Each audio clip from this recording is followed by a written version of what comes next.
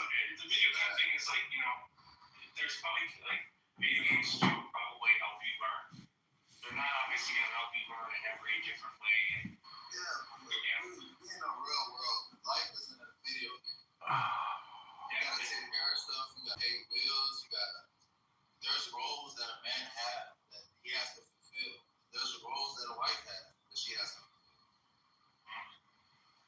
The point here is like I'm saying that the criteria for like an adult for me has something to do with like forgetting and setting aside the physical characteristics for now. Because obviously like if you're unable to like pick up something, it's gonna offset your survival. But if you're mentally capable of taking care of yourself on your own, then that's the mental part of an adult. That's the way So, anyways, original. Hold on. Original. It might be true that there are people like that. I do think it's very unlikely.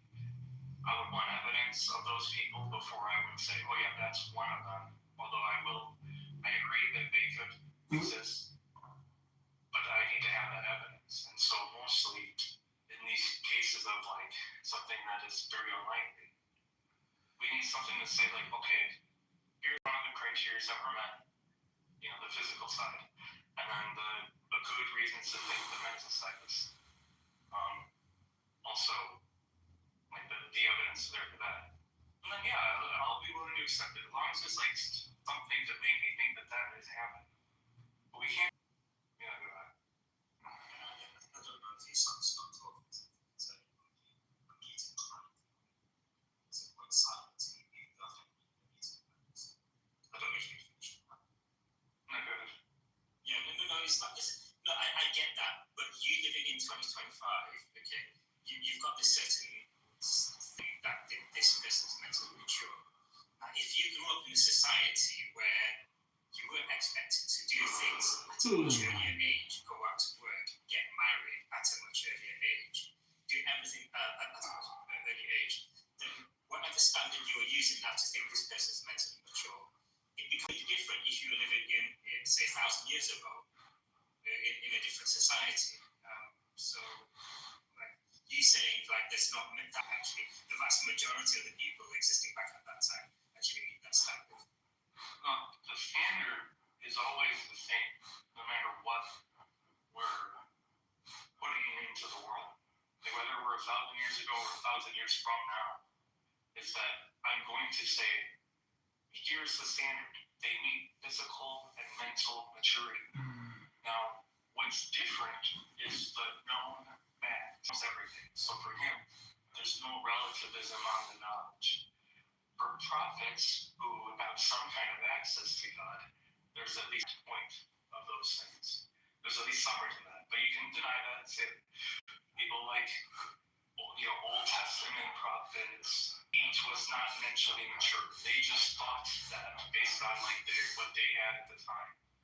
But as we've learned more things about the things that they didn't know, they just did their best with what they had. And that's something to say to that. But you have to at least admit he did something wrong. He just didn't know any better. You know how you said, when your son or whoever a kid plays a video game, that there's certain things that kid would learn, right? That goes the same. It works with different societies. Like people from, especially back then, they get brought up differently and they are taught differently, right? There's certain things that they do or learn growing up as a kid that made them mentally mature in these certain things, not aspect of all things, right? You can't be, mature on everything. Like, when your kid plays a video game, you can't know everything. But there are things that this kid knows, and it's sufficient enough for that person to be mentally ready. I gave you my criteria. Do you remember it? You said what? I said I gave you my criteria for mental ready. Do you remember it? No, I didn't hear you. Okay.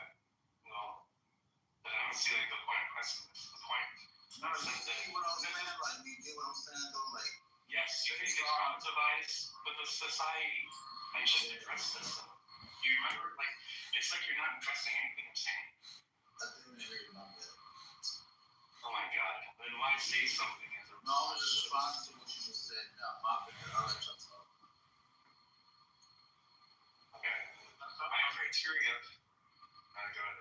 Yeah, so no, I get your criteria, but what I'm saying is that the way you think about a particular criteria changes depending on how you've been brought up. So you might have a certain. Listen, I listen to what you say, but you mentioned in the criteria, you said you've got this criteria. Yes, okay. When's the last thing I just said that I spoke for like a minute? Because you mentioned Muhammad peace be upon him, and you said like you could have got this thing wrong. Okay. Yes, according to us, like although we might think it's wrong, according to you say you didn't get it wrong according to their standards because we've got more information now. Yeah, we didn't know any better. I'm offering you a way that the relativization happens is that the standard isn't relativized, it's just the information. And so from today's information, we know differently than he does. And that changes the way that we act compared to how he acted. But only one of us is right? So we would think that the people with the more information are more likely right. So does he know more than us, or do we know more than him on like mind and brain development? Just to start with that. It's not that simple. I think it is. This is literally developing the standard about mind maturity. Do we know more about minds than Muhammad, or does he know more about minds than us? I don't know what God reveals. Mind development has nothing to do with maturity. Yes, it does. No, it doesn't. In fact, like Sharmaki, you're just not participating in our conversation anymore because me and Original agreed on it. Right, but rather than think Muhammad peace be upon him, because we don't know what God revealed to clearly the prophet knows a lot more than like so the average Joe back in that time. So let's pick an average Joe back in that time. Right, I get all that what you're saying, but what I'm saying is would you just agree, right? Okay, the way you think about any particular criteria today would be different if you were born in, say, India 1,000 years ago, and you'd still think about the same criteria because of the way you've been brought up, your mentality would be different, your values maybe would be different. I don't think my value on this would be different. The standard, I think, would remain the same. I disagree. I'd say certain things which I think are wrong today or wasn't. I think if I was born in a different society, and if like the society sort of changes depending on what society you're in. Yes, I agree with that. Yeah, I don't. Right, and I think this is God's moral law. Like, you know the norm principle, right? That if we do this to someone who is not ready, then we are harming them. I have a question. Yeah. Can a person not be fully mentally developed and still be mature? No. According to what? They might be physically mature, but not mentally. According to what? That made no sense. Physically mature? What? Yeah, you know how like you have a big, strong body? It's not going to change much. Like you've reached the point in which your body ceases to change. I'm not talking about physically That's mature. generally what... I'm talking about mentally. Okay, and I gave my criteria for mental maturity is that mentally we would be willing to leave them alone. Okay, let me ask you. When is your brain fully developed? Supposedly when you're 25. How old are you now? I'm 37. See, I'm 23. I'm not fully mature, I guess, according to you. My criteria isn't fully mature. Makes sense. My criteria is willingness to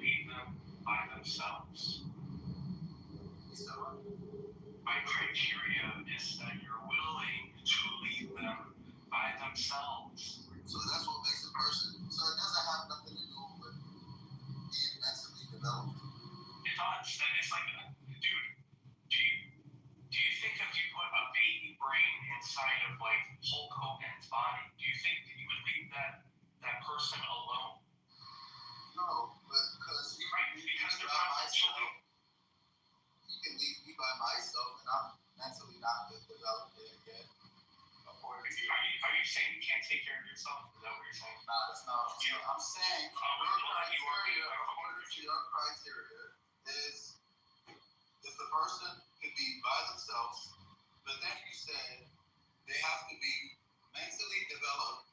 The normal person or the normal man, whatever, according to whatever stats you got from, develops mentally fully at 25.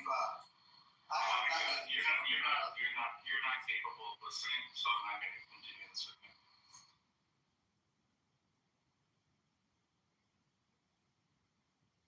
I'll talk with the original.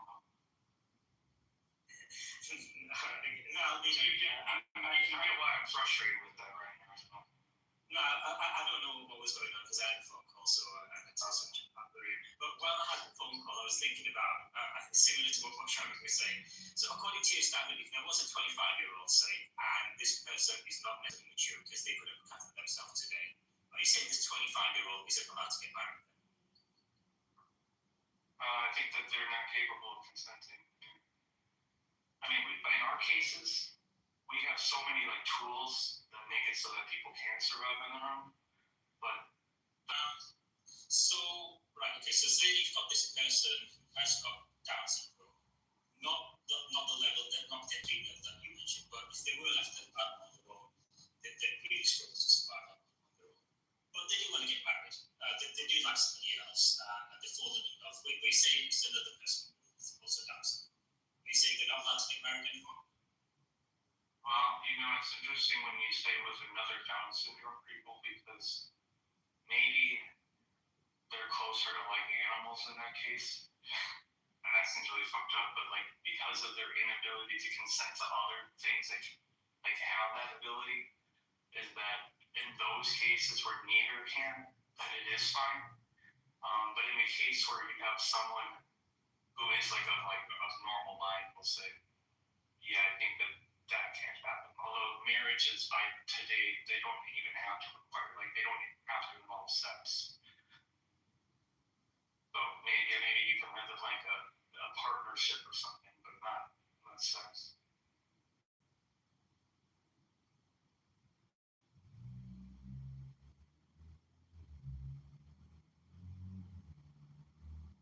Okay, so I'll do some my work at the moment. So if somebody else wants to jump in, feel free.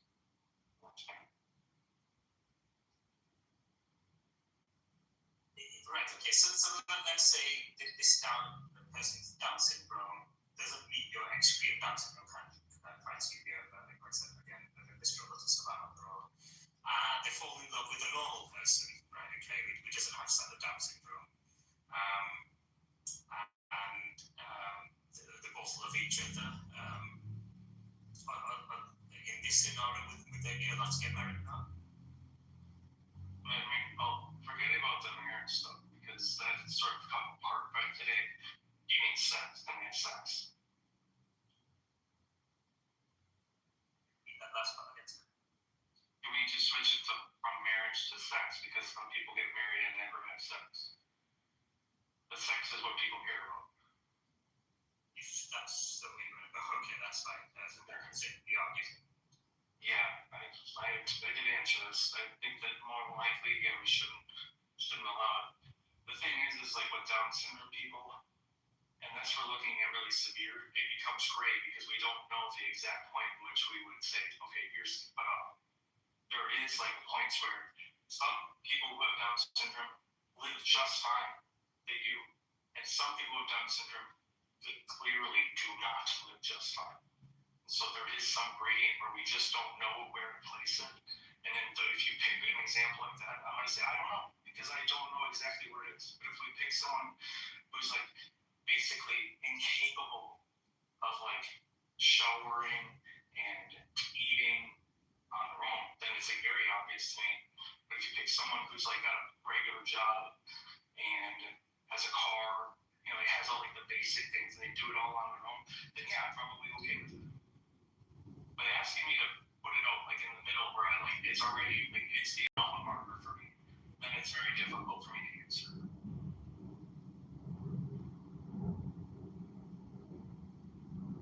Perfectly fine. But if they were left out on their own, they probably wouldn't survive because they can't see. themselves, but like they know how to, like all of the relevant mental acuity is there. That's the part that I care about as far as the mental maturity. The physical maturity just means like the body has mostly undergone the changes required for puberty, or like has like basically more or less finished puberty. That's probably in like a significant way.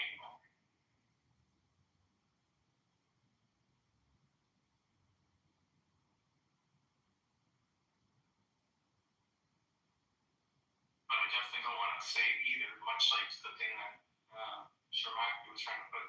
It's like, I'm not trying to say you need to meet like complete maturity, as in you will no longer like be like better. For one, this is probably like a horrible standard because you're after maturity, after 25, are you on the downslope? Like, does that mean you're not like getting worse? Or do you just like stay fine forever? Like that seems kind of strange to me.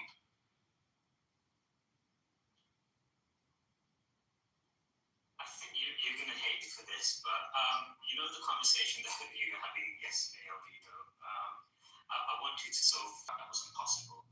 So What am I talking about? So the scenario was I was going to present was for me it's impossible because no one omnipotent being can fulfill their sort of wishes at any one particular time if it disagrees with the other omnipotent being.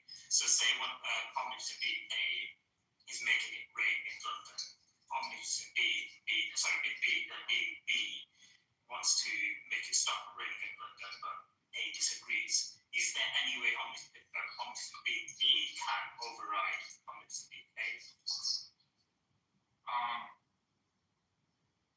I can answer this in several different ways. In your mind model, the answer is yes. But if I take the like typical way that most people construe omnipotence, you do it like some kind of modality, and you say like, look, his powers are constrained about like what's possible given either logic or metaphysics. So, like, which view are you taking? Because we have to establish what is counting as omnipotence. This would be a metaphysical impossibility because in any world, if there was only one omnipotent being A, let's not call it, let's just call it omnipotent being, you wouldn't have this problem anymore. You've only got this problem in your worldview where you have more than one omnipotent being B. So I just want to, you want me to lay it out. I needed just to get you to say what kind of view I'm living. Now I can lay it out. Okay. It's metaphysically possible that God doesn't desire to do anything. He just desires to like do nothing. That's what he wants to do. That's metaphysically possible. Now, sorry, not God, but like an omnipotent being. This is something possible. Okay. A second omnipotent being, it's possible for them to also desire to do nothing.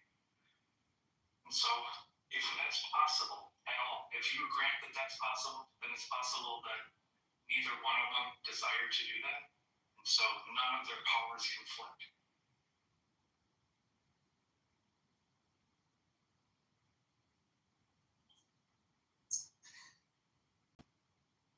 Okay.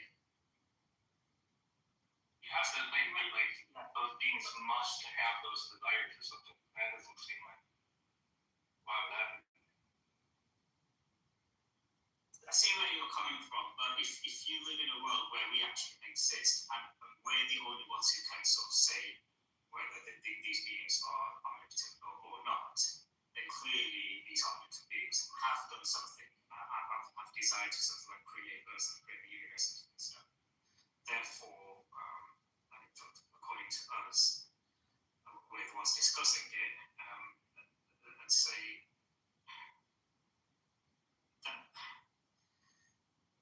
I'd say it would be possible.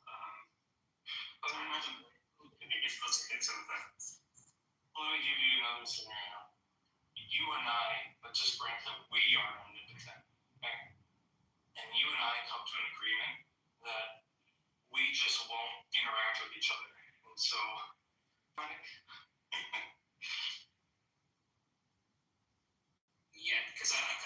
see a world where, like, you've got this world where you've got two omnipotent beings, and whatever they do doesn't affect the wishes or desires of the other omnipotent being. An omnipotent being would have control over everything, according to me. Anyway. Well, in fact, he has the powers to like do them. He could do them. It doesn't mean he has to. Like, I wouldn't say would, because then you're gonna have to say things like he does everything.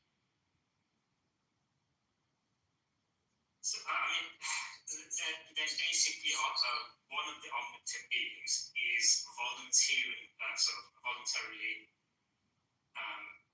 giving up authority or power over certain parts of the world. Not because they want to, is because they have to, because of the omnipotent being. So they don't have to. Yeah, well, I'd say that they do. They do have to. In your world scenario, they have to. Otherwise, you've got a contradiction now, because like I said, if omnipotent beings, another being wants to do something Is else. it possible for them to do that? No, I'd say it's not possible. Okay. Well, I guess I'd have to know why it isn't. Because like I said, they have to take into account the wishes of the other omnipotent being and say, I'm going to interfere in this part of the world because of you, because of the other omnipotent being. Right. Yeah. Well, and you think that's impossible? For me, if they come to that scenario, then they're no longer omnipotent being. Okay, so let me try another step. You and I are omnipotent, and I say, okay, for all of that exists, you get this half, and I get that half, and we get domains over that. Okay? Now you might say, well, I'm only like half omnipotent, right? Because I only got half the world. And then we flip to the other side. So now I can control the other stuff. Did anything even occur there? Who decides who gets which half? I don't know, we just come to an agreement. Like, I like this side. I'm like, all right, I give that. All right, you can have that side. So when you come into an agreement, you come to a compromise. You're basically saying, I'm willing to give up this half for it. It doesn't have the capability to run the other half just because the other omnipotent being exists. Then no longer exists. If the other being doesn't exist, then they don't have this problem. You'd be able to control everything. So in your scenario, you think once we make the pact, that you couldn't just break pact and go do all that stuff? That's what you think? The problem is in the pact in the first place, because you have to, you're forced to give up power over certain things, in which case you're no longer omnipotent. No, do you think that if I choose to do nothing, that I don't have any problems? You still got power, so it's just your choice. But if you're, Right. So why aren't you? But that's your I'm choice. just Nobody's making you not do anything. Whereas in the other scenario, somebody else is making you give up half of the thing. No, that's an agreement. We're not making each other do anything. But of course, if the other being didn't exist, you wouldn't have to give up. So you're forced to give up. I'm not have to. But I'm saying neither case do I have to. I'm not saying that. Look, just original. Pretend you literally already died. We'll go through the real dialogue. Hey, Mr. Original, I see you're omnipotent. Guess what? I'm also omnipotent. Would you like to share the universe with me? Yes or no? That's what I'm asking. Play out the scenario. Pretend this is a play. What's the answer? And my answer is, if I was omnipotent, I wouldn't have to share the universe. Oh my God. Original. You're forcing me to Original. Are you incapable? No, right, okay, and then let's say I said, No, you don't have to say, let's say, just act it out. right, I'm omnipotent. No, I don't want to, Okay. So you want to control everything? because I'm omnipotent. That's not why you want to control everything. That's a, You saw I want to control everything. So I'm omnipotent. I mean, that's a, you understand like why that's a stupid reason, right?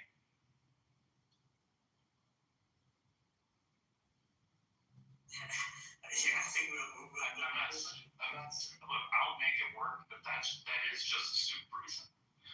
But in any case, my worldview, the way I think, with my mentality, I've got this power, I want to control everything. because you have power doesn't mean that the power means that you have like some kind of like desires from it. Like nobody ever like thinks like that. But like, look, I don't really care that is a dumb thing to say, but I'll leave that alone because it really won't matter. And I'll say, okay, Mr. Original. Okay, Mr. Original. Okay, Mr. Original. You can have everything. Can we continue this conversation some of the time? Sorry. Sure, but I'll just say this last thing, that'll be right. But okay, Mr. Original, you can control everything. I'll do nothing. I choose to do nothing. There you go.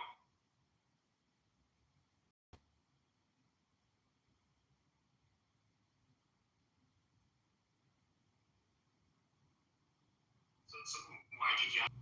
So you didn't have a desire to control the universe, but because I said I'm going to control everything, that's why that doesn't bother me. anymore. No, that doesn't bother me. Yeah, let me see this conversation with some of the times around because And that's like not even close to. I don't know why you're presuming all those things. I'm just gonna reject them. you're saying like if you didn't have a desire to do anything in the first, you just clearly said if one omnipotent being didn't know the desire of another omnipotent being, which means he's no longer all knowledgeable, which means he's no longer omnipotent. It's just basic. I don't know. It just follows through. Go to work.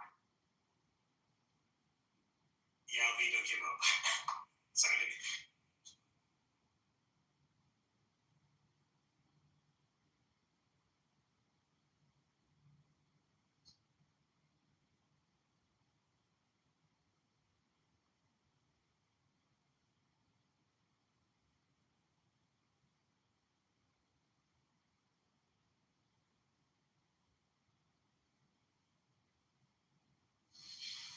Andrew, the replay.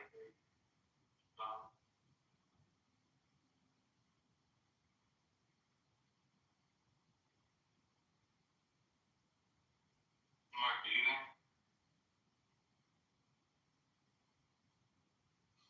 Yeah, what's up?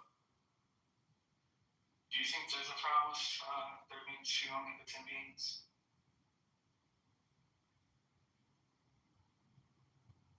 That's really, I mean, it's a hard one to answer since I think that the notion of omnipotence is kind of fraught to begin with. I mean, naively, sure. Whether it can be made to work, I'm not so certain. You mean like just as a concept? I mean, naively, it seems like omnipotent beings, you might expect omnipotent beings to have be able to have disagreements, or for it to be possible for them to have disagreements. In which case, it would seem like there would need to be a winner or something, contradicting the idea that both are omnipotent. But I guess, It's possible for them to agree, though, isn't it? right, the obvious thing is to say, well, maybe they just necessarily agree on everything. Look. My argument is that potency aside, that has nothing to do with their mental states. And if the mental states are contingent, then their agreements are contingent. So there are some worlds where their potency and their mental states are not in conflict. Could you rephrase that? I'm not sure I follow. Okay. The potency is something necessary. It's a necessary attribute in these cases. We're just saying they're necessarily two omnipotent beings, or omnipotent being. But we're not saying anything about their mental states. And so it's possible, given these mental states are typically contingent, that there's worlds where they both agree with each other.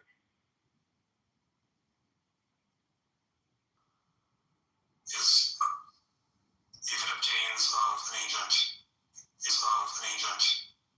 necessarily obtains of them. In which case, maybe there's no problem.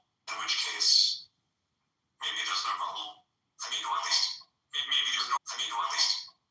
there's no more problem than there are no more problems than there are just for a single being being omnipotent. I'm just saying there's a unsatisfiable pair between omnipotence and maybe like disjointed or like contradictory mental states, like ones where we disagree and we would conflict with each other's powers. I just say, okay, those are impossible. So none of those worlds can obtain. But there are worlds under the same modality where we constrict all the same things that they have those powers still.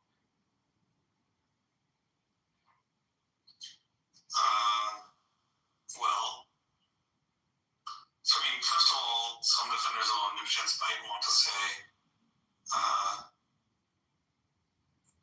actually, scratch that. I want to go in that direction. I have an ultimate answer to all of this. This is me ranting like their view on omnipotence. My view on omnipotence is just this obviously solves this. I mean, it seems like you're agreeing with the first thing I said, which is, or one of the suggestions I named to defend the sort of co-omnipotence, the possibility of co-omnipotence, which is just that co-omnipotence is possible if you think it's possible that there are two omnipotent beings that necessarily agree or refrain from conflict. Sure. I don't know what it's like, because I want to say that it's a... Well, if it's not necessary, then you have a problem. Sorry. What I want to say is that the mental states are contingent, but the only states where they both exist in, well, actually, no, maybe that is right. Okay, yeah, well, I'll go with that.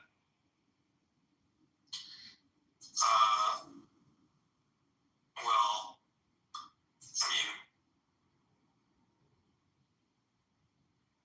maybe, you might think that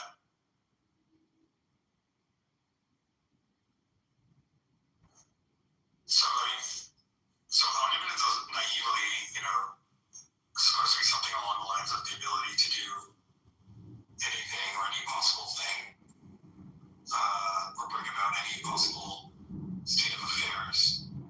That's my view. If we want to just quickly go over mine and kind of results, because like I think about using mine and be like very obviously why this works. Well, I mean, we could do that in a second, but just to complete the thought, like, if there are, famous counterexamples to that sort of naive analysis, it seems like omnipotence is supposed to be more than just the ability to do the consequence of that definition. But imagine in that world where they have the necessarily same mental... A limitation, which our understanding of omnipotence should, a proper analysis on omnipotence should take between their choices. Sure, just like there's a biconditional relation between what Mikir wants to do and whether that thing is equal to, it's even stronger than the biconditional, but there's a biconditional relationship nonetheless. Just as most theistic philosophers of religion are going to want to say, we should come up with a definition of omnipotence that rules out the failure to bring about a state of affairs merely because of some limitation about, for your desire about scratching your ear. Similarly, there should be some carve out that takes into account some limitation about your ability to disagree with someone else. Okay, let's just move to the other one because I think this will solve it. Okay, powers as in particulars, and they are just requisite to causal events. So, if this is the neo-Aristotelian view that's more modern, are you familiar with this? I mean, only in extraordinary, like, rough strokes. You are mic stumped. Your mic is stumped. Sorry, how about now? That's fine. Sorry about that. I just said only in extraordinarily broad brush strokes. Okay. Basically, the powers are not reduced to anything else. They just are requisite for causality, basically. And then I say God is omnipotent, and only if he possesses all the requisite causal powers, and not due to modality. And then I can say that both things possess all the requisite causal powers for any event. And yet, if they were in worlds where they had conflict, those worlds are impossible. But they still possess all of the requisite power. Because I'm not construing in any modality. Wait, sorry, which set of causal powers represents the requisite set? The ones that, for whatever the set of events is, he possesses the things required to bring them about. I'm not really sure I'm following. You know how, like, salt possesses the requisite disposition to dissolve? I mean, I'm happy to go with that. Yeah, that's like, I single out some subset of them that you think that God has an omnipotent agent that characterizes those that an omnipotent agent has some irreducible power to bring about. And I'm asking, what is that subset? I don't have to be committed to whatever the set is, like it's comprised of. Well, this doesn't seem like an analysis of omnipotence then, if that's what you're trying to offer. I don't know why do you think it's wrong to say the account is for any event he possesses the requisite causal powers? What is wrong with that? Because it doesn't inform you of the kinds of events that can occur? I mean, it's just like grammatically confusingly phrased. Usually when you say the requisite X, you're referring, requisite means with respect to some predefined, list of necessary and sufficient criteria. But you haven't given me or spelled out as or I don't remember what the criteria are here. It's like, I'm trying to talk about I'm trying to, characterize the notion of an actor being good or bad. And my analysis is to be a good actor is to have the requisite set of abilities on stage or something. And then you ask me, what are you talking about? What is the requisite set? That is what I feel. That's where I feel that I'm at the moment. Well, you're the one trying to make it into a set. I just said whatever, for any event, he possesses the causal powers to do it. That's not making a set. I mean, okay, so do you think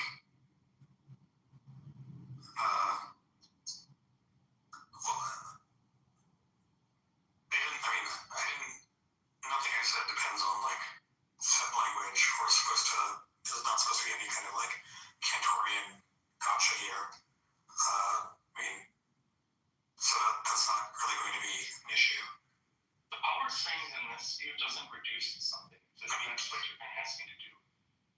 They just are objects that are particulars, and they act as things to cause. And that's it. I mean, do the events that God has the power to actualize, are they supposed to be metaphysically possible, or does he have the power to actualize impossible ones? There could be things that are constraining. So here's an example. God possesses all requisite powers to perform a lie, and it's impossible for him to lie because there's this other stuff called goodness that make it for any world that he's in. He will only tell the truth. So necessarily, for any world, he will tell the truth, but he still has the power to do so. So you can still have powers in these cases, while the modality is impossible. Okay, so then that leaves so he has power to do some impossible things. Does he have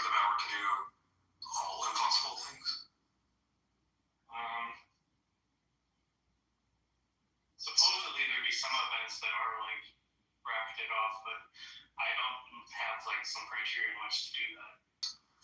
Those within the aegis of an omnipotent being's powers. Okay, let's just say he can do anything he wants, literally anything conceivable. Okay. Is there a problem with that existing with another one? Well, I mean, there are problems with such a, that with that understanding of being existing alone. Like, it seems like you're going to want to say that God has the power to make 1 + 3, even if he necessarily chooses not to exercise it. At that point, it seems a bit incoherent. Yeah, it's incoherent. It's a contradiction. What's wrong with that? I don't know if I can articulate what's wrong with it. It just seems... I'm granting it's an impossible world. You understand that, right? Well, yeah, the problem is not just that it's an impossible world, but it seems incoherent to talk about the power to make 1 + 1 = 3. Why? Like actually having it. Why? Well, because it's not altogether clear when it doesn't seem like, well, the first thing is about do you think math are events? well, the event here would be to make 1 + 1 = 3. Yeah, I don't know, went down this road thinking it would just be very clearly, I'm just saying it is an impossible world, and yet he still possesses all his powers in the world, because the modality doesn't constrict his powers. It has nothing to do with modality. Okay, but I just don't think, I don't see any reason to grant, I don't see any reason to accept that there should be any such powers. It doesn't seem very attractive. What is it about the world? Is it just denying that there's a thing called omnipotence? No, it would, only if omnipotence were defined in this sort of extremely liberal way that you just, tentatively defined it as the, having the power to do literally anything, even if it's impossible. Yeah, that one. Like I said, I shouldn't have went down this because I thought maybe if I just did this, it'd be very clear. Reverting back to say God possesses all the requisite powers for any event. For any event X, he possesses the requisite causal powers for it. There's nothing incoherent about that statement. That statement is consistent with modern science and physics, and there's a huge resurgence since the mid-2000s for this neo-Aristotelian view on powers. We could even use regular Aristotelian powers for probably this in some capacity to make this work. So there's lots of the people who accept this who aren't even theists. There may be people who accept a neo-Aristotelian view on powers, or resurgence of people. I'm more skeptical that there's a resurgence of such people who think that you can have power to do impossible things, like making 1 + 1 = 3. Right, but remember I said to forget that? Well, but my answer is that it's hard to avoid talking about it because you're trying to delineate the specific set of powers that God has in order to define his omnipotence. And sort of to delineate a set of powers, you generally want to give a criterion. If I give you a power, you have some recipe for saying yes or no as to whether he has it. Broadly speaking. So I don't need to do that. I don't understand. Look, I can say I have no idea what the set is, but I've seen a bunch of stuff happen, and all of that stuff I can do. And there might be more because I'm unaware of those things. Sure, I'm just saying this is not. This doesn't count as an analysis on omnipotence anymore. You're basically just saying there's some really, really, really, really big set of powers that God has, but you can't really define the boundary or give a criterion which would, in theory, define the boundary. But you're sure it includes powers X, Y, Z, and W, and so on and so forth. I mean, okay, it's just, that's fine. That's a sort of intuitive, pretty philosophical gloss on the notion of omnipotence, but it's not an analysis. I wasn't off. Well, first of all, me saying for anything that is an event is maybe not like an entirely like fleshed out analysis because there's nothing reductive to it. Like what you want is what characterizes all the different events that can occur. That's what you want. Well, can there is unfortunately maybe a little ambiguous. Say Ones something. that are possible under some modality. Sorry, we were interrupted. I lost my train of thought. Could you repeat the last sentence? It's can just means possible under some. Sorry, I'm repeating the one before that. Oh. The one where you said can there's ambiguous, the one responding to that. Sorry, I'll back up. I was arguing that it doesn't seem like I expected you from the outset to be giving a kind of analysis of omnipotence, but it seems like you're denying that you're trying to do that. So, what are we trying to do here, if not that? I'm trying to construe that what omnipotence is aren't just things that are done by modality. In fact, they're pre-modality. Okay. They're the things that may be like they come prior to the modality. Sure. I'm granting that for the sake of argument that Bauer's talk is in some sense unanalyzable, or at least unanalyzable in modal terms. But still, the question remains, which powers comprise those that an omnipotent being can perform? It doesn't seem like you want to say it's literally any of them that could be phrased as in the English language, since that includes really weird ones you don't want to talk about, like 1 + 1 = 3, or the power to make 1 + 1 = 3. So I'm a bit at a loss as to where to go, because it doesn't seem like we have a specific set of powers or criteria that could, in theory, generate a specific set of powers in mind.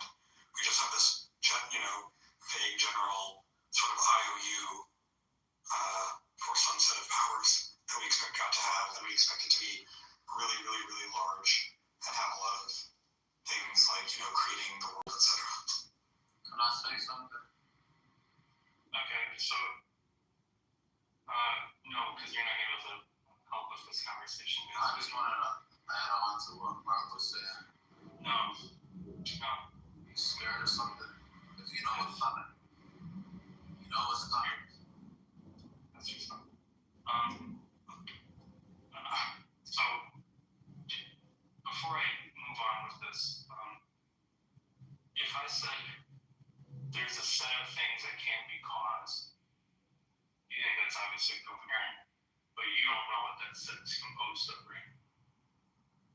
Well, I mean, I feel like that sentence can be parsed in a few ways, but if you mean, I'm thinking of a set of things that can be caused right now, but I haven't told you which set it is, then sure. But if you mean something else, then I might be confused.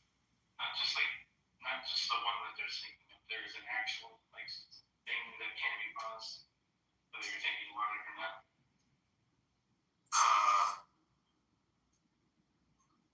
I guess there's a unique, exhaustive collection of things, of events that can be caused by some agent or other. Sure. And we don't have to know what that is to be able to make that statement, right? No, but I mean, we have a criterion like that, again, in theory, decides whether an event is in or outside of the set, namely whether it can be caused or not. Like we might not know, we might not have that information, but we have some reason for thinking that there's like a determinate fact of the matter unknown to us that will rule its status inside or outside of this. Right, and that is composed of things that are caused. Yep, I agree with that. Even if we don't know all the things that are caused, we know that is what composes the set. Now, if we grant that that's fine there, why can't I say that's what the set is here, and then whatever things, because I can also say I don't know what these things are, but in this view of powers, there has to be requisites for them to be caused. Sorry, I feel like I'm misunderstanding you. Are you suggesting that omnipotence consists of having the power to bring about any event that can be caused? Or are you saying something else? Powers are about causes. I think that analysis is going to fail for a variety of reasons, like,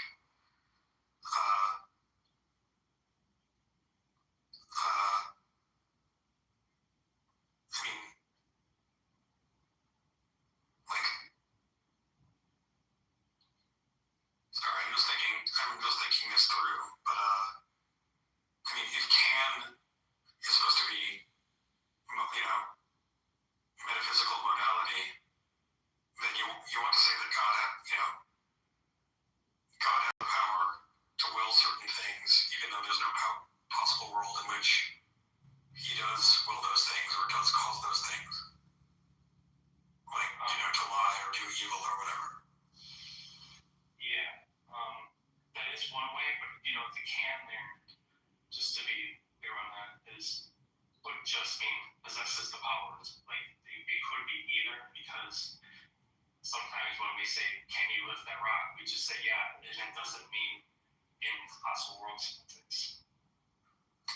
Okay, so you're saying that omnipotence means having such that any event E, such that someone has the power to cause E?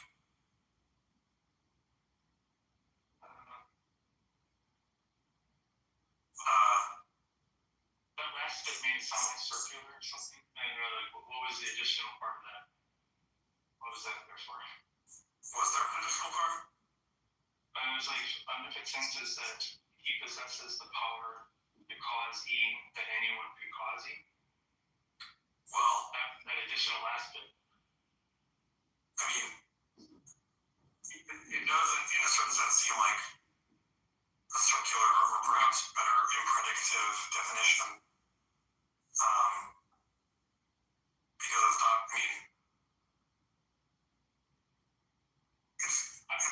it's not like it's going to leave open, it's going to leave open whether he has, whether he has powers that only he uniquely would be capable of possessing. You said it does leave that open? It seems like it.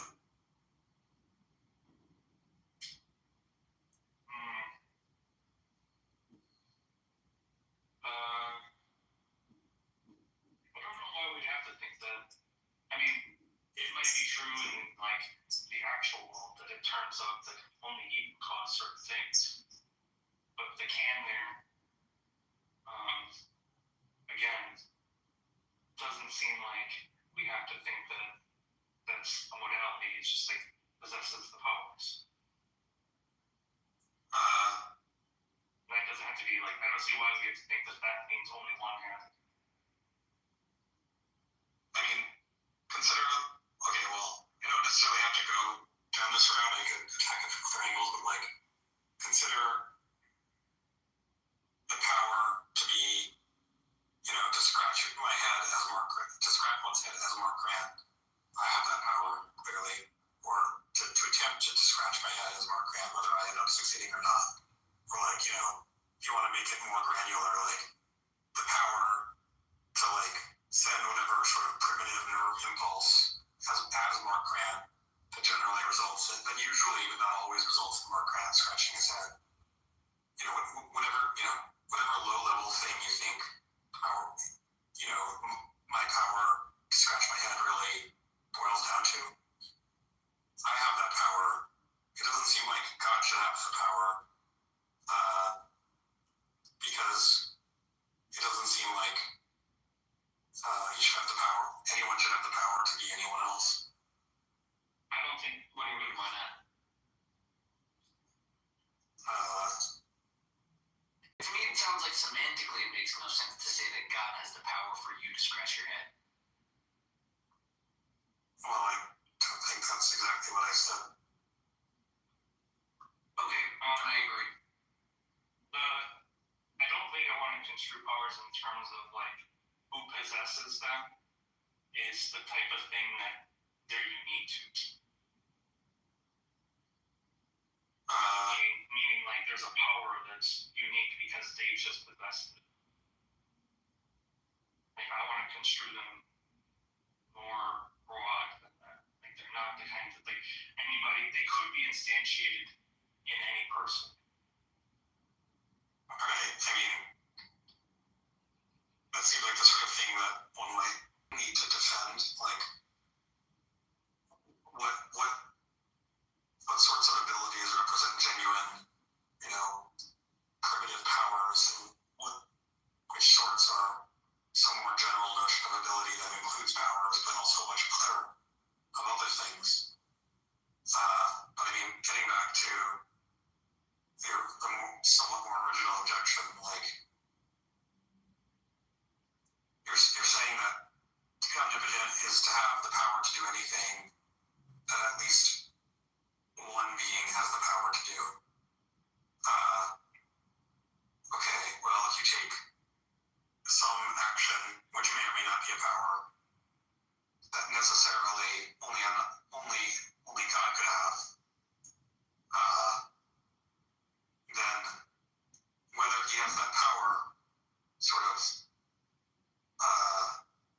a fortiori depends on whether any metaphysically possible being has that power. But since necessarily only God could have it, that means whether he has that power depends on whether he has that power. So we're at a bit of an impasse.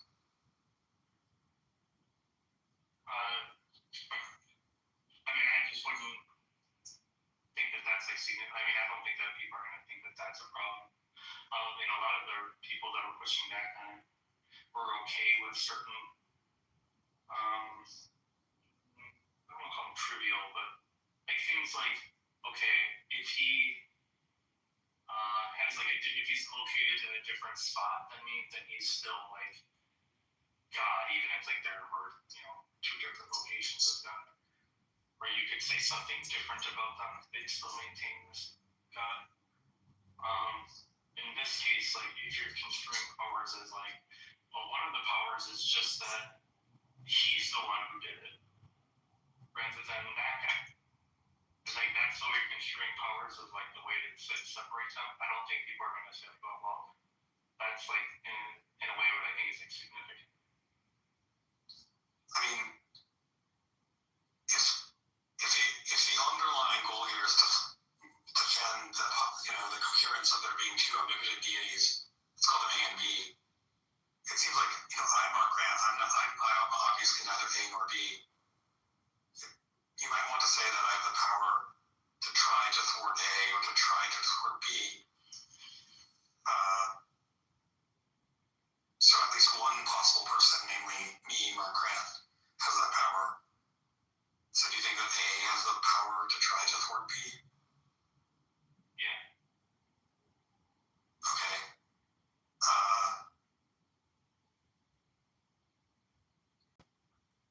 So I'm just trying to think if that should be a problem for your thesis. I think so. I mean, because it seems like you should have the power. Intuitively, omnipotent being should have the power. Forgetting about that. The power is he thwarts acts or something, prevents acts from occurring. Okay, so you want to say that A has the power to thwart B, successfully thwart B? and B has the power to successfully thwart A. They just never exercise that power. Yeah. Or neither exercises either powers, rather.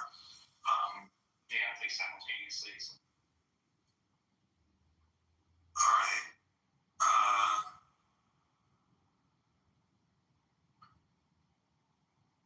I don't know. I mean, at this point, why not just throw every power into the mix, no matter how impossible, and just say they choose not to exercise it? That's kind of why I went down that road initially. Is like, I thought maybe that would make it more obvious. Is like, you could include anything here, because what doesn't remove your omnipotence is like you're in some impossible world.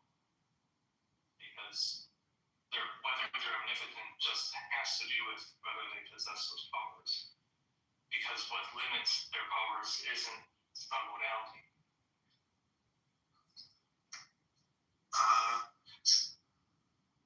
I mean, maybe, I think it's, questionable why I would accept having powers to do anything impossible to begin with.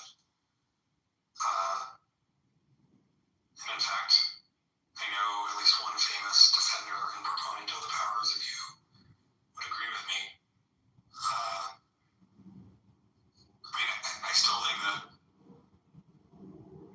there's still going to be impredicativity issues where this analysis of omnipotence is going to sort of fall flat and fail to deliver an answer, even in theory. But maybe you're okay with that, and you might think that that omnipotence actually includes, there are multiple ways of being omnipotent, which are all mutually exclusive. So there's this more meta issue that I think we keep kind of raising on, and this is just the problem of how we construe omnipotence. Seems like no matter what way you go, there's something you can kind of prod at. I agree with that. But if we set those aside, we say look, we're just gonna have to pick one of a bad bunch. Is that especially if you're a Christian, or maybe Muslim, but definitely Christian, is you have to think that God can't lie. Okay? But it doesn't seem like it doesn't seem like lying is a contradiction, clearly, right? So we can do it. So there's a power there that exists. There's a thing that people can bring about. Well, why can't God do it? Well, maybe it's because it's bad. Okay, so maybe his goodness prevents that. Okay, that makes sense. But what about his ability to do it? Because I want to say this, he has the power to do it. There's just no world where he will, because the joint set of his omnipotence just limits certain, not omnipotence, his omnibenevolence just rules out certain things. Meaning only the omnibenevolence is what restricts his ability to lie? Right, because if I think what people are really trying to get at is, and you would say that he can't do that. Yeah, my contention is that your model of omnipotence is restricted by time, that an omnipotent being must act completely eternally, because he would have to be outside of time. I'll have to deal with that at a later date, though, because I'm on a different track right now with Mark. No, I know. It's just your contention of omnipotence, but inaction, feels like it could be applied to all things. It's not omnipotent if it doesn't act.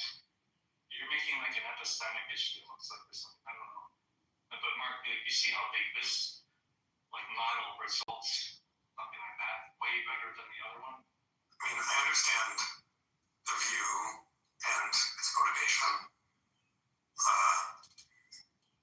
I just don't find it very satisfying, and I think a lot of metaphysics people who don't start out as theists, or even if they think that powers are not modally analyzable, are still going to want to say that there are modal constraints on which powers one can have. And in particular, one constraint is that you can only have a power to do something that's metaphysically not possible. this view, they are the things that constrain the metaphysical reality. So in some sense, you do say yes, but they're just more upstream.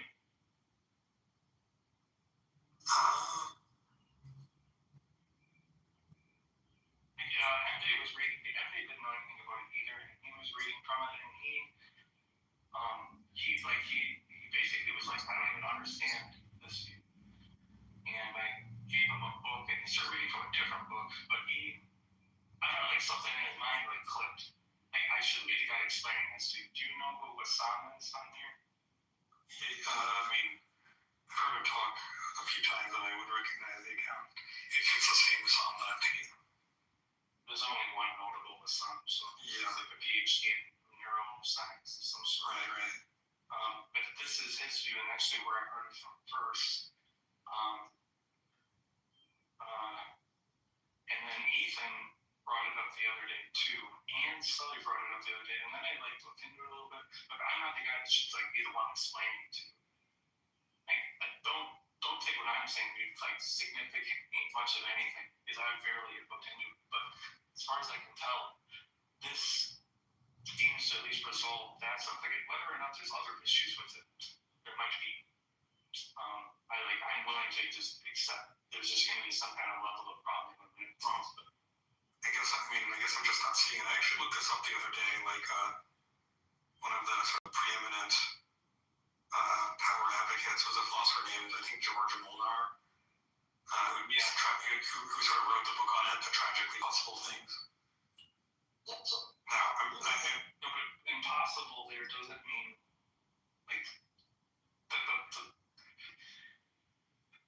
here. I have the power. Glass has the power to break. It's fragile unless you put bubble wrap on it. Now it's what is that called? Not shunted. There's a word for it. That's the disposition to break while it's masked. So it's impossible. Well, because there is having the power to break versus having the power to break versus masked. I don't want to say that it has the first one, but it can't have the second one if the second one is supposed to be truly impossible as opposed to, merely very unlikely. So I have Molnar's book open on my computer right now on page 66. He says, whereas psychological states have contradictory or otherwise impossible intentional objects, no physical attribute correction towards impossible objects. In particular, there could not be such a property as the power to bring about the impossible. If so, then here we have a fifth criterion that demarcates the mental from the non-mental in terms of intentionality alone. Yeah, that's fine. I don't know why, would he say that is impossible? But it's no longer fragile.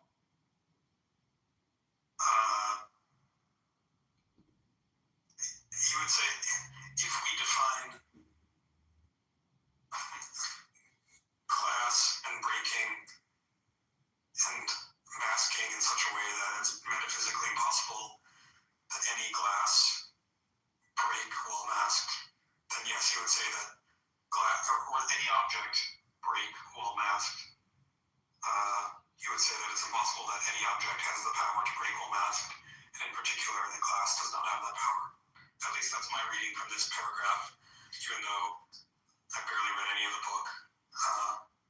And so I'm just kind of guessing here. Context.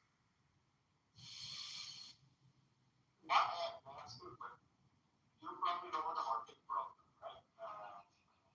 We know that the haunting problem is not solvable. Do you think an omnipotent being or an omniscient being can actually say it's an abnormal one? Do you think that these classes of mathematical problems, let's say, which we know that there are proofs of unsolvability, and that we consider that those things are again coming in the class of impossible stuff. Well, the main answer is that unfortunately I think this is going to take us off the track of what we were talking about, and I'll be doing not like that. But if I were to go into it, my answer would be yes. For reasons I could get into, yes, as in I think if omnipotence is a coherent concept to begin with, then, deciding whether a given computer program will halt or not would be the sort of thing that it could do, because it's not restricted to Turing computability. Okay, so I ChatGPT because I thought this would be more helpful because I wanted to get the other people's views on this too. So Momo's views on powers is that masked powers did not stop the powers from being existing because they were in power is blocked from manifesting by external conditions, the fragile glass wrapped in bubble wrap. Molnar's point, masking does not remove or diminish the power. The glass remains authentic. I don't know if you heard me say, but that's something that removes the disposition at the moment it would have manifested. An example. I don't really know what I'm talking about because I haven't read the book, but just spitballing guesses here based on the tiny amount of context that you have. I'm going to guess that he would distinguish between a power which is merely contingently masked versus one which is sort of necessarily masked. The latter, and argue that the latter doesn't really count as a power at all because it would be directed towards an impossible state of affairs, which from the paragraph I just read, I don't think he wants to sort of dignify with the status of power.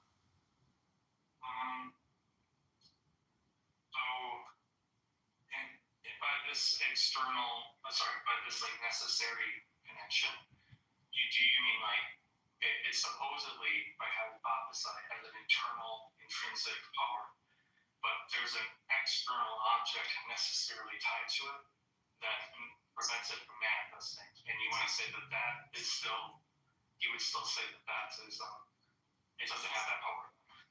Well, if the external object is masking it, is sort of masking it contingently, then it still has the power. Right. Because it's still directed towards a metaphysically possible state of affairs. But if for whatever reason the external object is sort of, it's really, really damping its style, i.e. it's necessarily suppressing its power, that it never actually had the power to begin with in any meaningful sense, because the quote-unquote power is not directed towards a metaphysically possible state of affairs.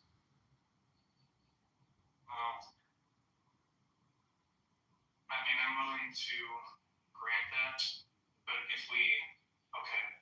so here's how we can resolve this issue, really bringing us all the way back to the initial potential. Necessarily, if something's omnipotent, there's two objects, they have intrinsic omnipotence, okay? They have mental states that are contingent. The mental states to the powers that would prevent them are external. And so there are worlds where they manifest and worlds where they don't. What's wrong with that? Because that seems like it would just be a masking one because there are worlds where they don't enact certain things. The issue is that you want to say that God has the power to do certain things like lie that he just chooses not to exercise. Well, this was specifically about just two omnipotent beings, but I'm not sure that matters. Well, in that case, because neither A nor B can have a power that is directed towards an impossible object. It's not possible because the powers that manifest, none of them are necessary. No. Well, what's impossible is the thwarting. There's no possible world Where they both work. Sorry? There's no possible world where they both work. There's no possible world where either of them thwarts the other.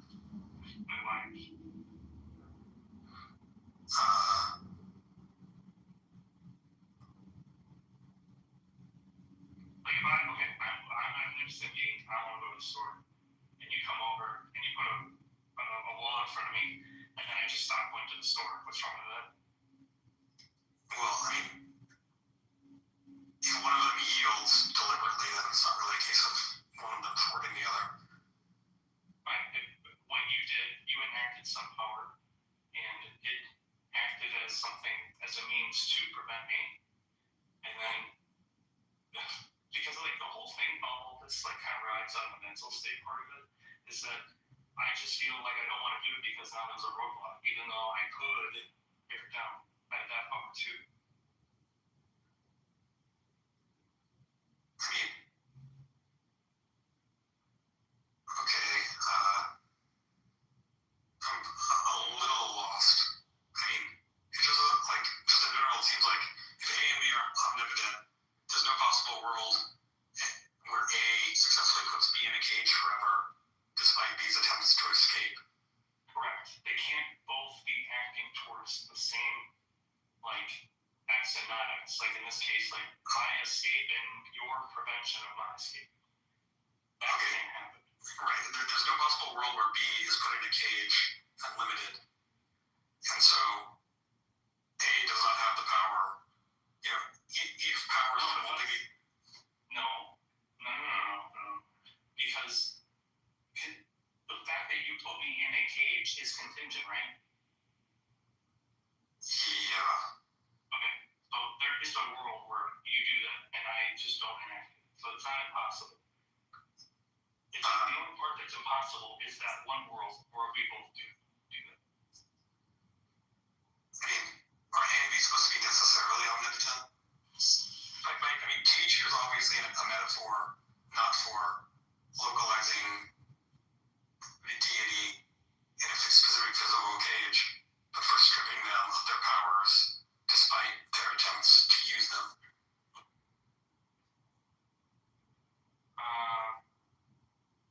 Can an omnipotent being strip another omnipotent beings of their powers? Is that the kind of question?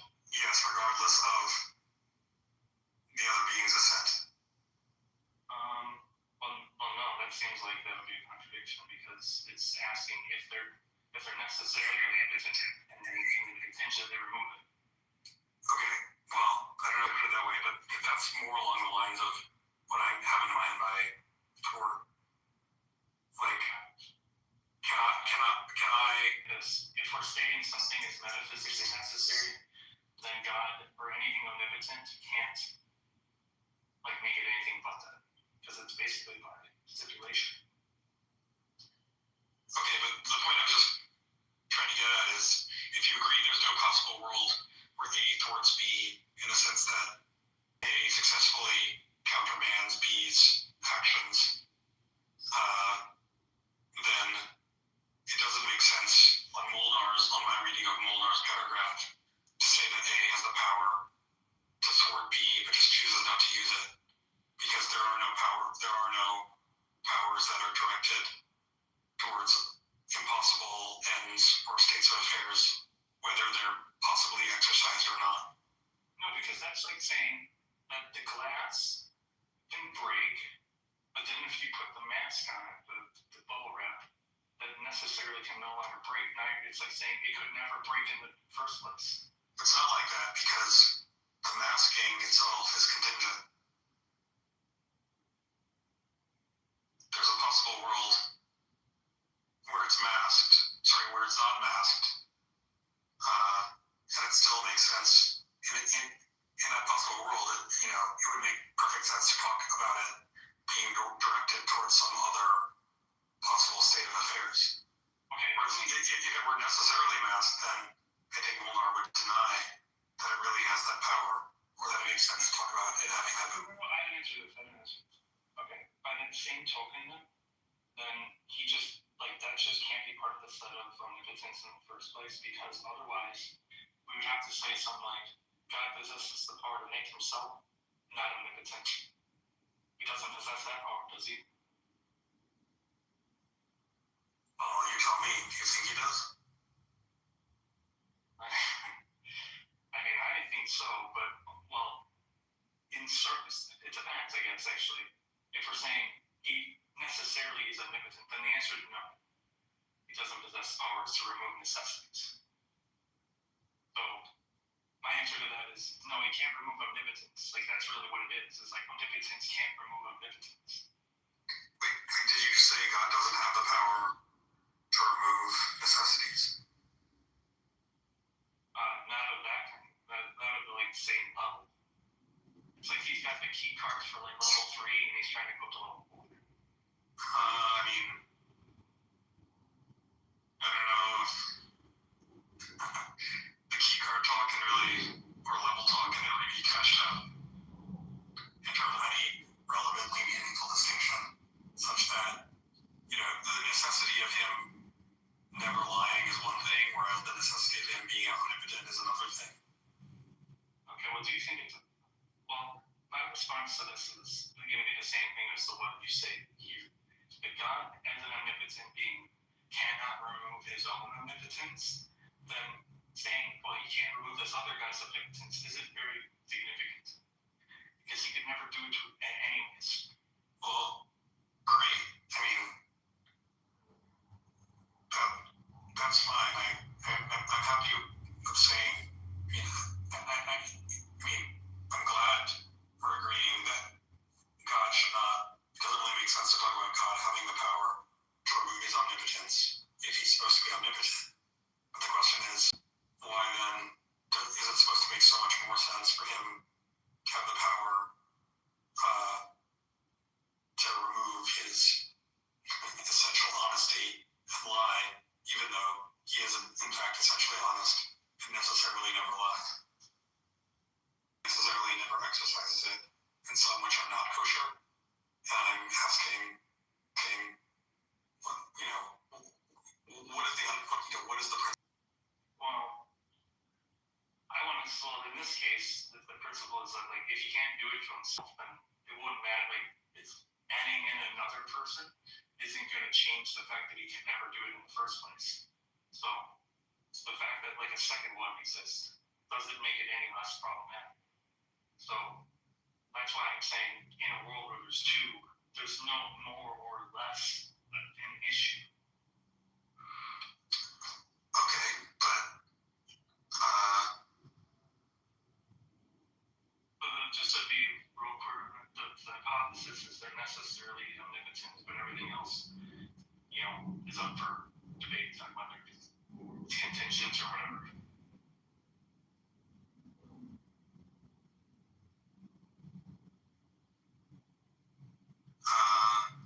I'm a little confused, so I need to sort of backtrack and think through things.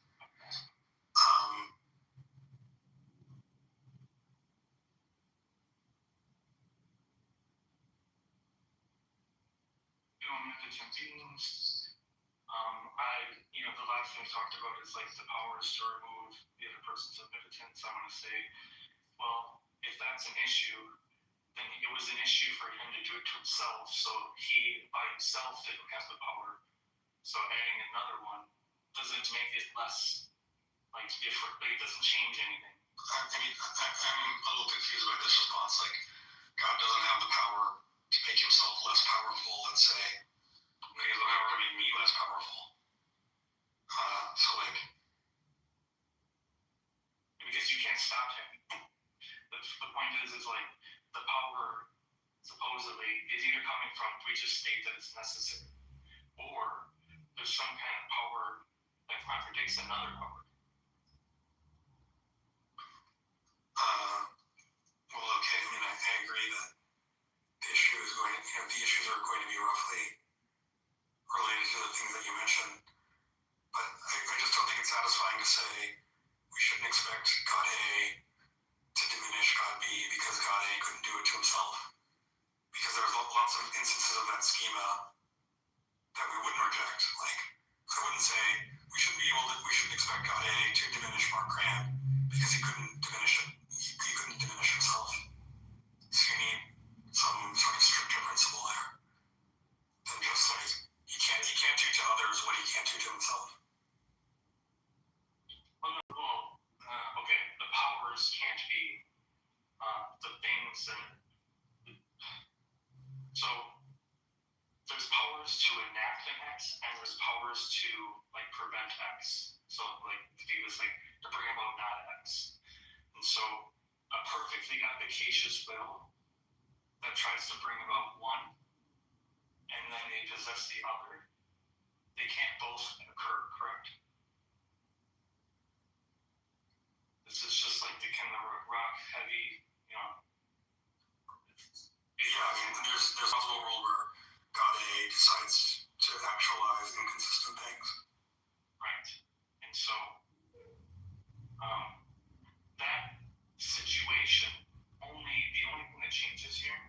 is that one decides to bring about one part of it, and the other one decides to bring about the other half of it. That's the only difference. Rather than just putting both in one mind, you're just putting the directedness, you're splitting it basically. All the other features of it. Well, it's true that you're studying it. You might think an omnipotent agent should have the power, to countermand any other agencies. But like the power to use the terminology that you invoked, the power to mask any other agent's powers. It seems like that's the sort of thing that would be consistent for omnipotent being to have. So we want to say, so it doesn't seem quite the same thing. This is sort of an aside that the McGear stuff actually might be kind of useful here. My goal is to either show that whatever view of omnipotence they try to put forth, which is like the typical accounts, not the like powers when I was reading, is that either they weren't omnipotent to begin with, but they both exist, or there's no like logical issue. If it results in McGear, like that's fine with me because I've succeeded in either condition. Because I guess like the point I'm either putting forward is either here's an account where they both can be omnipotent, and there's a world where they both have all the requisite powers, and they both exist without performing any contradictions. Like that's all my goal is. Or they provide their own account of omnipotence, and I show, given that account, what the potential issues or like what could happen, because most of them are doing like what happens there. Does that make sense? I'm not sure. Are you just saying you're happy just getting to a point? You're happy just establishing that whatever the problems with the power analysis of omnipotence is, there being two omnipotent gods on the power analysis is neither more nor less, it's neither better nor worse, theoretically, than just there being one. That's one part of it, yeah. But if I take just their view, I think that either you will end up in a world where like McGear is true, so that they can both do it, or whatever like counts as McGear, that's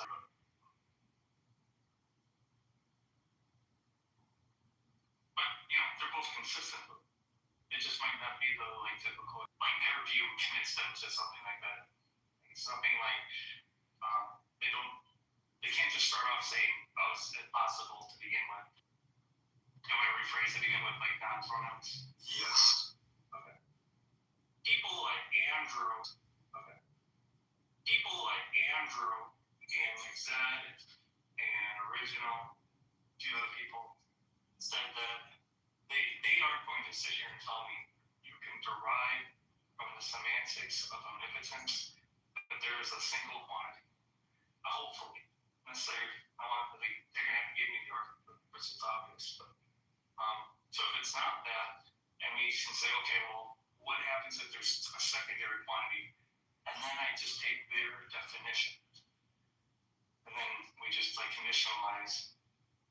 So their quantity just meant Andrews and Originals. And, okay, their definition is, I don't know, can do all the logically possible things, subtract whatever their nature also prevents. Something like that. Okay? And then we take something about their nature that says it's contingent that this person has a nature that says, I don't want to have a problem with that guy over there. And that other guy's nature says, I don't want to have a problem with that guy over there. And so they both can enact all of the same things, just not simultaneously, because they don't want to have that problem. That's still consistent with that definition, right?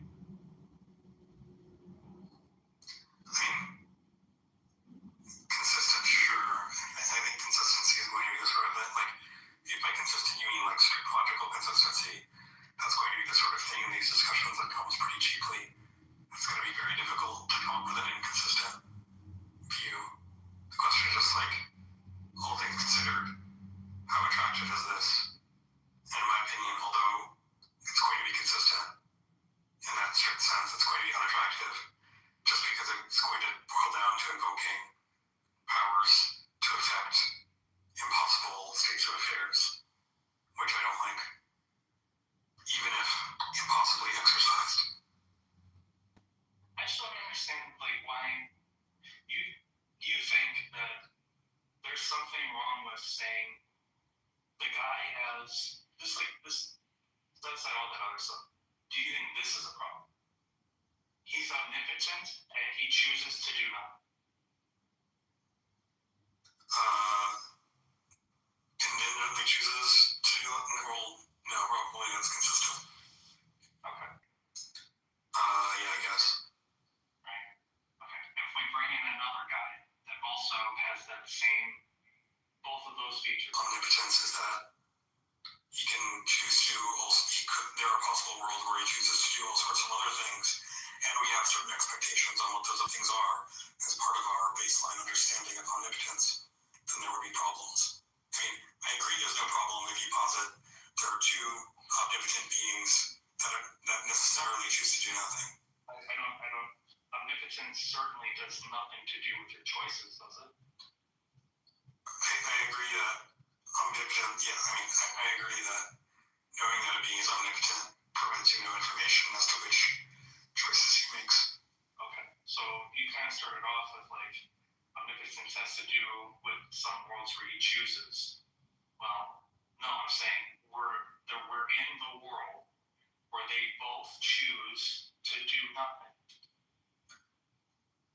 Okay, but omnipotence, like, problems with omnipotence aren't limited by what an omnipotent agent chooses to do in a given world, in a specific world, but rather across all worlds in which that agent exists, or at least exists and is omnipotent. Right, but remember, the definition of omnipotence is like metaphysical modality, something like that, right? And so, if the modality is constricted by, well, okay, if there's a contradiction by this other guy doing it, that's a metaphysical modality issue, right? If this guy exists and we have like contingent choices that would be like X and not X, then that's a metaphysical contradiction or something. One second, I think Bob might be a hot mic, so I'm going to mute the room temporarily for 1 second.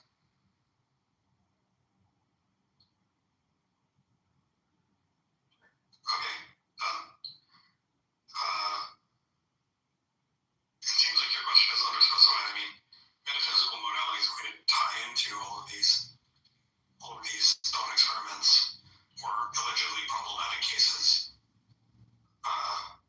But I can't remember how the phrasing of your question narrows in on something more specific. Okay. So we just stipulate ahead of time there's two necessarily omnipotent beings, and omnipotence means can do all the metaphysically possible things. We on board so far? On board with that? Yes, although again, we have to clarify that I can do all the metaphysically possible things. What I think you mean is they have all powers, every power that some metaphysically possible being has the power, has as its one of its powers. Well, in these cases, in other words, God A is omnipotent if whenever some metaphysically possible being that may or may not actually exist has the power to do blah, then in fact in the actual world, God A has the power to do blah.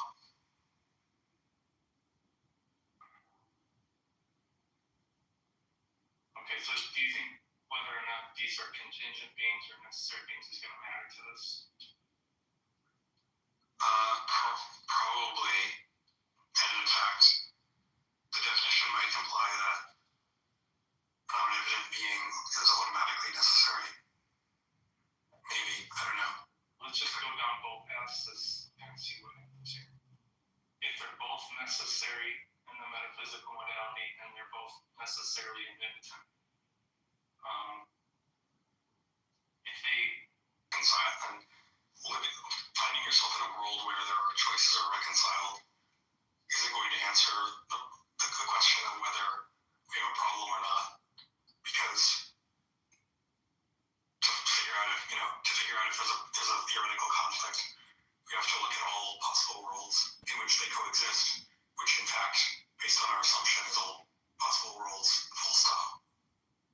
Well, all the possible worlds in this case are what's downstream from those two starting points. I mean,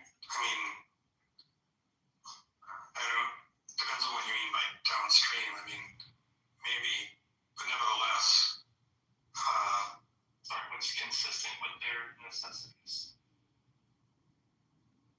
I mean, maybe, but I don't feel like that properly specifies things in a way that I feel like I understand where you're going with this. I guess you have to, what do you want me to specify further? I mean, let me back up, because I'm a little confused. Like, I'm only trying to say something really ambitious, which is that you set up a thought experiment in which there's two beings who choose to do nothing, and then you say, oh, well, is there any problem with it being omnipotent?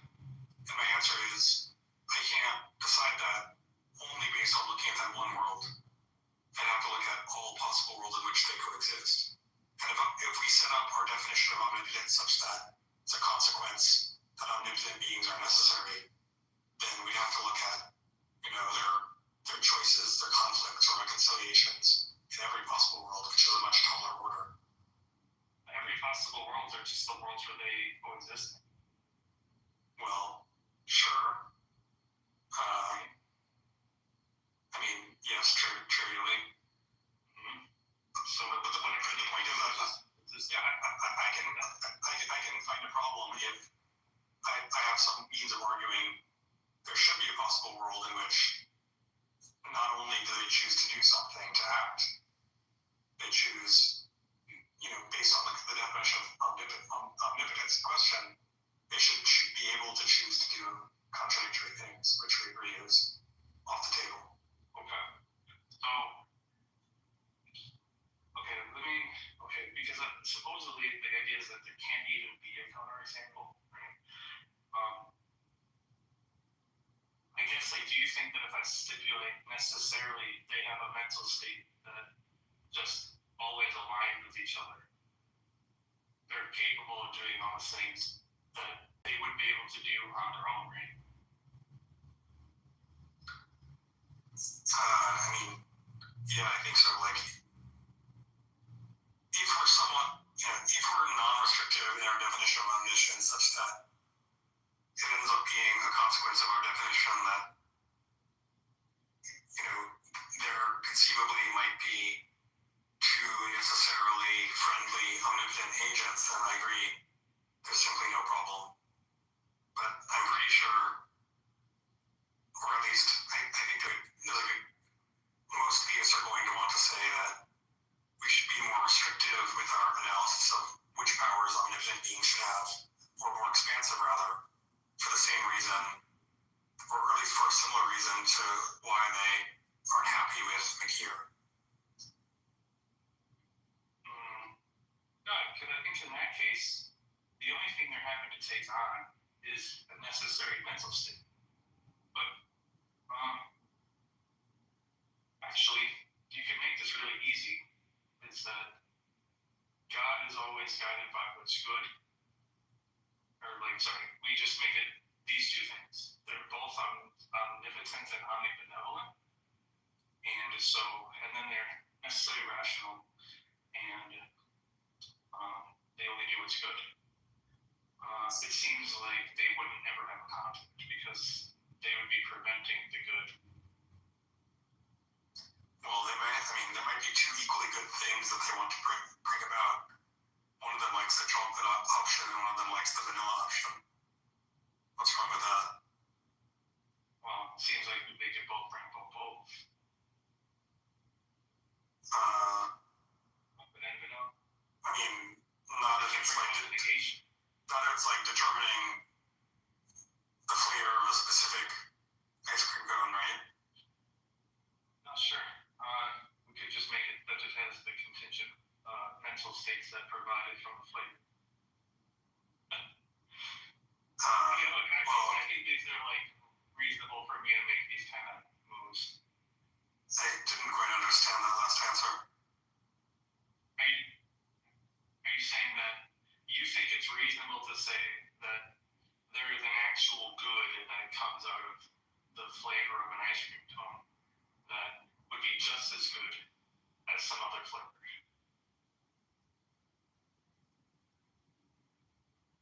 But remember, they're guided by the same moral facts. Sure, but the moral facts are indifferent between making the first ice cream cone chocolate versus making it vanilla. Okay, so The first human is going to like them equally. okay, so I guess to ask this, why don't they agree? I mean, they just have different, like, they just choose differently. Yeah, why? I mean, for the same reason, like, I don't think anyone's going to have an answer as to why doesn't omnipotent agent actualize a specific world over all other possible worlds? Okay. Well, it seems like an equally reasonable move for me to make is that they don't disagree. So if we're stuck here, I'm happy to say that neither of us can justify this.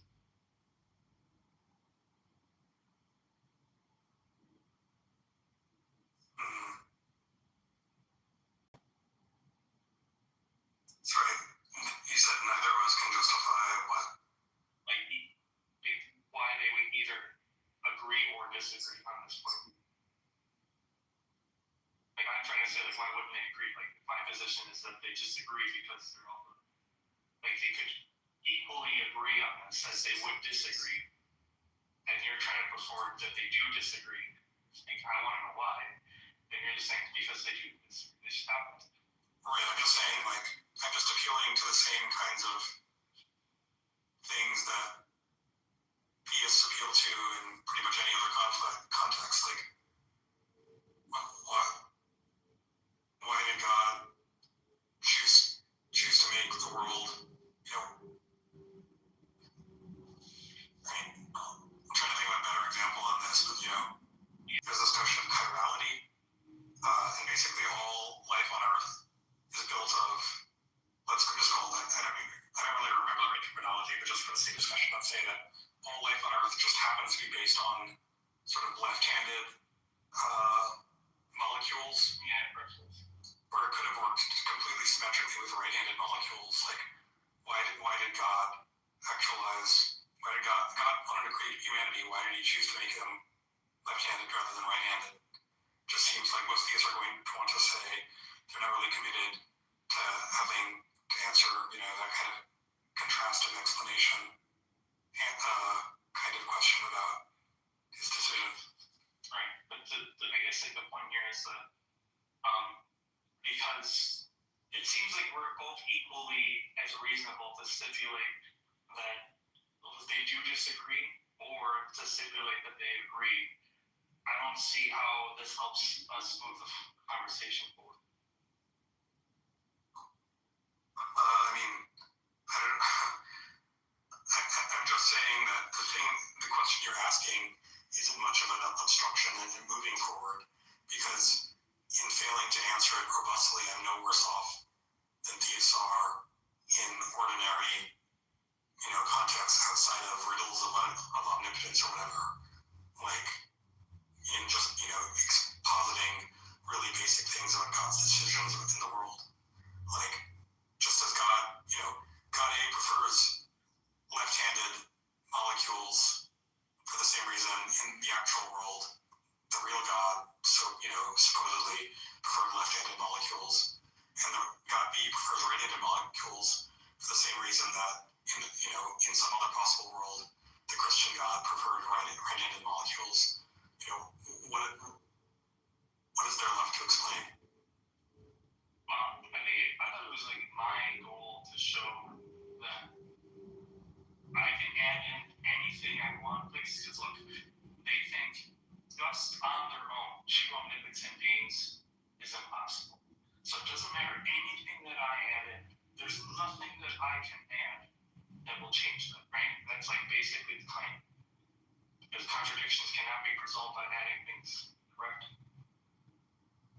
I see what you're getting at. So I just need a single account where if these conditions are true, then it's not impossible. That's it. Okay, but again, I just don't see how you've done that, because specifying what happens in one world is not sufficient to decide possibility for things that are modally complicated. Okay, I'll do it. I'll stipulate that there's only ever one right thing to do in any given situation. God knows all the moral facts. God is perfectly rational. Or like these beings are just of God. And whatever they're directed towards, both beings are always directed towards the same thing. Okay, is there any problem with that? Probably, but my brain is a little fatigued at the moment. I might have to pick up on this tomorrow after Thanksgiving. Okay. You should talk to Ethan on it too, because I want to know what his thoughts are. Because he has the same as Howard's view, and he thinks that, he actively said, like these words escaped his mouth, that God can lie as in he possesses the powers, but it's impossible for him to lie. Yeah, I'm guessing he'll just bite the bullet and say God has the power to do all sorts of crazy, impossible things. He just doesn't want to exercise it necessarily. And then just say, and then when I say, it seems pretty suspicious to have the power to make 1 + 1 = 3, I'll probably be like, I don't see wrong with it, as long as he doesn't actually ever do it. And then there will just be kind of impasse.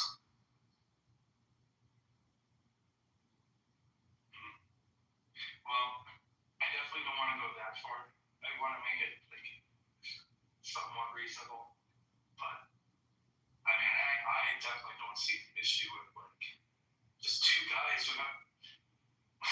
It just doesn't even seem like problematic for us. Like, you have the power to stop me to do something, and I can do it, and we don't think that's impossible. We both exist.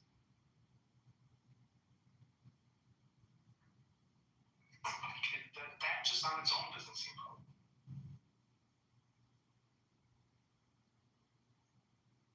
Yeah, it's obviously not a problem for you and me to have choices that are completely reconciled. Whether it makes sense for us to be omnipotent on top of that is the issue.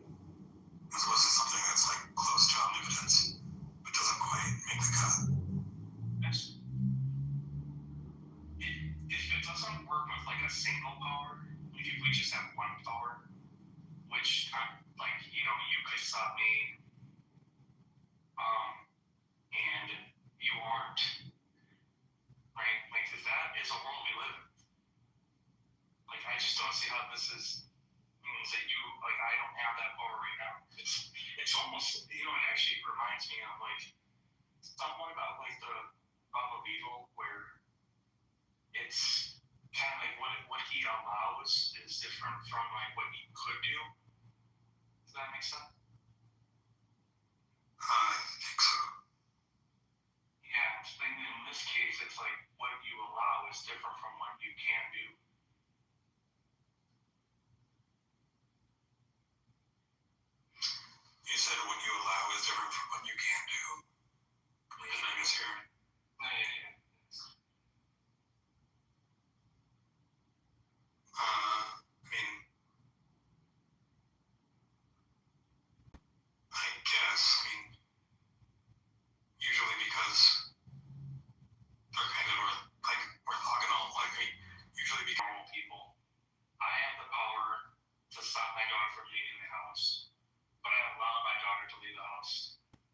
she obviously possesses the power to leave my house because there she goes walking. Like, it seems like all of them are her in that situation. Well, I mean, just as a minor footnote, I don't think the powers people want to say you do in fact have the power to let your daughter leave the house. That you have some distinct, more general notion of an ability, but powers are like much sparser than abilities. You only have the power to do like, you know, really, really, really low level things that often sort of culminate in eventualities like your daughter leaving the house, but don't necessarily have that longer range effect. I mean, you know, I could make it make sense. Yeah. Like, you know, you have the power to like start twitching your muscles in such a way that, you know, in most cases will result in you voicing the term, you know, the sentence, you're allowed to leave the house now, daughter, etc. Or something along those lines, right? Sure. But yeah, to make it make sense. But I mean, usually, in basically all of the intuitive cases, there's going to be some metaphysical possibility of you doing either one. And I think that's going to underscore a lot of our intuition about which powers you have. That's that sort of assumption that's being kicked out in the divine case. Well, yeah, it's perfectly efficacious. Then why? I guess, I mean, I'm not sure I know precisely I know that term occurs in some sort of Alexander Pruitt article on omnipotence, but I don't remember. If you have his definition of perfect efficacy of will in mind, I don't remember what it is. I don't know. It just, if you will, an X occurs. Yeah, I mean, that quantifies over impossible things as much as possible things. Well, I mean, maybe it does. I guess, like, I'm just trying to pick a case where it doesn't seem impossible on its own, but maybe you're going to try to make it, push it to that point. Is that right? I have the power, I'm perfectly efficacious to keep the door shut and prevent my daughter from leaving, but I allow her to leave, and so the door she's able to open.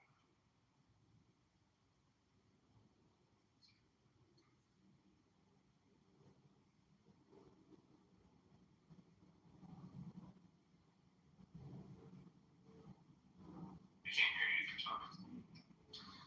No, I'm just not sure I have that much more to contribute. Okay. Yeah, we can try it next time. Thanks for the discussion. Yeah, thank you.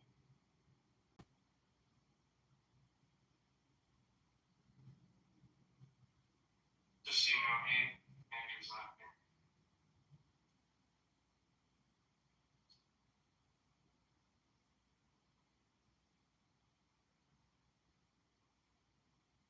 I'll have to wait till I get done with my dumb writing samples. I'm trying to get this out. I have to have these done by the 3rd of December.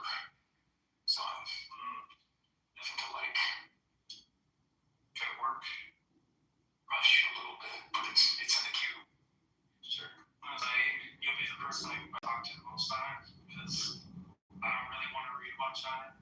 I actually really don't find that stuff very interesting, even though obviously there's some stuff surrounding it that I find interesting. I'll be this. I've got to go in a minute. Can I ask you one quick question on the scenario that you presented to me before? Okay. So you said about sort of one omnipotent being asking about sharing the world, and I said no.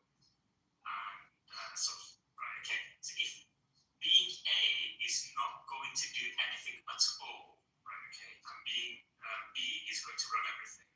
If being B decides to say that being A is unnecessary, because is just not required anymore. Is it able to destroy AK? Assuming that they were contingent, then yes. Would it be able to do anything at all to stop its destruction? Well, supposedly, this gets a little tricky here. If I said they have the power to, but they choose not to, is there a problem with that?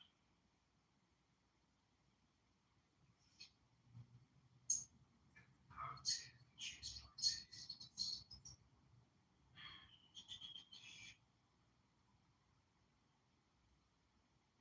This is sort of what Mark said at the end there, is that you might be committed to things like bringing about impossible events, but you just never choose to enact them.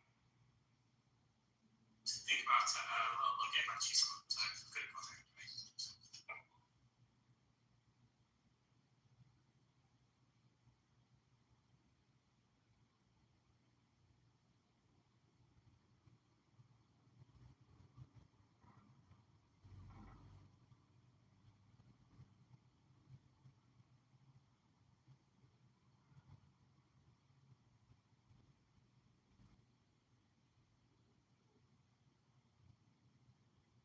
I don't know if you're still there, Mark, but I bet, even though it sounds really weird, I think that there are lots of people who wouldn't be like that unhappy to say God can do anything.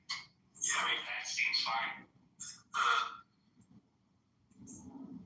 In the Bruce article where he and his co-author define perfect efficacy of will, they're like happy to bite the bullet and say, yeah, God. Yeah, like both intuitions, I guess.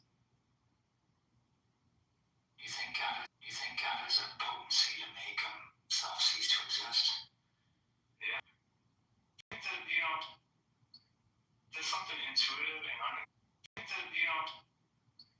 there's something intuitive and unintuitive about it, I guess. I don't know.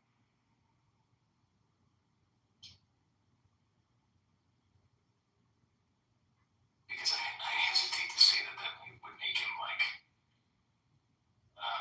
contingently contingent. Yes, it is. Or maybe like temporarily necessary or something. Well, those people who say God is beyond modality. Not in the sense that we were talking about yesterday, but not. It's the same people who say God doesn't exist. Oh, the cloud of unknowing gives. I don't know if I said Can't predicate anything on. Yeah, more or less. It's like God doesn't have a genus, that kind of school. Maybe that is very similar to that approach. That you say that, yeah, he can do anything.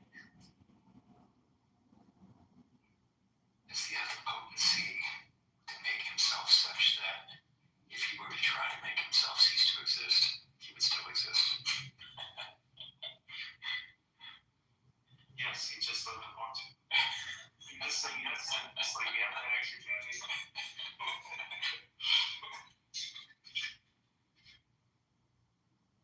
I think that actually does solve it. You should write a book that says that the title is The Answer is Yes.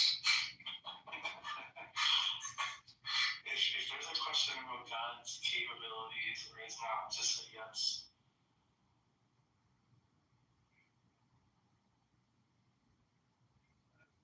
It exists or tell me yes, man.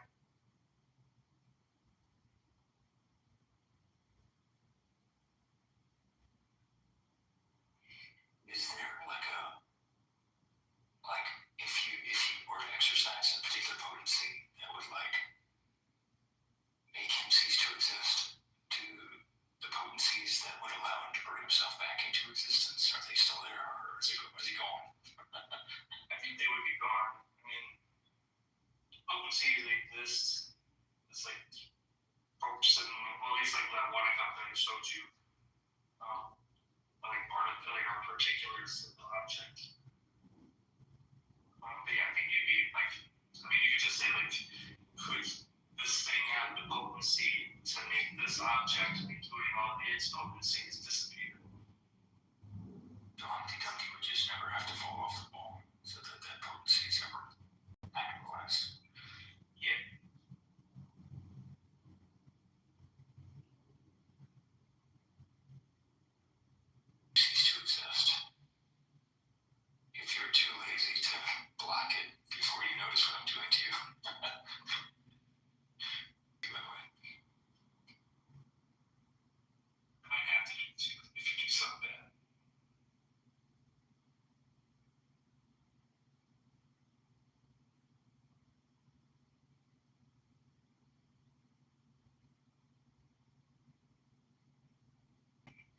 guess, like if I wanted to be like this cosmic bully,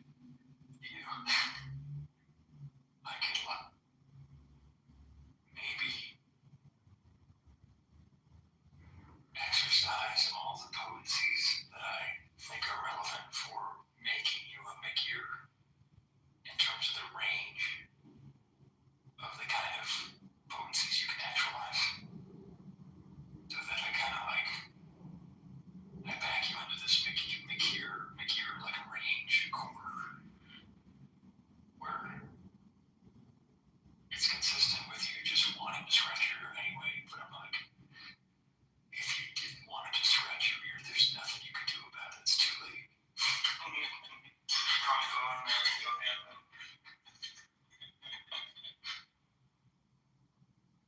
Now, if you want to do more stuff, ask me first. I'll think about it.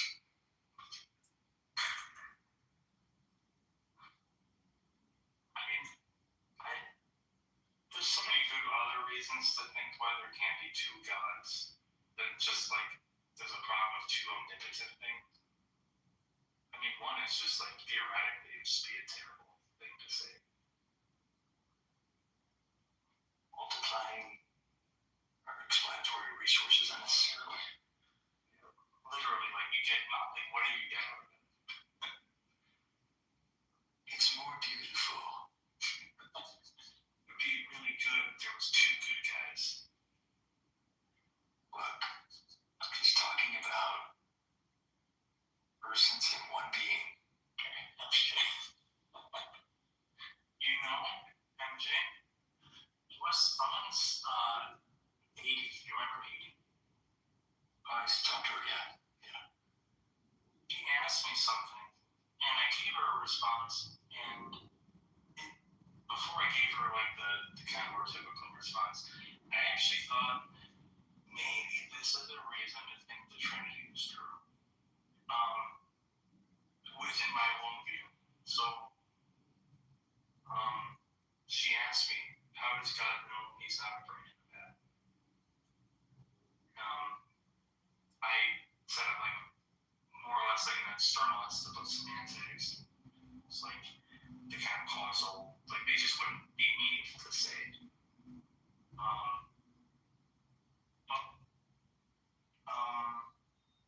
While that somewhat works, I think the right answer, at least on like the everyday idea of like how I understand this, is like there needs to be a group of people that helps like form like the basically like the Davidson stuff Or something. Yeah, because it's two against one. You know, he's two against one. You know, either we all agree, we all disagree, or one person has to disagree. At least like not like a extra. At least like not like a extra not. So maybe basically like an E or not. So maybe basically like an E or B or C. But,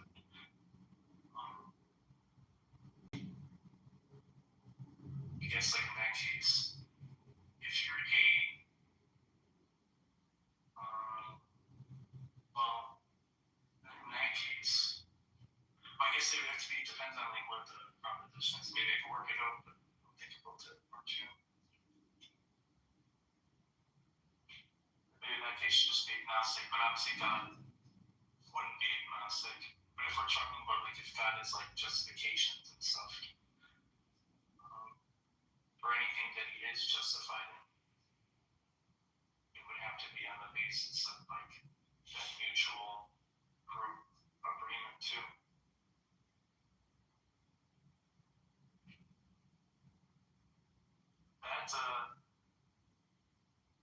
That's really good. That's really, really good. You better be fleshing out your ideas in writing. Get it out of your head. Yeah. Should write it down. Maybe I'll do some writing this week. I actually have a bunch of notes I've written down over some time. And I revisit them, I just forget about them. No. Don't tell me that I'm gonna get mad.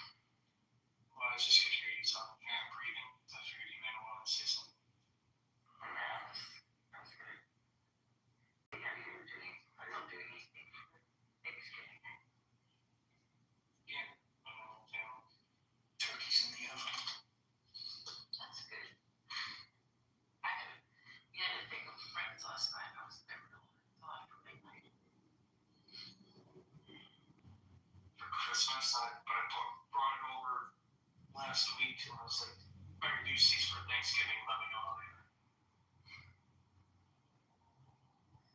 She's your beta sister, huh? Yeah, well, I have Japanese knives, these are German ones. I've never used German knives.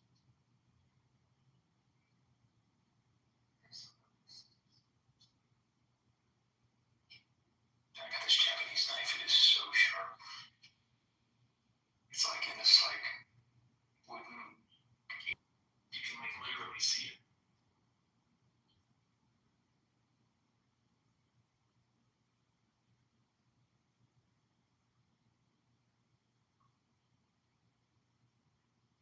I don't know when I was researching about it. You guys think it's better? Hmm? You guys think it's like better? Yeah. Well, I'm not. Oh, that's a different question. I don't know if it's any better. I mean, it probably has different qualities of the metal than your typical cold steel or cold forged or whatever. They're all going to have different chemical properties. Which one's better for knives? I don't know.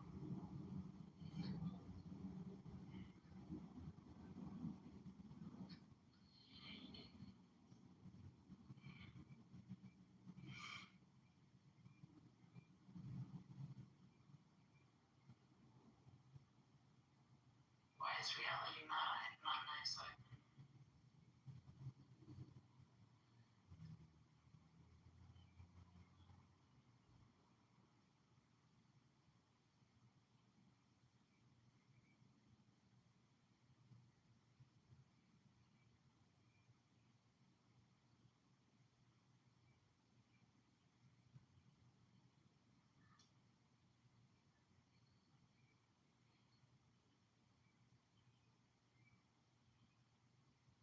I've never heard it this quiet. It's freaking me out. Yeah, it's morning on a holiday, that's why. I mean, you could have just that mods. No. Why not? We're not supposed to give mods to people that, like, only Andrew can give mods to people that aren't like the regulars. Didn't Andrew say that he trusts his mods to do whatever they want? This was a new rule, first of all, but I don't think that was ever a rule to do that. Well, pretty sure it was, but I don't know. But this part, the specific thing was recently discussed, so.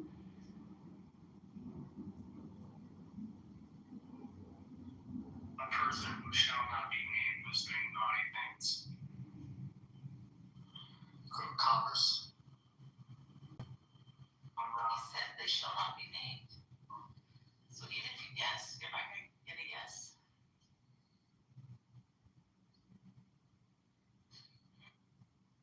But Abe would still try. Oh, God, not. Okay.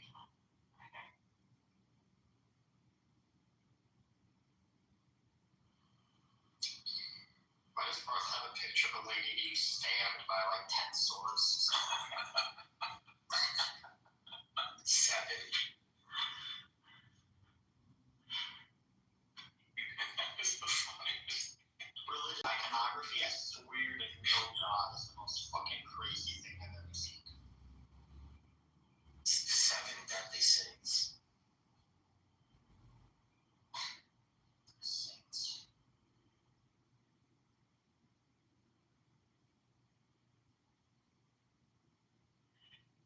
Or the native sparrow.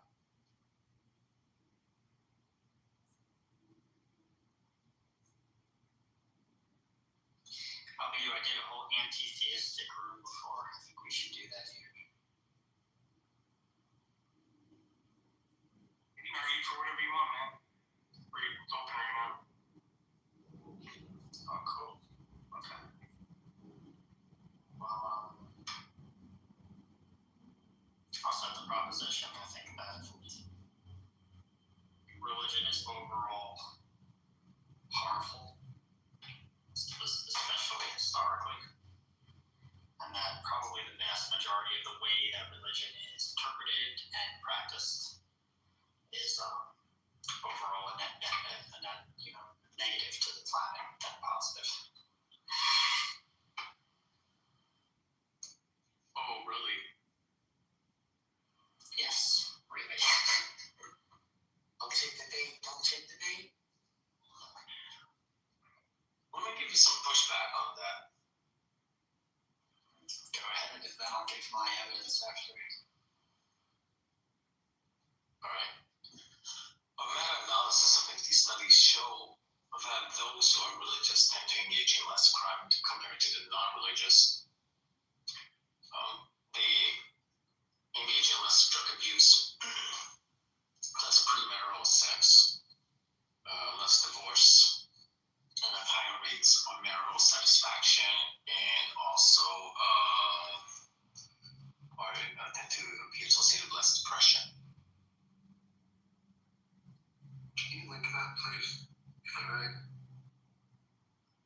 Yeah, that study is called "If You Love Me, Keep My Commandments," a meta-analysis of 50 studies. Sorry, a meta-analysis of studies on the relation between crime and religiosity. So first I want to respond that number one, I think all of those are highly open to interpretation. I don't think it's a good thing necessarily to not have sex before marriage. You're framing that as if that's a good thing. To me, that looks like people are sex repressed and are being encouraged to not go out and actually live their lives. But number two is that just in general, the happiest countries and the way that we measure them from the happiness index and GDP and generally just through polls, overwhelmingly they tend to be the non-religious countries. And the more non-religious countries tend to be better off and have higher qualities of life for their citizens all around than the highly religious countries, and especially the countries where there's no separation of church and state and religious legislation is completely fucked up. And those tend to be some of the worst human rights violations on the planet. So that's number one. But number two is that religion's been around for 3,000 years or so, at least, in some organized form. And those years have been nothing but horror for the whole planet. In response to your first point, that premarital sex is subjectively bad, merely subjectively bad, I can just point to the consequences of premarital sex. So premarital sex is highly correlated with birth out of wedlock or a single parenthood, raising a child in a single parent household. Now, being raised in a single parent household is the best predictor for negative social outcomes in the child. So, for instance, is the best predictor for drug abuse, criminality, blah, blah, blah, blah, blah. In response to your second point, that certain countries, the more religious the country is, the worse it tends to do economically and socially. Well, when we look inside those countries and we look at the level of individuals, inside prosperous countries, individuals who are high in religiosity tend to engage in less crime compared to those low in religiosity. So at the individual level, the correlation reverses. And surely we should be looking at the individual level, not at the country level, because such analysis is marred by multiple confounders and multiple confounding variables. Now, when it comes to history is debatable. I would argue that science and human rights, Christian countries, predominantly Christian nations, were responsible for the development of the scientific process and for human rights innovations like ending slavery, blah, blah, blah. And certainly atheist countries have partaken in their own share of human rights abuses. So, for instance, the biggest genocides in the 20th century were carried out by atheist regimes. So I would say even looking at history doesn't support your assertion. Okay, so number one, this argument really has to be put to bed. The idea that somehow the Stalin or Pol Pot like countries were quote atheistic, they lack the belief in God. But when I'm talking about atheism, I'm talking more about like which is that those countries, right, engage in like the kind of like cult worship of their leader and a lot of superstitious nonsense and obviously like lack of human rights. That's not what I'm talking about when I'm talking about like well-being and secularism. That's like atheism for me. Atheism is the lack of belief in gods. Yeah, when you said those countries had a lack of belief in God, you're just like conceding they're atheistic. Thank you. Yeah, that's irrelevant. That's like saying if I had a mustache, if I'm a mustache. You're not saying atheism is irrelevant. Religiosity and atheism is irrelevant to negative social outcomes. No, what I'm saying is the fact that they happen to be atheists as well, that's not relevant to them being like anti-human. Well, sure, relevant because I'll look at the correlation between non-religiosity and social outcomes. And if I point to countervailing evidence in which countries high in atheism have negative social outcomes, you can't just sweep that under the rug. Sure, okay, here's the causal mechanism whereby atheism can increase social disorder or it can increase genocides. People who don't believe in God are less likely to believe in an afterlife and an infinite punishment for misdeeds. Believing in infinite punishment for misdeeds surely is a factor which decreases bad behavior or violence. Since atheists are unlikely to believe in this plausibly, they engage in higher levels of violence. Yeah, but where are you getting this syllogism from? It's just not true. What do you mean a syllogism? It's a plausible causal mechanism. Yeah, but it's not plausible. Atheists are some of the least violent people on the planet because they know they only have one life to live. Oh, really? So they don't want to waste it. You're telling me Joseph Stalin, Mao Zedong, these are like the least violent people on the planet? No, again, these are people who, in addition to lacking a belief in God, also had a bunch of other crazy beliefs that were not justified and not reasonable. There you go. So they're atheists. So you're telling me the correlation between their atheism comes down to other social factors. Well, I can just run the same argument for religion. I can see in history, whenever religious people misbehave, their behavior comes down to their cultural factor. But here you can't, right? Because if I can show you the freaking Pope or like, some authority in Christianity literally writing, okay, everyone, I believe in witches because it says it in the Bible. Let's go out and kill the witches, right? That's not just correlative. That's actually like, fuck, this dude really believed what he was saying, and he was going out and murdering innocent people on the basis of his religious beliefs. Yeah, that's not even run the exact I have a lot more of that. And I can run the exact same parallel argument for atheism. I can demonstrate right now that atheists are less likely to believe in objective morals. They think, since morals cannot be part of the natural world, cannot be part of an atheistic world, or unlikely, or doesn't really fit into the natural world, therefore objective morals don't exist. There's also no punishment for afterlife. Ultimately, morals, what you ought to do, just depends on what your personal preferences, and therefore I'm free to engage in whatever I feel. Even if this is true, not believing in objective morals is not the same as murdering innocent people.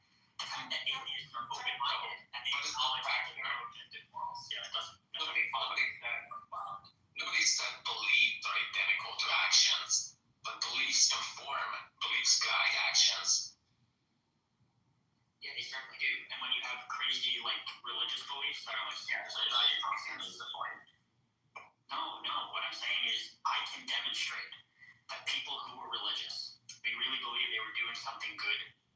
And when we look back, they were actually completely delusional. Yeah, atheists were also believing they were doing something good, and they were completely delusional. If you cannot show me, right, anyone who's ever written a statement saying, since I'm an atheist, I'm going to go murder innocent people. Never happened. Yeah. You have people who Have you heard of the League of Militant Atheists? Those were people in France during the French Revolution who said, hey, we should kill all these religious people because, God does not exist and these people are just misleading everybody. And, and also I don't have to show you explicit beliefs. I can just show you implicit implicit beliefs that atheists have, which is likely to increase violence, such as non-belief in an afterlife, non-belief in a deity who punishes you forever, non-belief in objective morals. First of all, these syllogisms are not like you can make a valid argument, but that doesn't mean it's sound. So just saying, oh, it's more likely, you don't. At the end of the day, when you look at the actual data right now, right, modern day times, you tried to hand wave when I pointed out that all the best countries to live in are non-religious countries. So your whole like fear mongering here of like, oh, when you're not religious, you're gonna start killing people and you don't care and you know you become nihilistic. This is not borne out by the actual data, right? You can look at it. Meta-analysis of these studies show that there's a correlation to being non-religious and violence. Okay, Japan is a highly irreligious society. It has the lowest crime rate on the planet. Some of the lowest crime rates on the Do planet. you have a meta-analysis of the? Well, you can't look at the country level because at the country level, countries are going to differ by multiple variables. So there's going to be like many different variables which differ between countries which affect the crime rates. Like, for instance, here's an example. Religious countries tend to have much more young people, while young people tend to commit the overwhelming majority of crime. Okay, here's another factor. In highly developed nations, less people identify as religious because a large percentage of the population expect some material benefit from their religion. Okay, so in a non-religious country, they have less reasons to behave or identify as religious. There you go, two confounding variables. So we should be looking at the individual level, where we compare same cultures, same demographic variables. One person differs in religiousness. One person's high religious, the other person's an atheist. That's how we should be comparing, whether atheism or determining whether atheism leads to violence or not. Well, your naive univariate analysis where you expect that at the country level, you can, based on correlations at a country level, you can determine whether some factor is tied to violence and extremism or not. But what I'm saying, right? I'm not saying it's the sole variable. I'm saying it's a very significant one. And certainly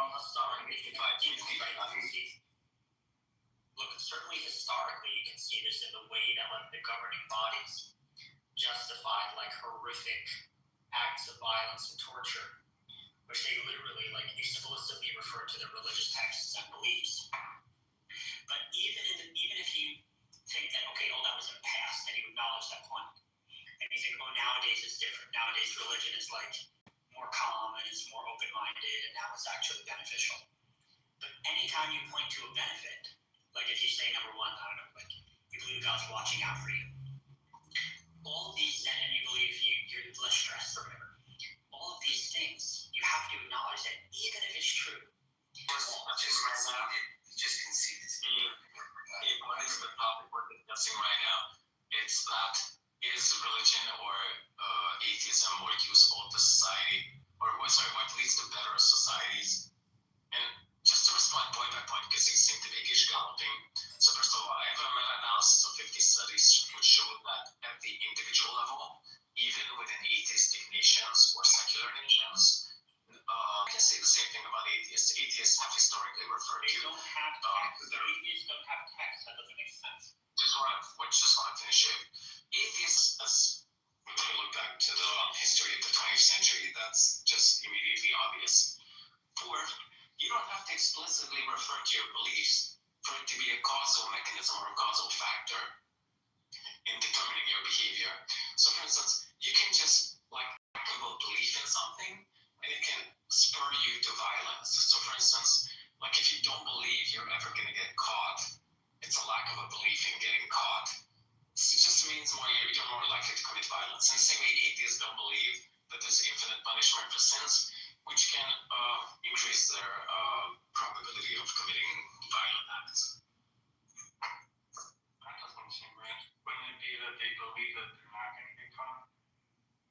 become more desensitized and eventually. In the case of the atheists, they're going to believe they're not going to be punished. Okay. What's your point, Albedo? I wouldn't want to do it on the lack. I would want to say it's on the basis that they do believe something. Yeah, and the atheist believes that they're not going to be punished after death. Yeah, I mean, that's the thing I would say is the causal. Yeah, there you go. So causal mechanisms don't have to be explicitly stated by the person.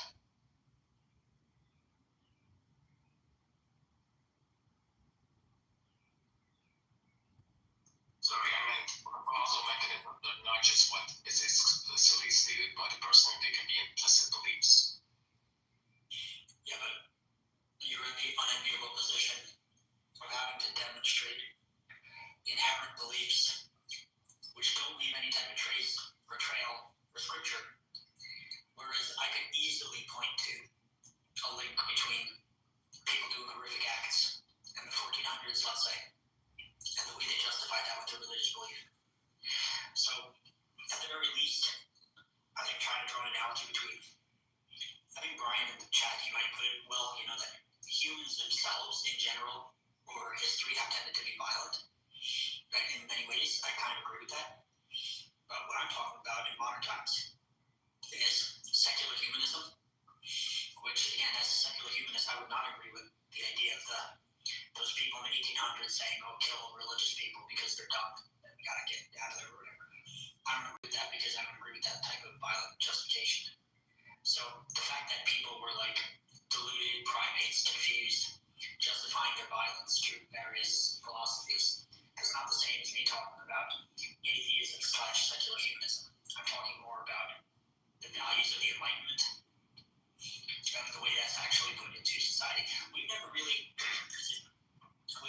had a secular humanist country ever. The closest we've gotten is in modern times is like the less religious countries now. And they're not perfect, but they're getting closer and they're doing better. The birth rates are low. The values of secular humanism and the values of the Enlightenment spurred the French Revolution, and the French Revolution was perfused with violence, specifically secular violence against religious people. Second, I can demonstrate the causal mechanism between implicit beliefs and violence. So the way you can demonstrate that is through priming studies. Priming people with God concepts or supernatural concepts has been shown to increase self-control, and priming people with deterministic beliefs, as in your thoughts are just like determined, all that exists is the natural world, has been shown to increase cheating behavior and decrease self-control.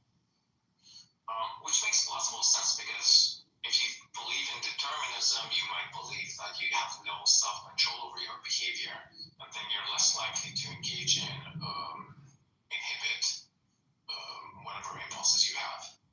And third, there's a very strong correlation between atheism and violence. So for instance, the meta-analysis of 50 studies show that non-religious adults tend to engage in more crime. Second, atheists tend to score higher in scales of sociopathy and dark triad personality. Atheists tend to rate other atheists as being high in dark triad. What's the last thing I wanted to say? Well, I think that's enough. But isn't he going to always appeal to pragmatism? So he's never going to delete religion, right? He already conceded that he's going to promote the values that suit him or that are conducive in society. Like he already admitted to that. So he's not, even on the Abe's view, you're never going to get rid of religion. You're always going to use the aspects, using pragmatism. That didn't make sense. But the point is this, I don't know why you keep repeating non-religious people tend to be more violent. If you look at rates of incarceration. Because there's a meta-analysis of 50 studies and I decided it. That's why. Okay, but I need to see what you're talking about because it doesn't make any sense. The overwhelming majority of people who are incarcerated tend to be religious. Okay, I'm just going to read from the meta-analysis. Okay, you agree that a meta-analysis is the highest form of evidence you can cite in social science?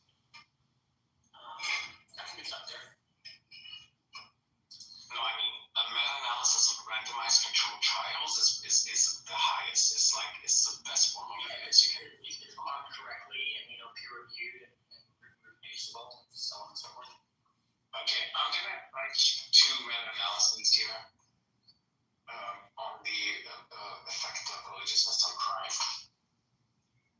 Before you, my last point is, you're essentially arguing we should lie to people that God exists because it makes them less likely to cheat. It's basically what you're doing. Okay. No, remember we're discussing what is more socially, what leads to greater social benefit. Atheism means as the principles of secular humanism, not lying to your citizens that a God is watching them and that's why you shouldn't cheat. But go ahead.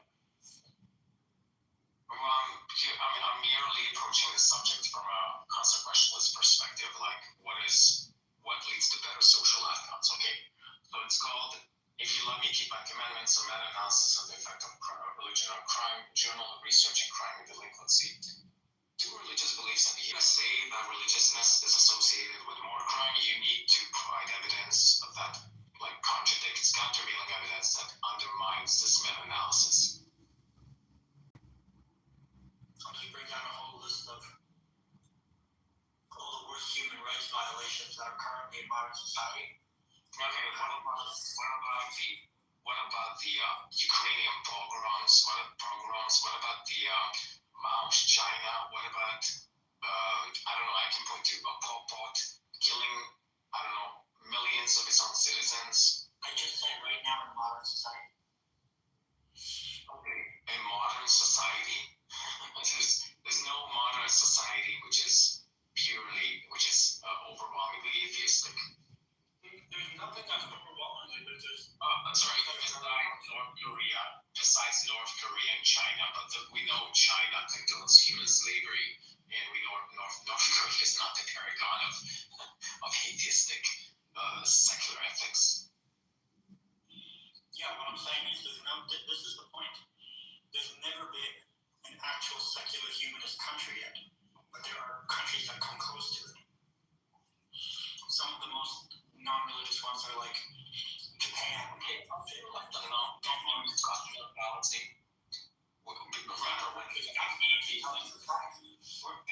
Atheism versus theism, and you made the assertion, you claim that atheism has better social outcomes when I pointed to all the evidence. You switched to a different subject, which is secular humanism, and you just assert, oh well, look, these countries are misbehaving, they're atheistic, but it doesn't matter because none of them are secular humanists. I love it. I didn't say it doesn't matter, I said it's just not the case. The point is this: the closer a country comes to being secular humanist, overall, the better off they usually are. And that's something. What do you think we can demonstrate by is some sort of esoteric philosophy in the halls of academia. It's not like it's a philosophy, a moral philosophy widely adopted by people. So the assertion that a closer country comes to secular humanism, the better off it is, simply not borne out in any sort of real world evidence or data. That really is like it's. I was just thinking about that. He's not going to eliminate like the Torah laws in the banking system, right? Lending money. He's just talking about one aspect of society, which, you know what, I will agree with him. There are some secular views that are better now than they were before because of religion, right? But I have to concede on that. But he's not wiping away the entire banking system. It's going to be difficult to extract. You won't, because it's practical. You won't remove it. Charge interest. You obviously don't know what I'm talking about. I'll post the Wikipedia. But I thought we were discussing which produces better societies. Yeah, so I want to stick on this for a moment because would you agree that historically, not modern society, like 500 years ago, 1,000 years ago, would you agree that like you can literally you don't have to be a historical scholar, you can just thumb through like a history book, and it's literally just, and on this year, religious people were killing religious people, and on this year, religious people were burning alive other religious people, and that goes on for a good 1,000 years at least. So Do you acknowledge that that's like a causal link between people's insane superstitious beliefs and their like radical violent behavior? Is he misusing No, his social development? Yeah, that's what he's doing. The way we establish the links is not just like looking at correlation. We look at whether the cause precedes the effect. What is the robustness of the correlation? As in, if you get rid of the one of the variables, does the other variable decrease? Well, okay, let's just look at that. Apologetics is so wild. Like I can literally show you like. This is not apologetics. It's called Bradford Hill criteria. Like it's just like a secular criterion for establishing causation between two variables. Is the causation good enough if the fucking Pope himself says like we need to get rid of all the witches, go burn them? Is that a good enough? Good enough. Theater himself says we need to get rid of religious people. The Pope would get arrested if he's promoting violence like that. No, it's not a good enough one because again, nothing in secular humanism supports that. I mean, we're discussing atheism, right? There are things that secular humanism doesn't give you, like, I don't know, very good, what's the word? Secular humanism is not even a coherent ideology. It doesn't tell you what you ought to do in certain circumstances.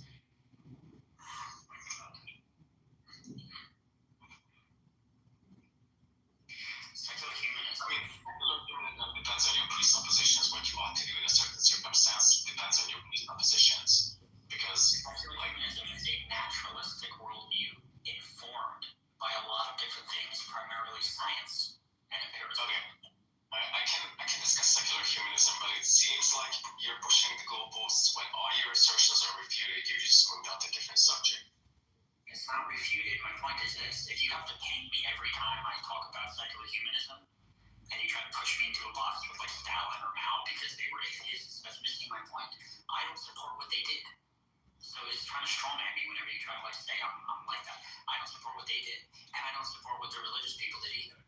Well, I don't think you about my either, so why are you doing the same thing? It's like you both are doing the same thing.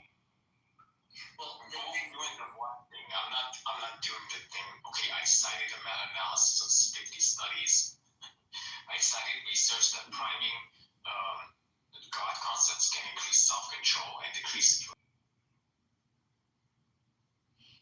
well, it's just the idea that I'll be when he said we're both doing it. I'm certainly if science and all this stuff didn't come along, religious people would still probably be burning witches. They'd be that delusional. They would think that there's like demons and spirits and devils. The thing that got them out of it wasn't their religion. They were rescued by secularism. So, Okay, well, no, okay. If you want to discuss that topic, I can, but I wanted to respond to something you said previously, which is, the mere correlation between violence and religiousness establishes a causal link. Well, no, the way you establish causal links is you look at the robustness of the relationship. So, for instance, you examine if you get rid of the religiousness variable, does violence go down? Well, apparently it does not, because you look at the 20th century, even without religion, violence levels were as high or even higher compared to when they were religious. Now, respond to what you said, that secularism lifted humanity out of the crutches of religion or ignorance. No, false. In fact, religious people came up with the scientific method. So Francis Bacon formalized the scientific method, and religion was crucial, instrumental in the formalization of the method.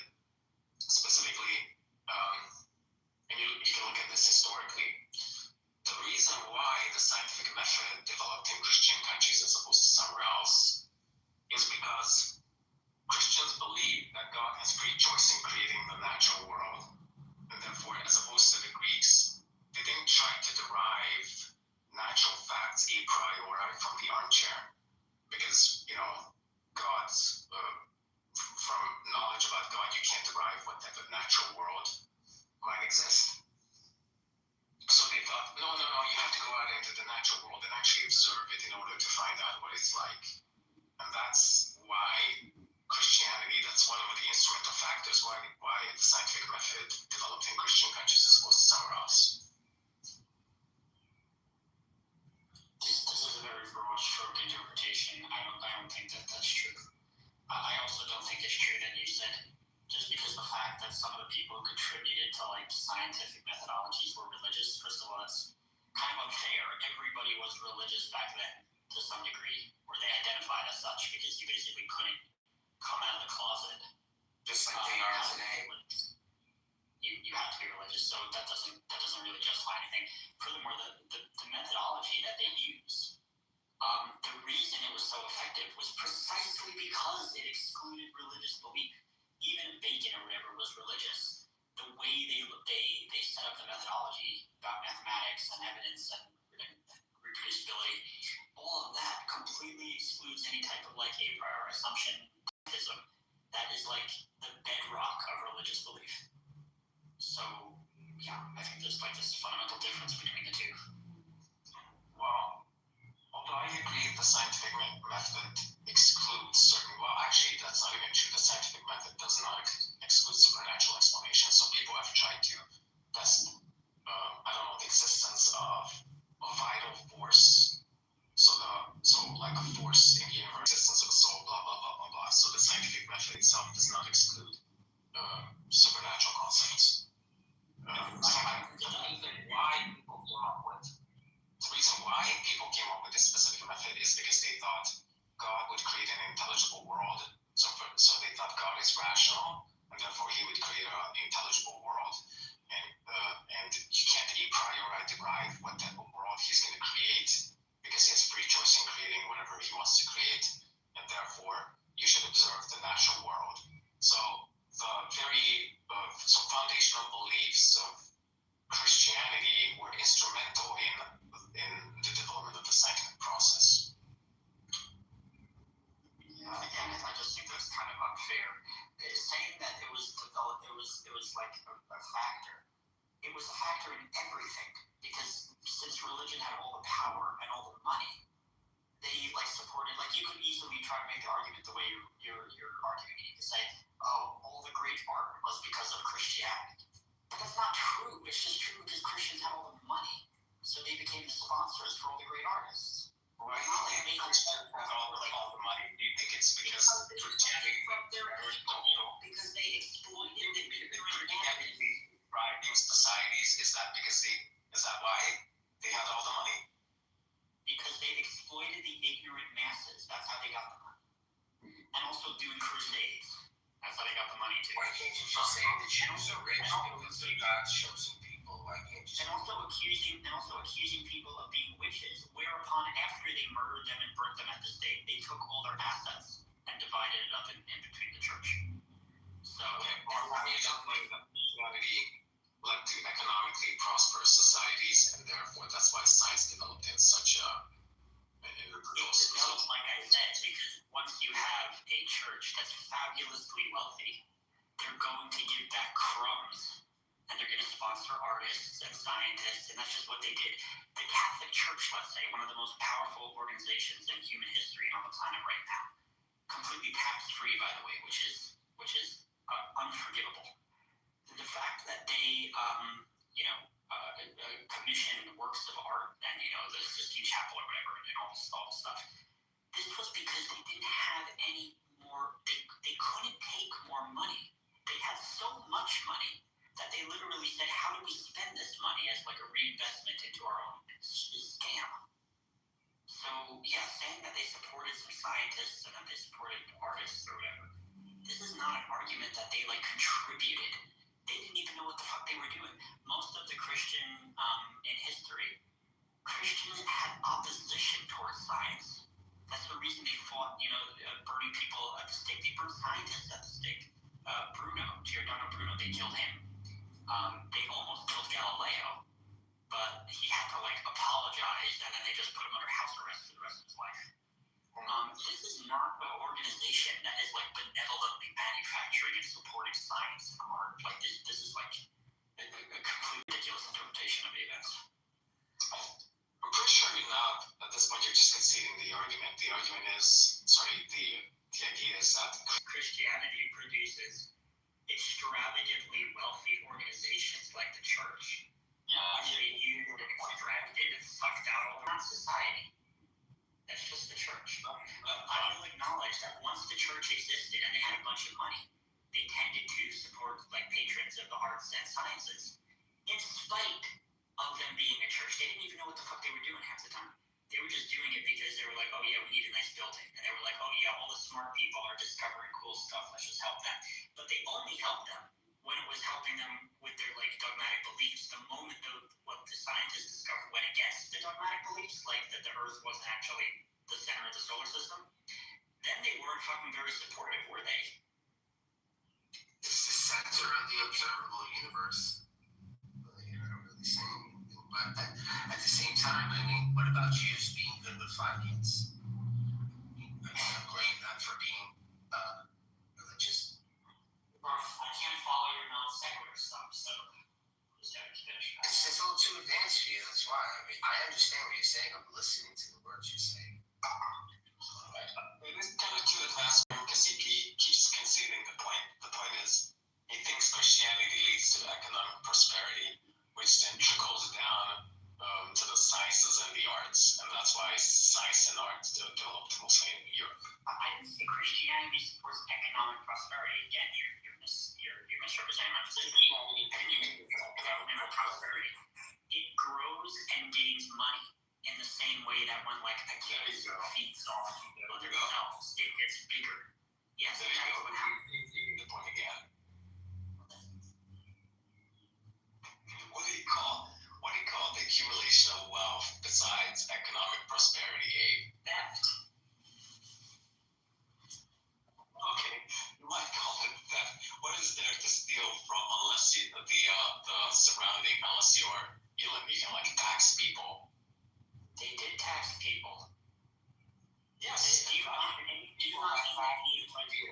not think that when you have a population of incredibly ignorant, superstitious, and broken peasants, and you literally preach to them that extra ecclesiam nunca salus, that outside the church there is no salvation, you must come, confess your sins to us, and then give us money, and then you'll be forgiven. Do you not think that had an effect over 2,000 Low comes Protestantism, and then America is established. Of course, it had an effect. People gave them money, but what do you think? Like poor peasants can give you a lot of money. Like obviously there had to be some society. There had to exist a society. Thousands of people giving money, and then they took the money, and then they bought land with it, and the land went up in value. Do you know the Catholic Church is one of our biggest? The land goes up in value unless it exists in some prosperous society. Because of inflation. That's why. Because of my God, So here's your hypothesis why Christianity, science developed mostly in Christian nations. It's because the Catholic Church stole money from people, which led to widespread inflation, and then widespread inflation allowed the church. I didn't say that. I didn't say It's a possible scenario, though. it happened. Science happened to come about in the modern form in like European / Christian nations. That doesn't mean it came about because of Christianity. Like I said, it came about in spite of you. I mean, I can even admit it. Do we still do that now? No, we don't. But the reason I'm saying Christianity was responsible for the scientific method is because I'm first looking at the correlation, and second I'm looking at the causal mechanisms. So the correlation is that the scientific method developed in Europe, and it was mostly developed by Francis Bacon and Descartes and all these like religious people who weren't like closet atheists. They wrote extensively on theology. And second, the causal mechanisms. Okay, first of all, Christianity leads to prosperous societies. Prosperous societies can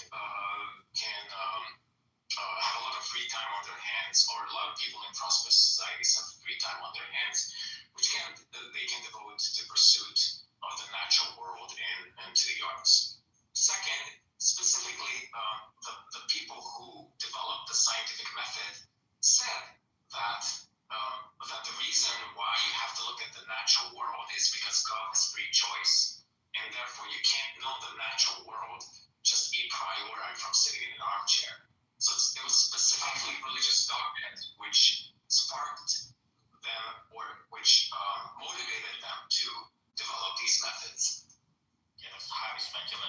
just want to say, Almeida, can I give you something to link on the top? Sure. Yeah, thank you. Hold on, I'm going to send it to you. For anyone who's interested in this kind of topic, I'm just going to give Albedo a link. He's going to post it. There's basically a site that has like good sources of history about Christianity, and it goes through a lot of the stuff I was talking about, like the bad stuff about like the opposition to science and stuff like that. It's called badnewsaboutchristianity.com. So you can take a look at that if you want to know more about like the horrific history that Christians have. And Christian morality, like that's actually what I think is probably the most egregious, the fact that we're in the year 2025 and like religion is still looked at as a source of morality. You know, the idea that you can just like shorthand go to someone on the street and say like, oh, as a Christian or I'm a Christian, therefore X, Y, Z. And the idea that if I went on the street and I'd be like, as a secular humanist atheist, I'm a moral person, you know, they wouldn't believe that. They'd like get angry at me. So there's this huge double standard, and it really has to stop because it's like not borne out by any of history. It will be allowed. We want being able to record those bad times in Christianity. They're promoted. We don't try to erase the past or cover mistakes. You can look back at this book and say, yes, this was the reason for this, and so on and so forth. And we learn. So what's so bad about that?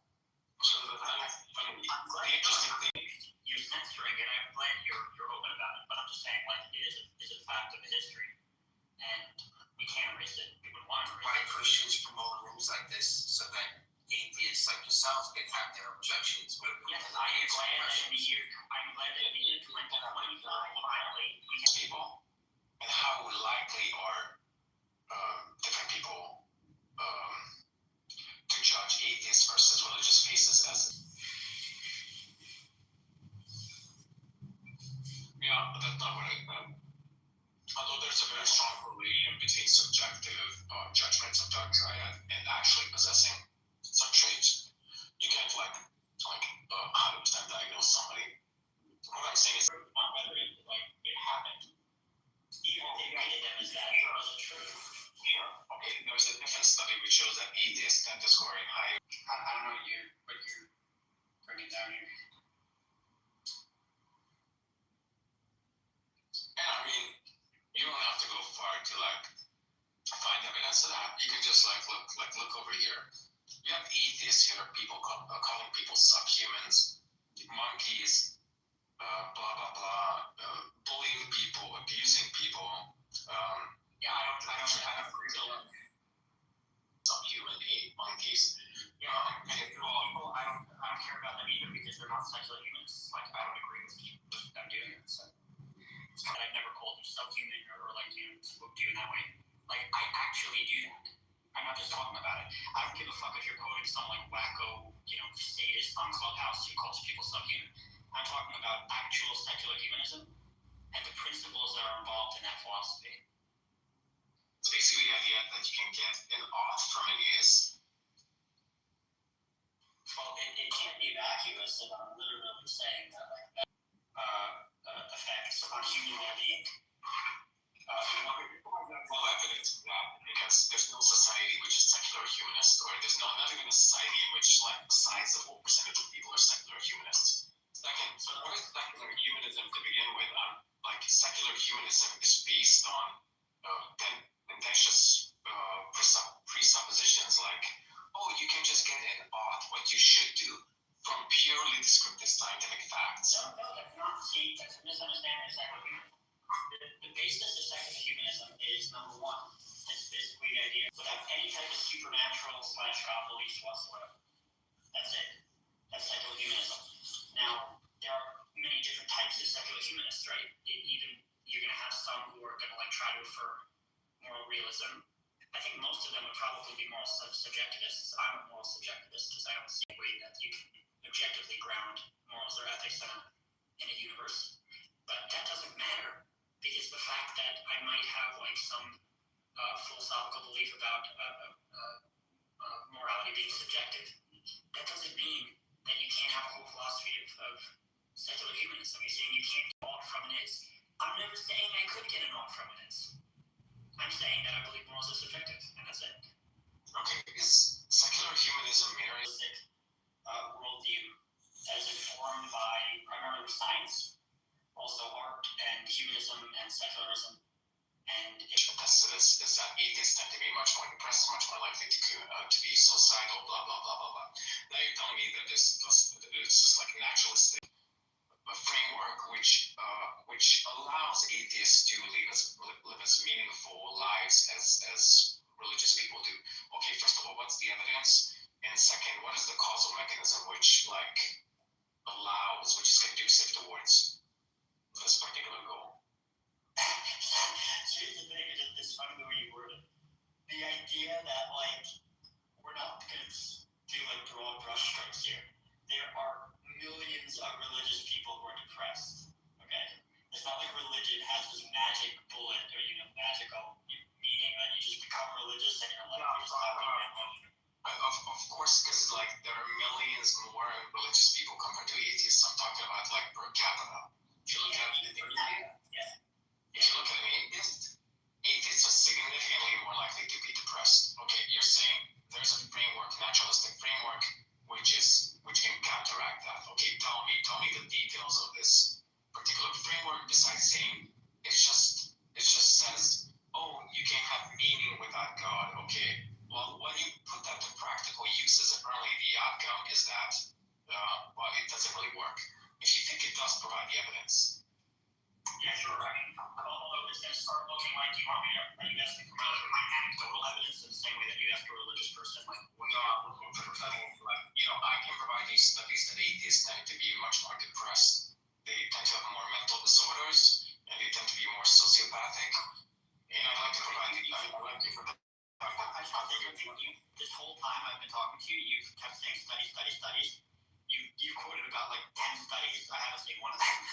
But the point is, I read from the study. What are you talking about when you said you haven't seen any of them? You mean? I mean, paste it in the chat. But the point is, regardless, human beings themselves, whether they're religious or not, they tend to have, their rates of depression have climbed worldwide for everybody, whether you're religious or not. And that's for society is becoming more and more secular. Well, it's for a variety of variables, but the point is that saying that atheists are depressed, therefore, or secular humanists are depressed, therefore secular humanism is bad. You can't get out of this because I could do the same exact argument in a mirror version against religion. I could say, you become religious and you get depressed. Because humans are generally prone to depression. You really can't, because studies show that religious individuals are much less likely to be depressed compared to atheists. Okay, so you can't say, well, once you become religious, you're likely to become depressed. No, sorry. No, because the arguments for look, religion is not wholly good. There are religious people who literally have psychotic breakdowns because they fear hell and they can't get it out of their head. And that's all from religion, because you never have secular humanists breaking down from hell in that same sense if they don't have a belief. What are you talking about? Secular humanists, you have atheists, you have religious delusions. If you're schizophrenic, it doesn't matter if you're a secular humanist or religious person, you're just as likely to have religious delusions. Are you defining all religious beliefs as delusions now? Not all, but almost all. Are you saying eternal punishment for sins is now a delusion, and therefore secular God, religiousness, and belief in eternal punishment, which is responsible for worse social outcomes, worse psychological outcomes? And when I go into the countervailing evidence, you say, that is specifically religious people tend to do much better. You say, that's a separate question. Nothing. What I am saying is it's obviously way better than the alternatives on the table. Obviously true. Non-religious people are more likely to have a divorce, have less marital satisfaction, more likely to engage in premarital sex, blah, blah, blah, blah, blah. And again, you're telling me it's obvious that secular humanism is better? Yes, because even things they're bringing down in the case that getting divorced is better than being married, and like religious people stay married for way longer. Forget about divorce. Forget about divorce. Like, presumably, we agree that like drug abuse is bad. We agree that crime is bad. We agree that what else? Suicide is bad. Depression is bad.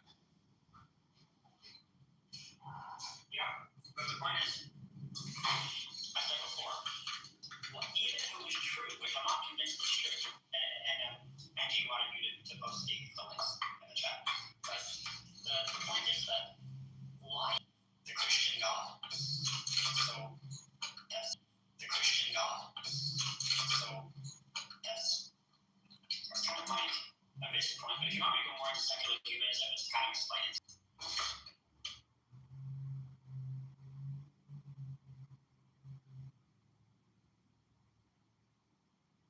His response to that. What are you asking, Chris? Yeah, you made this point about religious people in some hundreds of years ago used to like cope witches and and kill them. And I don't know what I guess response was that I was waiting for his response. I don't think he ever said anything about that. Yeah, he tried to like say that it wasn't. Yeah, Ari, you want to respond to that? Sure. Yeah. I drive violence where we lead to violence. And I said yes, and I can say the same thing about atheism. Atheism has causal mechanisms that to violence. So, for instance, many atheist dictators specifically said that religion is a poison. They want to wipe it out. The religion was so erratic. They were calling people witches and killing them and wanting to kill them. Wouldn't an atheist be right? But the theist is the one being crazy here, calling people witches and wanting to kill them when they've done nothing wrong. The atheist, even if they did have this belief that religion was poison, they would be right. So there's a difference. You're trying to say you flipped it, but I don't think you actually flipped it. Some religious people. Now, which one's worse? Yes, there's a stronger correlation between violence and atheism. And I have a meta-analysis of 50 studies showing that non-religiousness is associated with increased crime rates. No, you've gone back to the modern sense because this article you're reading is modern. It's like religion as practiced now. Maybe I might want to grant you that maybe it's true. They have less expression, they have less whatever. But I was just pointing to medieval argument like hundreds of years ago. This one true, so you're like jumping back and forth. I'm interested in that one. Like we can come back to this one later. Maybe you're even right. But when you want to say it's equivalent, if it brings up witches, you can just bring up atheists can kill religious people just because they're religious. I'm saying it's not equivalent. The words cuts both ways. Like important to the historical injustices can be done by atheists. So okay, who cares? Isn't it like People have done a lot of things. Atheists have done even more horrible things. Isn't the point about the degree of religiosity? Because it's like the idea like, for instance, like if you're some fair with the theist, or if you're fair with the Christian or Muslim, whatever, there's an issue as to how much influence religion just has on your life.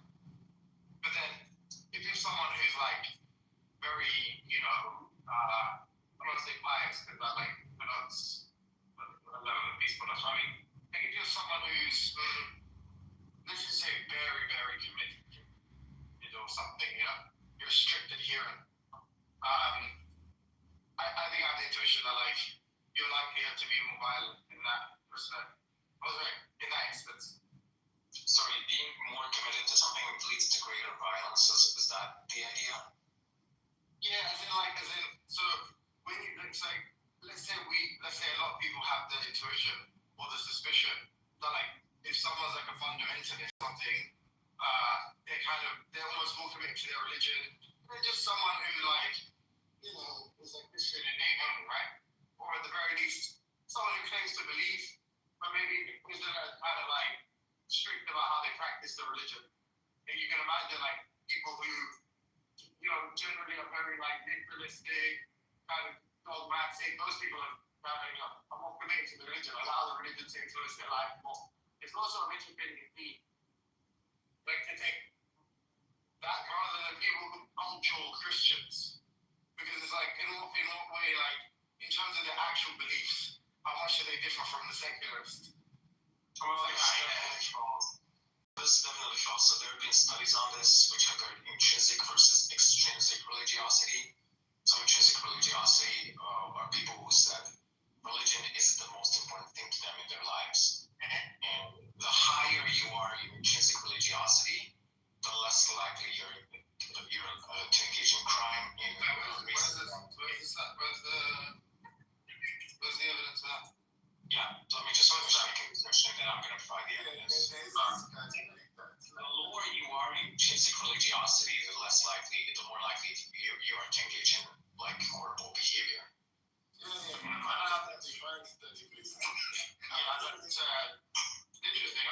That's something to deny about saying.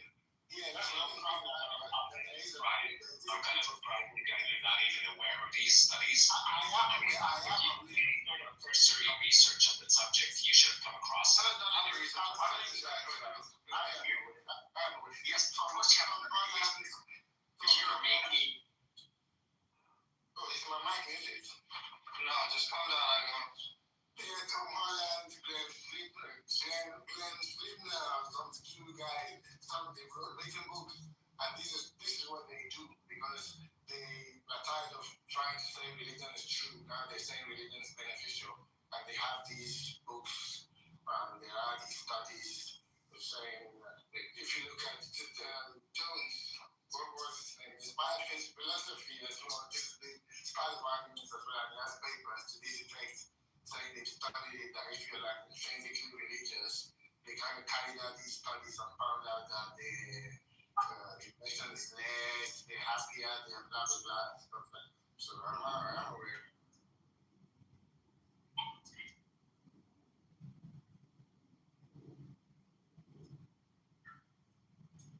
I just don't want to clarify this point without kind of driving it home.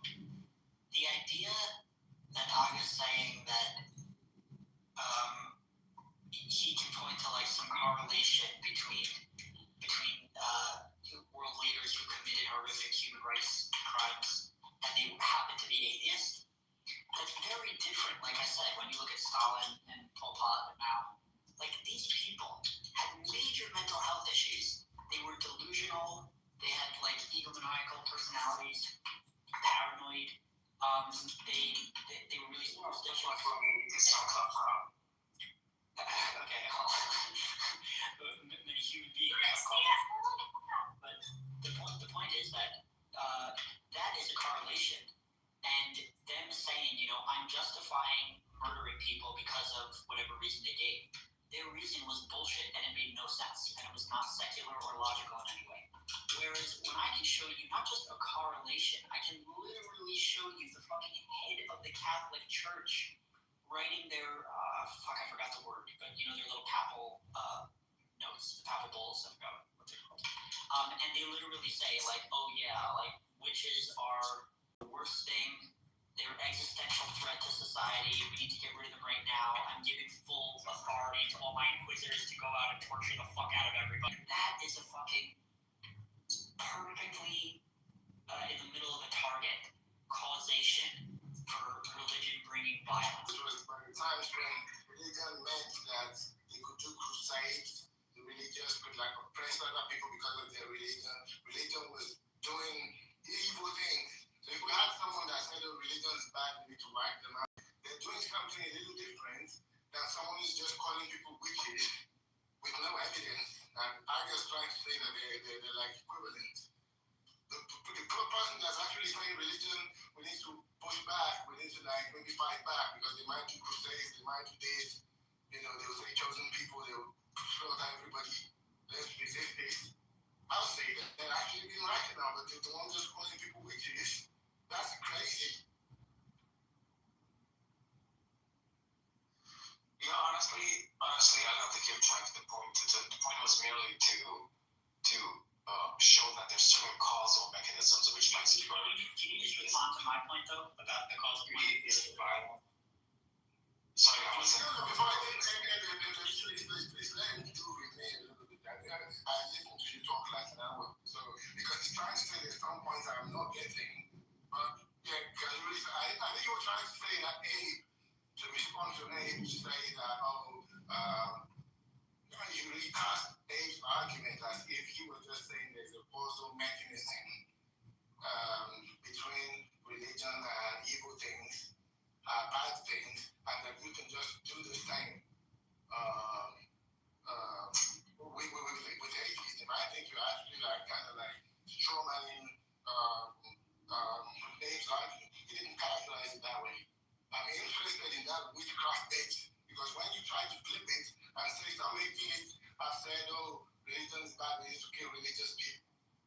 I can argue that they were rational because if religion as practiced in those days meant crusades, meant religion was actually like oppressing people, slaughtering people because of their religion, then some of these atheists who said we need to resist this, they're rational.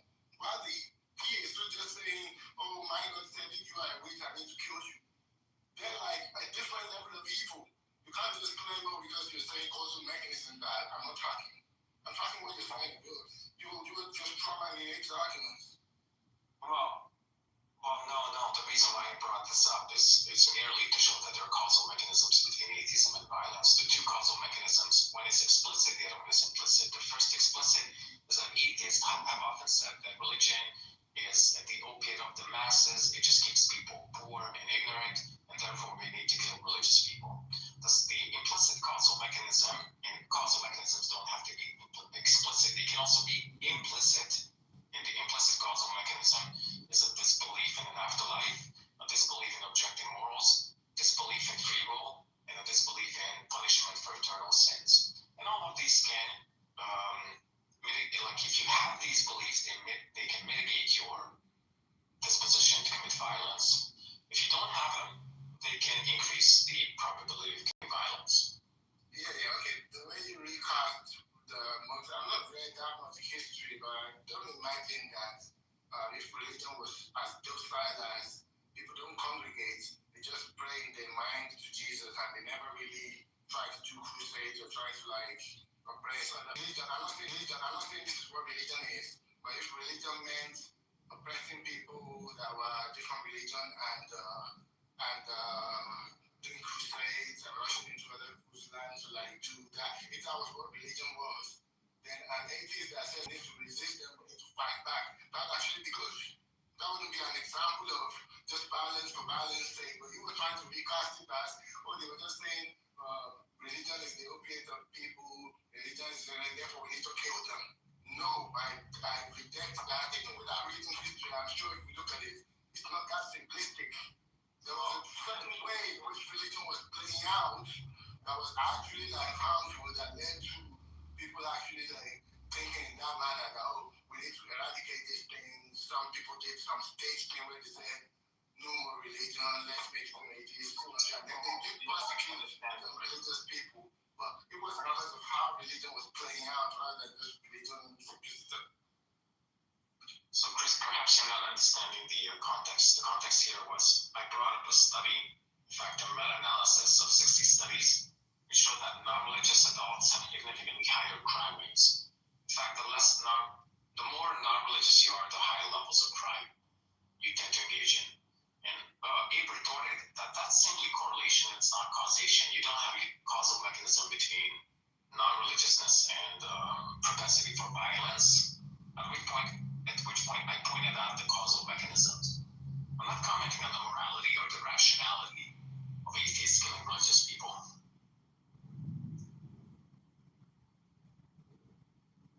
But you might be right, and remember, I actually considered that to you. I want to say these new papers that have been written saying that religious people are better off right now, modern day today. That could be true. I was just commenting on something that I felt that you didn't address adequately when Abe wanted to move it to the medieval stuff to say that, well, even if it's true today, it hasn't always been true that religion was better off.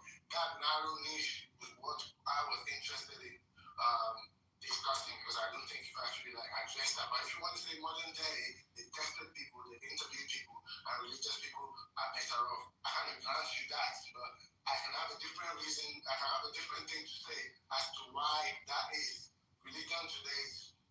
secularized. They don't actually behave like they used to do. But that's probably why they're now better off. Well, when you say religion has secularized, I'm trying to say religion has become less dogmatic. Okay, religion has become more tolerant of other religions. That's not really a secular value, right? That's like just a value that might even be intrinsic to Christianity itself.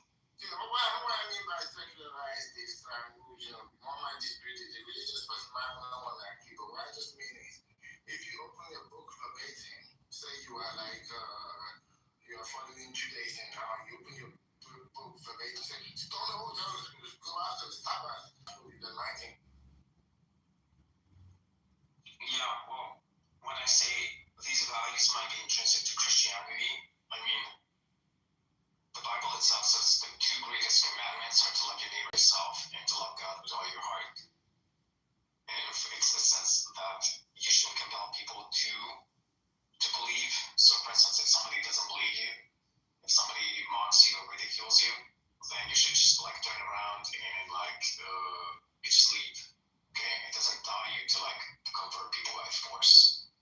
So when I say people have become more like tolerant, it's like it's a secularization. It's because it's just like a value intrinsic to Christianity.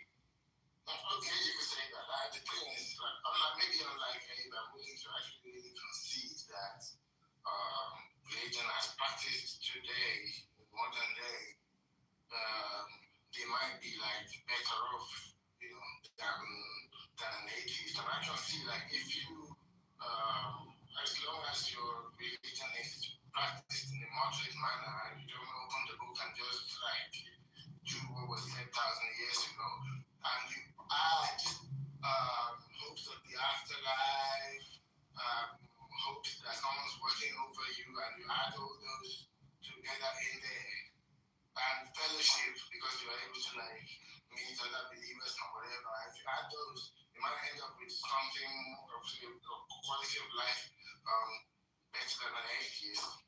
Yeah, okay. I agree with that. Not just that, but I think it also leads to better societies. So it leads to better societies because, and I think this is the causal mechanism, that Christianity leads to stable societies, leads to societies which are economically prosperous. And being economically prosperous then allows a lot of people to partake in activities like science and arts. So it might actually spark scientific progress. Okay. Yeah, but I think it's an analogy argument. I just think it's a little limited in some sense because if you actually really don't believe, that's what Abe was saying comes into play. Are you then gonna like, if there is a group of people who really don't believe, what are you gonna do? Are you then gonna just lie to them because if they believe that in a religion they're gonna be better off? Like if they don't believe, and there's nothing you can do about it. So. Yeah, well, I'm not discussing whether religion is true or not. I'm merely asserting that I think religiousness leads to economic prosperity. Specifically, I think religiousness leads to less meaninglessness. And since meaninglessness is tied to drug abuse, it ties to all these negative outcomes. And a lot of people who abuse drugs are not productive members of society. Then if religion decreases the percentage of those people, then presumably religion could lead to more stable societies. Christianity leads to more stable societies. Okay. I'm done actually, so thank you. If you want to continue, please. Alhamdulillah. Thank you, Chris. Rates of secularism compared to the United States. I'd like to, if it's okay with you, I just want to read a little of a book I have here. Kind of read like a page or something. This is by Stephen Law. He's a philosopher. Subjects like hundreds of different ones, like quantum mechanics, history, whatever. So this is the one by humanism. Stephen Law is the professor, and he wrote the very first chapter by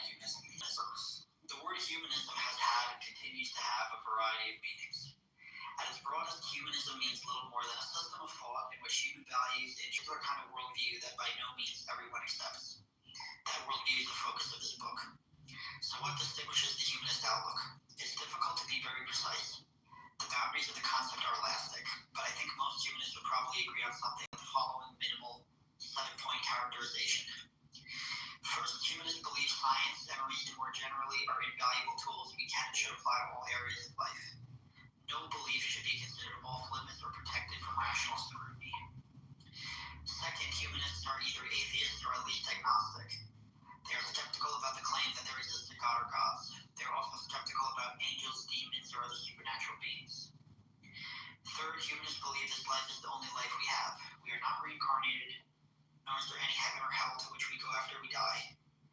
Notice that the humanist skeptical position regarding both gods and afterlife is not a dogmatic faith position, but a consequence of their having subjected such beliefs to critical scrutiny and found them seriously wanting. Fourth, humanism involves the commitment to the existence and importance of moral values. Humanists also believe our ethics should be strongly informed by study of what human beings are actually like and of what will help them flourish in this world rather than the next world. Humanists reject such negative claims as that there cannot be moral value without a God, and that we will not be or unlikely be good without God and religion to guide us. Humanists offer moral justifications and arguments rooted other than in religious authority and dogma. Fifth, humanists emphasize our individual moral autonomy. It is our individual responsibility to make our own moral judgments, rather than attempt to hand that responsibility over to some external authority, such as a political leader or religion, which will make those judgments for us. Humanists favor developing forms of moral education that emphasize this responsibility, and that will equip us with the skills we need to discharge them properly. Sixth, humanists believe our lives can have meaning without it being bestowed from above by God. They suppose that the lives of, say, Pablo Picasso, Marie Curie, Ernest Shackleton, and Albert Einstein were all rich, significant, and meaningful, whether there was a God or not. Seventh, humanists are secularists in the sense that they favor an open, democratic society in which the state takes a neutral position with respect to religion, protecting the freedom of individuals to follow and espouse or reject and criticize both religious and atheist beliefs. While humanists will obviously oppose any attempt to coerce people into embracing religious belief, they are no less opposed to coercing people into embracing atheism, as happened under certain totalitarian regimes. And that's basically it. I can continue on if you want me to, but that was just the 7-point list. My personal opinion is that these ideas are at best hopelessly confused, and I can just go point by point. First point, I'm just going to move the fourth point because You want me to number one again? number one, science apply to all facets of life. No aspects of life are immutable from scrutiny through science or something like that. Did you write it down or did you remember? I wrote it down. Okay, yeah, that's number one. Yeah. So what issue is that one? It's obviously the case that certain aspects of life are immutable to science. So, for instance, like logic itself. Science, the scientific method presupposes logic. It's not like science can change logic because, like, science can't just contradict. We can't just find out through the scientific method that the principle of that certain laws of logic are false because the scientific method is based on the laws of logic. Second, morality. Okay, can't find out through science what you ought to do because ought is a prescriptive statement, like what you ought to do. Well, let's not start to interrupt. The second was about being atheist or at least agnostic and rejecting. I'm on the same point. So moral principles can be discovered through science. So moral, like what you ought to do, is a prescriptive statement, and you cannot get a prescriptive statement from a purely descriptive statement. So, for instance, that the chair has 4 legs. It's not going to tell you what you ought to do. Okay. Second point. On to the second point. Humanists are agnostic and atheists. Humanists should be agnostic or atheists. And this ties into the fifth point, which is you can't have moral values without God. Well, I don't think so. I don't think you can have objective or binding moral values without God. So here's the argument. We have 3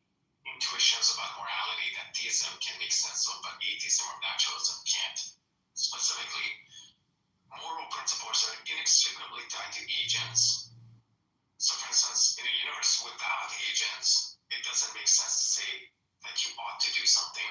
So suppose there's only a world in which particles exist and no agents. Well, in such a world, no moral principles exist either. So morality is inextricably tied to agents. Second, moral principles are immutable. Okay, if slavery is immoral, it's immoral now, and it was immoral, I don't know, 500 years ago. Third, there are correctness and incorrectness conditions for moral principles. So, for instance, it's incorrect to torture children for fun, or sorry, it's incorrect to say that you ought to torture children for fun. Okay, what is the view that can make sense of all these intuitions, that respects all these intuitions? Well, theism does, because it grounds morality in an agent. It makes certain moral principles true or false, their correctness and incorrectness conditions, and it makes certain moral principles immutable by virtue of being grounded in an immutable agent. I think on naturalism or atheism, though, I don't know, this is the last point I want to make. On naturalism, atheism, moral principles just come down to your subjective preferences, right? If somebody has different subjective preferences, the idea of the is-all problem. What I want to point out is several things. Number one, if there is a problem here, I'm not convinced there is a problem philosophically, but if there is a problem, it's not a problem that religion is equipped to answer either. Because religion, they're talking about emotivism is diametrically opposed to divine command theory. No, what I'm saying is telling me that divine command theory is true is itself just coming from a humanist motive. That's what I'm saying. No, I gave you a specific argument for it. I said it respects three deeply held intuitions people have. Well, it claims to respect them. I don't think it really does that. Well, and the issue is that right now. Okay, first, Let me finish my point, then you can test it. The point I'm making is your critique, which was focused on, you can't get an ought from an is, or this or that. None of these are critiques for subjective morality or subjective moral systems, because subjective moral systems acknowledge, of course, you're going to have different people feel in different ways, because we all have different brains and we all perceive a little bit differently. So what secular humanism says is we acknowledge we're all subjective beings. Now let's try, through dialogue and cooperation and understanding and compassion, let's try to understand each other's viewpoints and come out with some basic moral principles that apply to everybody, that this way it allows us to live and let live, to first understand someone and then to be understood. These are very simple principles that we don't have to solve the is-ought problem in order to have a dialogue. And I think this is what it is that I'm trying to point out, very pragmatic arguments for how secular humanist philosophy works. And what you try to do is you try to drag it back into the mire of philosophy and say, yeah, but you don't have it all from it is. I don't need to. That's what you're not understanding. Humanism doesn't try to solve philosophical problems. It goes to the here and now and says, we are human beings. What's the best way to live a good, happy, pragmatic life? But it's not the best. It's missing a lot. I think so. That's what we finally have. There's so much. There's so much missing.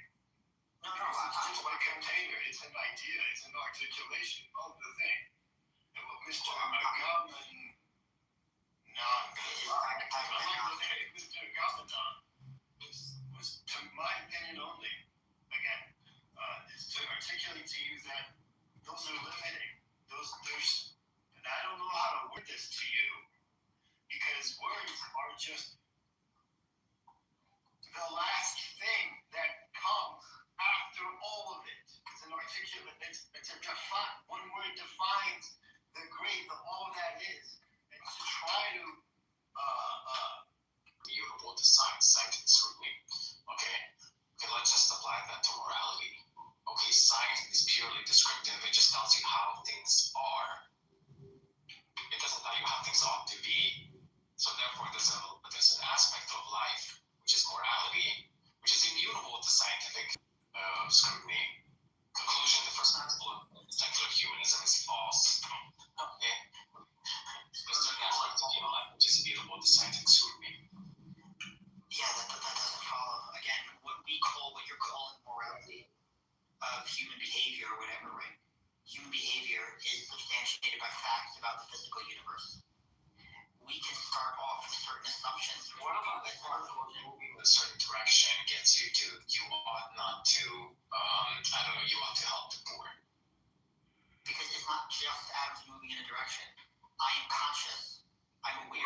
trust for all human as our action. That all that science tells you, science tells you that hey, such and such a particle moves in such and such a direction, such and such a neuron that fires this way. It's all purely descriptive. How does facts about neural networks tell you what you ought to do? I'm getting to it. I give the analogy about the chessboard because I play chess. I teach chess, actually. And my analogy I always give is on a chessboard, it is completely subjective about the way we made the pieces move. There's no logic I can give you to tell you why a rook moves horizontally and vertically and a bishop moves diagonally. Like, that's just completely made up. But once you acknowledge that and you say, okay, the point I'm going to accept that the fundamental point of this game is to checkmate the enemy king. Then, once you accept that starting point, there are objectively right and wrong moves that you make on a chessboard. And what I would say is it's exactly the same regarding morality in real life. Once you accept the fundamental starting point of human well-being, you can say objectively there are right and wrong moves to do. If you value your well-being, it is objectively wrong for you to go out and run someone who moves your car. Yes, I got it.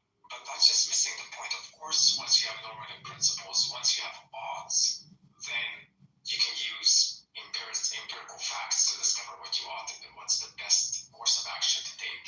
And that's what You need to have normative, like in your chess example, you need to have normative presuppositions or shared normative assumptions to begin with. And that's the point. From science itself, you can't arrive at these shared normative assumptions because science just is purely descriptive. It just tells you how things are. Yeah, but that doesn't make sense. You can get there by just subjectively assuming it, which is exactly what most people do. Most people subjectively care about their human well-being. I think you're speaking from a subjective perspective. Yeah, I already acknowledge that. Right, so why don't you speak from the whole instead? Or how about we zoom out? Because I don't believe there's any such a thing as subjective. We're captured by your beliefs. That's what you're saying. You're not Conceding the point. It's conceding the point that once you have some normative principle that you presuppose, then you can use some sort of scientific method to come up to determine what's the best course of action. But that's the point I was making. Remember, the first principle of secular humanism is that no facet of no aspects of your life or beliefs is immutable to scientific scrutiny, meaning the initial presupposition you had is also not immutable to scientific scrutiny.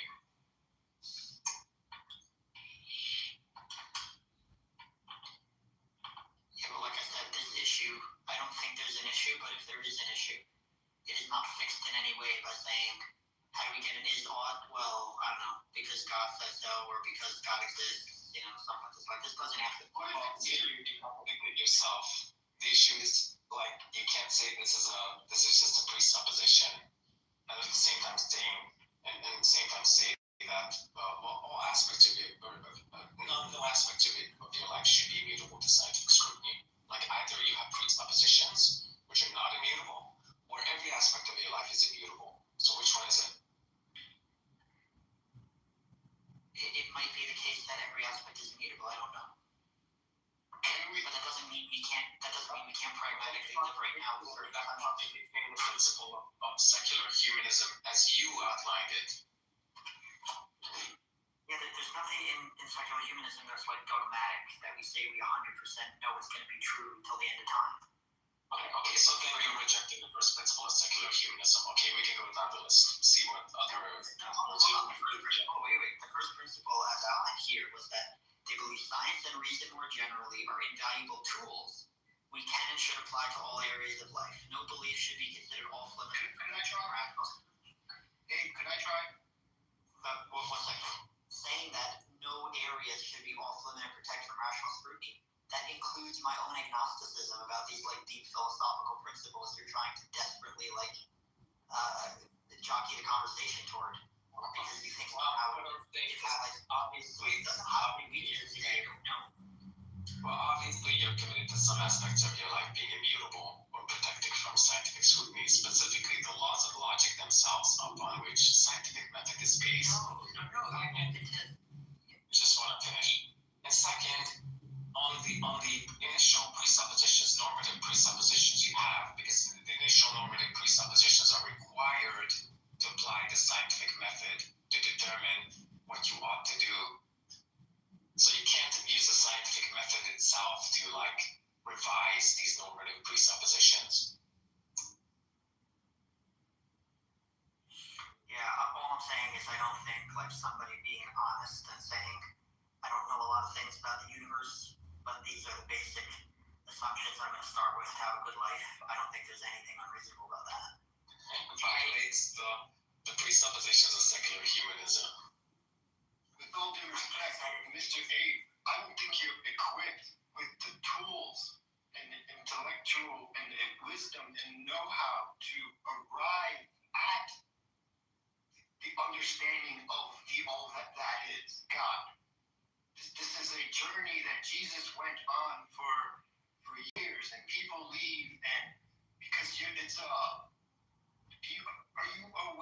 you agree that everything is connected? Can that be a thing? I don't know what you mean when you say everything's connected. Cause everything is the reason because of something else, and if you just think before we can think, before we had any choice or the ability to what were we doing? We're like plants and other animals, grounded in nature. So why do we feel better when we go into nature? Because we get out of our inventions, our ideas, our ideologies, all these words, humanisms and isms, all your isms. Isms is a way of putting something into order. But order is limited because it is attacked by truth. What is true? What do you Pilot. For something to be true, it must equal lives on both sides of the equation. That's why it's called an equation. When your answer to a question is true, it is equated equilaterally. It's in the wording, sir. I'm feeling like this is a non sequitur. Can you just make your point though? I'm not really Speaking divergently to you, and it's your job to connect the dots by thinking about what I said. I cannot connect them for you. I can go in the video, but then I just talking down to you. Yeah, I'm talking past you. Goodbye. That was bizarre. Where did I go?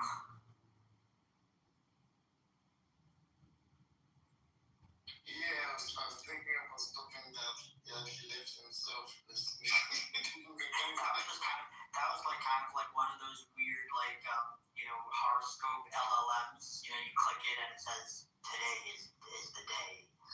It is deep and mysterious. It's like just generating woo.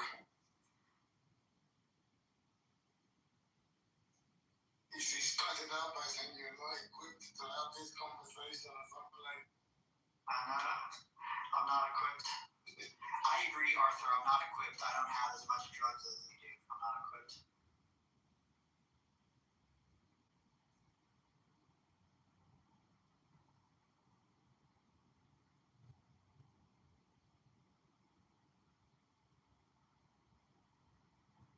I don't know, Chris. What do you think about this? This idea that religion has all the answers and they solve all these unsolvable philosophical problems. this move right there was I would respond the same way that you're doing, right? Because even if we don't have this objective morality in the sky, right, we can just do, find ourselves here, we want to live, we want to be happy, what can we do? Like it's just going analogy you're doing, right? Humans are valuable. Even if we don't have a way to absolutely ground that, we can all agree subjectively and just move from there. Yeah, can I just read one last paragraph here? I wanted to read this tag, but I'll just read it through. Is that because he kept bringing this down, saying, it's like this, just a bunch of different beliefs that make no sense. And this is what I want to read. Humanist thinking is also sometimes caricatured as a hodgepodge of disparate, unconnected ideas again, this is untrue. Humanism's focus is on the big questions, for example, of what ultimately is real, of what ultimately makes life worth living, of what is morally right and wrong, and why. Things also belong to philosophy, and were being addressed in a rational, non-religious way before the appearance of Christianity. What pulls our 7 characterizing views together into something like a system of thought is their shared focus on the big questions, a degree of interconnectedness. For example, if you are skeptical about gods, that will lead you to be skeptical about the claim that our moral sense was placed in us by God. And finally, the overarching role played by the first. These views on the big questions are collectively embraced not as a dogmatically held faith position, but because having subjected the various alternatives to rational scrutiny, the humanist considers these the most reasonable positions to adopt. So it's just the idea that, like, I don't know if religious people realize that they don't realize that you can get everything that religion promises from secular humanism. You know, just by being honest and just saying, I honestly don't know, but this is currently the best I have. I'm going to do my best to try to live a good life and understand things to the best of my ability through rational, skeptical inquiry. I just feel that that's that's not a hodgepodge. That's just being honest. I think they're just struggling to try to make sure they show that theism is better than atheism, but they don't believe that deep down, because most of the most sophisticated ones, they grant that the atheist can do good, the atheist can give to charity, the atheist can not rape, kill, and but they just say, but you don't have the grounding for it, you don't have the, there's no metaphysical this name for it, that's all they do now. James, I like his thing in the chat. Pre-stuffers think they wield a broadsword, but it's a whittle back. It's a good one.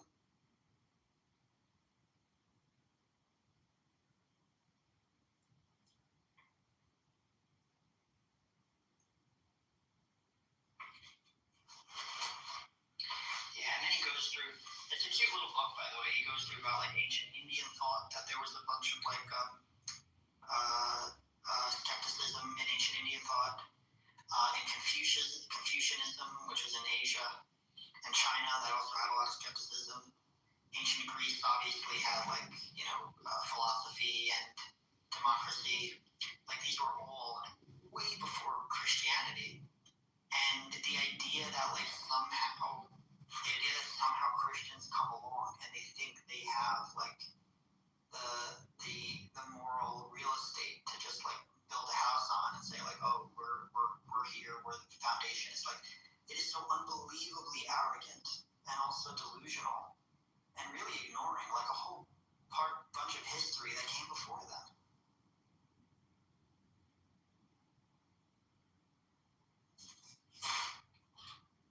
The Roman Empire, the Renaissance.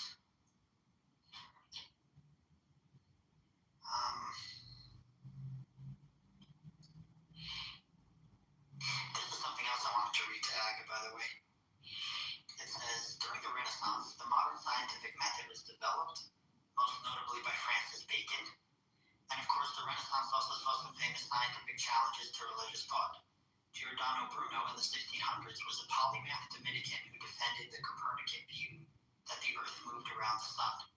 Bruno was interrogated by the Inquisition about both his cosmological and other unorthodox religious beliefs, and was eventually burned at the stake. One of the most Catholic Church not to assert that Copernicus's heliocentric model was literally correct. It could be used only as a useful predictive tool. Galileo nevertheless did so, and in a rather provocative way. As a result, he was arrested and threatened with torture and execution by the Holy Inquisition. After Galileo recanted, because he wasn't stupid, by the way, he knew what was going to happen, so he just lied. He was merely imprisoned, a sentence later commuted to house arrest. A number of modern Catholics comment on his cosmological views that got him into trouble with the Inquisition. However, that claim is not borne out by the Vatican's own archives, which clearly indicate Bruno was interrogated about his vision of Scripture. But this is disingenuous as well. Because Galileo maintained the Earth moved around the sun, he had no choice but to say either that scriptural claims to the contrary were simply mistaken, which would of course have been suicidal, or that those parts of Scripture that appeared to claim the Earth did not move would need to be reinterpreted. In fact, charged with investigating Galileo conceded that were it conclusively proved that the Earth moved, then Scripture might have to be reinterpreted. The problem was that Galileo possessed no conclusive proof. So to characterize the Catholic Church's position at the time as wholly entrenched and insensitive to new scientific developments would be to exaggerate somewhat. Nevertheless, it does appear the Church was willing to torture and kill any scientist prepared publicly to contradict its Earth-centered cosmology without possessing conclusive scientific proof. So the point is that if you're going to say that the Catholic Church supported scientists, you have to deal with all of these. Are just two of the most famous ones, Bruno and Galileo. But you have to deal with a bunch of other people that they burned alive, and that they also blacklisted. Even if they didn't kill some of them, they put them on the blacklist book for the Index Librorum Prohibitum, where they banned your book, and they basically made it enough an offense they could kill you if they caught you reading the book or whatever. So these type of facts about the Christian history are just either conveniently skated over by AGA, or they're just not even known. People don't know about their own religious history. So yes, in fact, if I was here, I want to take objection to this thing where he was saying Christianity was instrumental, it was crucial to scientific thought, and something about that just looked like if someone was making the argument that maybe Thomas Edison didn't exist, he wouldn't have light bulbs. How that actually sounds. I think if we didn't have Christianity and we had another religion or some other means of thought, I think we probably would end up still, if we spent enough time on Earth, still ending up with science eventually. So I don't think science, Christianity is kind of some kind of necessary condition. no. I literally said if anyone in this room is interested in the history of religious violence, just look at the top of the page. Albedo posted a while ago The Truth About Christianity. There's a link there to the website badnewsaboutchristianity.com. That literally, just look through that. Don't take my word for it. Just click anything in the index over there, in the little lips on the side. Literally, it will go through every aspect of society, financial, economic, governmental, institutional, farming, peasants, whatever, all the things of the medieval Europe, and you will see how Christianity was a horrific source of violence and destruction and exploitation. There was almost literally nothing good about the church, almost nothing, and I'm being very grateful with my interpretation here. The tiny little good they did, give back some money with public services and stuff, and build bridges and shit like that.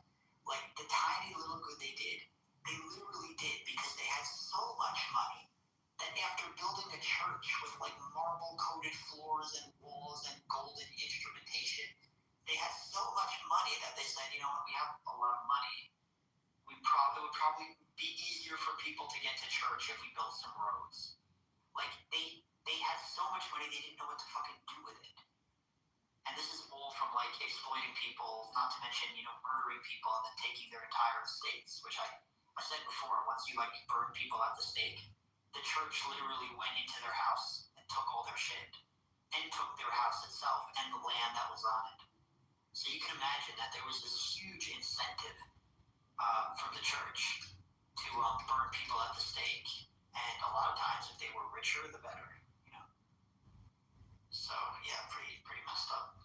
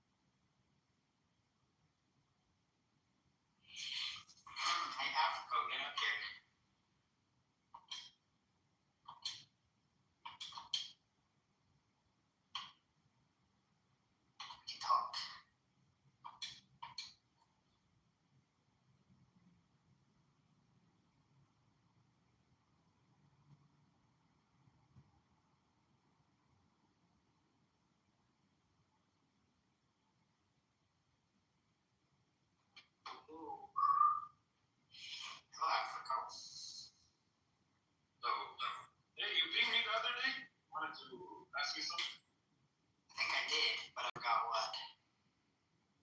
Oh, I think we were talking about, remember we talked about, what was it, religion? How have you been since we last talked? Where are you at? I still believe in, I still believe I'm alive for a reason, for a specific reason. What reason is that? Who gave you life? Your parents? No, Your parents didn't give you life. no. Who gave you life? They just gave me my DNA, but they didn't give me life. That's the question. That's the purpose of life. Find out who gave you life. What if the universe just gave you life? The universe is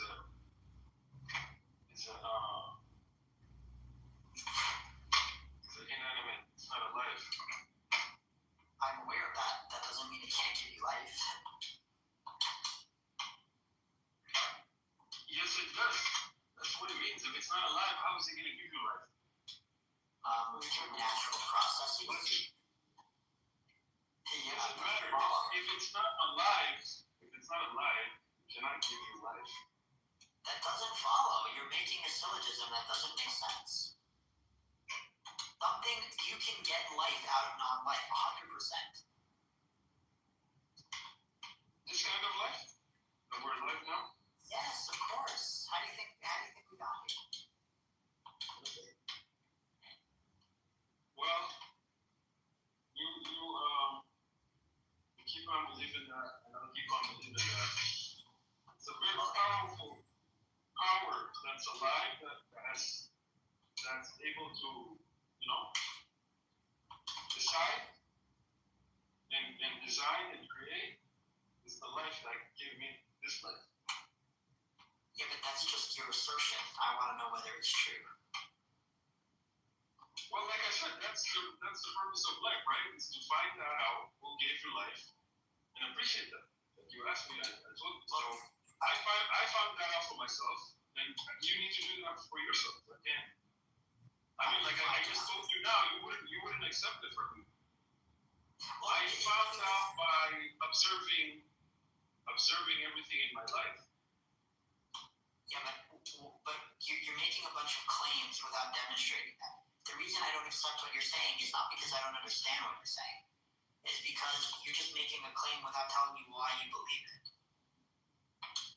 Like, do you have any empirical evidence that backs up what you're saying? Yeah, the empirical evidence is well, they refuse to accept it. I just told you the first one. I think there has to be like agency, will, power, something has to be alive in order to create me.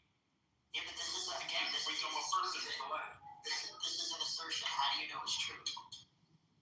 That's what I've observed in my life, brother. I've never seen something not alive give life. Where have you seen that? We've seen it on Earth. We have evidence that that's what it No, you personally, when did you see that?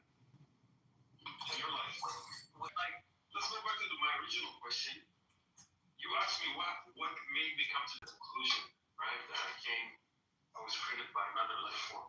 So I said that's what I've observed in my life. There has to be life to give life. But your belief is otherwise, right? Life can come from non-life. So when have you seen that? You said there's no way to see it, right? Okay. No, what I'm saying is, I'm not saying there's no way to see it. I'm saying the processes that took place that produced our life on planet Earth happened very, very far in the past, almost unimaginably far in the past. What we know for a fact is that it's completely reasonable. There's no hard distinction that you keep using these words life and non-life. There is no life and non-life. There is matter, and the matter arranges into different forms and different structures, and it's perfectly plausible to say that sometimes matter is in a form that's like kind of non-living. It doesn't move around. It doesn't reproduce. And other times, if the like chemicals all get together in chemistry, they can produce something that now engages in things like reproduction. That's all that happened on our planet Earth. We got chemistry. Chemistry led to biology, and biology led to what we call life. And that's it. Right.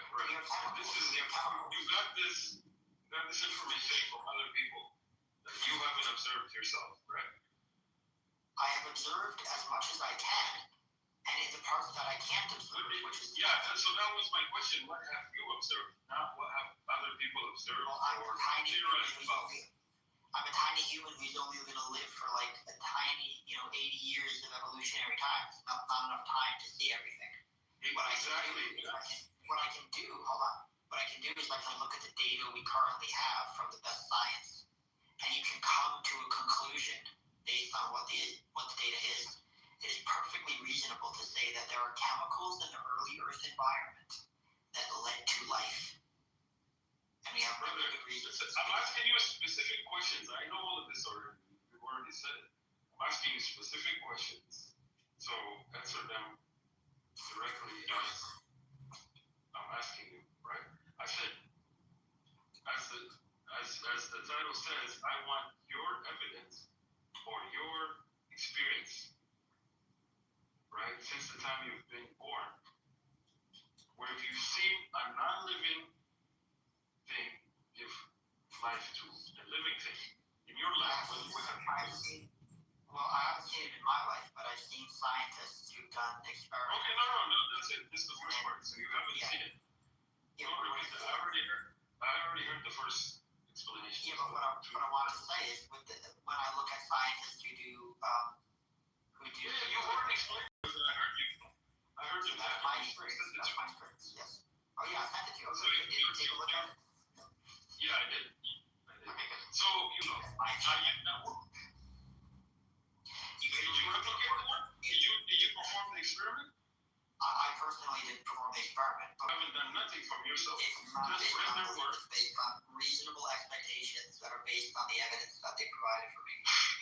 They provided evidence that they went to a lab and they set up the parameters such and such way, and then by just literally taking random chemicals, they form into amino acids. That's pretty impressive. That's kind of like non-life becoming life, according to you. Whatever the way you want to describe it, as I told you, since you haven't witnessed it with your own eyes, you haven't done the experience, this is second or third hand. So I would call that belief, right? And you can call it, hold on, you can call it something else, right?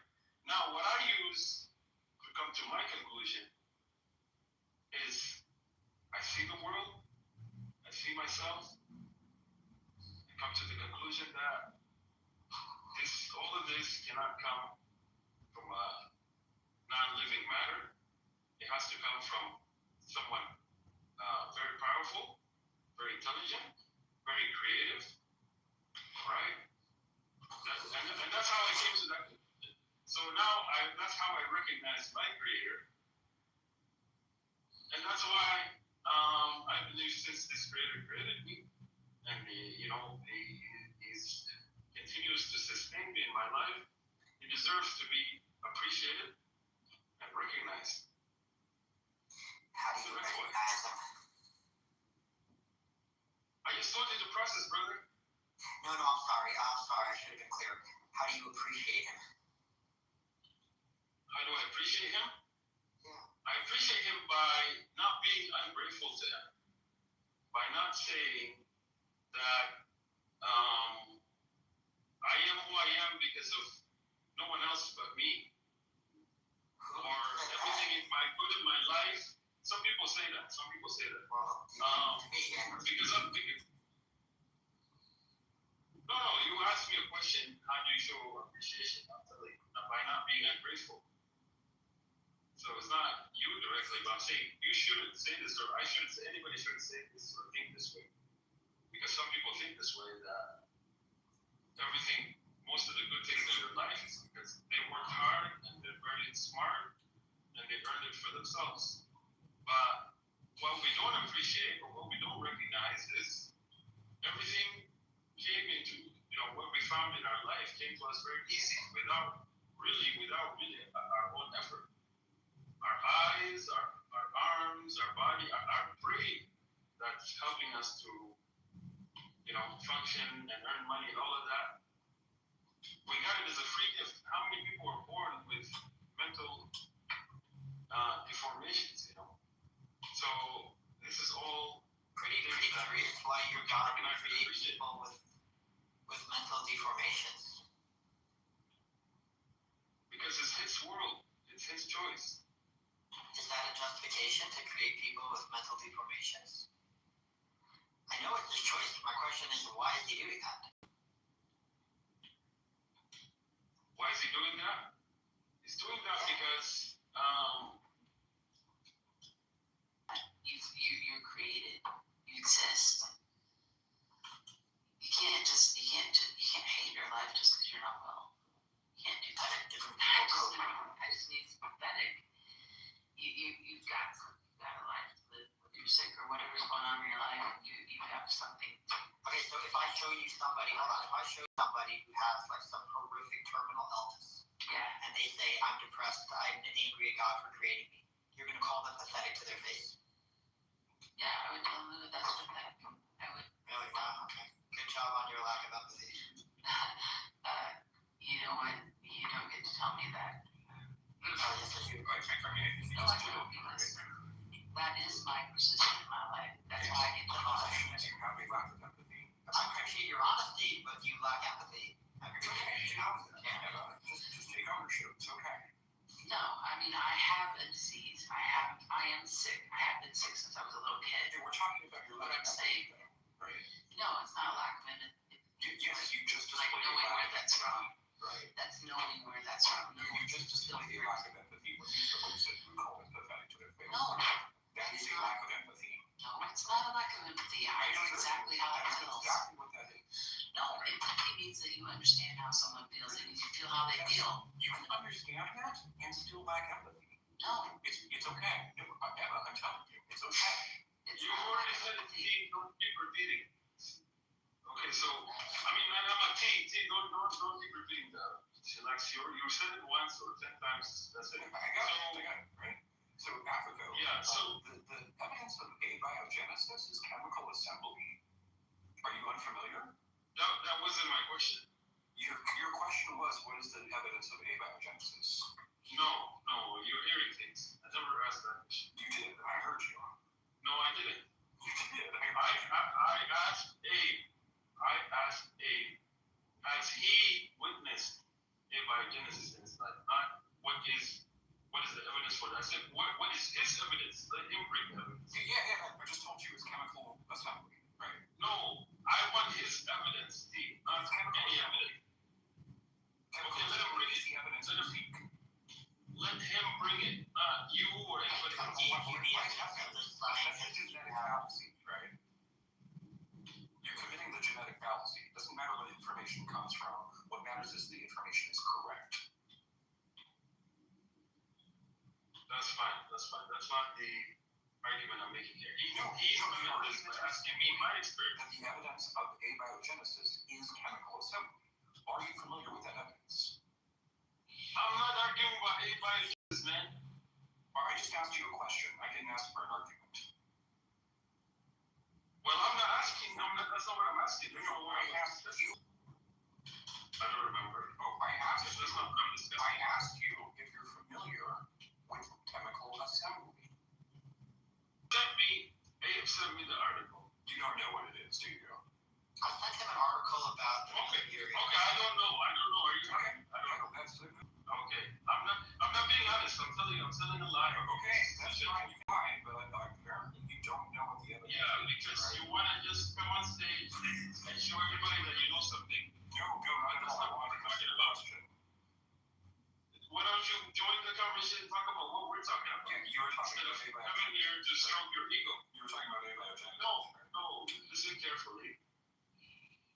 I'm trying to extract from Abe, or trying to convince him to derive evidence from his life or the world he lives in. That's what I'm trying to do. Evidence for what hypothesis? evidence to find out his origin. Where did his life come from? We know his origin. He had parents. No, his life force. No. His By body. life force, you know by his origin, life force. You don't have a life force. His parents gave birth to him. That is his origin. I'm not asking about his body. I'm talking about his life. No, that is the beginning of his life. See, when his parents had sex. Does life equal body? Excuse me, I wasn't done yet. When his parents had sex, what happened is they combined their sperm with the egg, and thus continued the life process, right?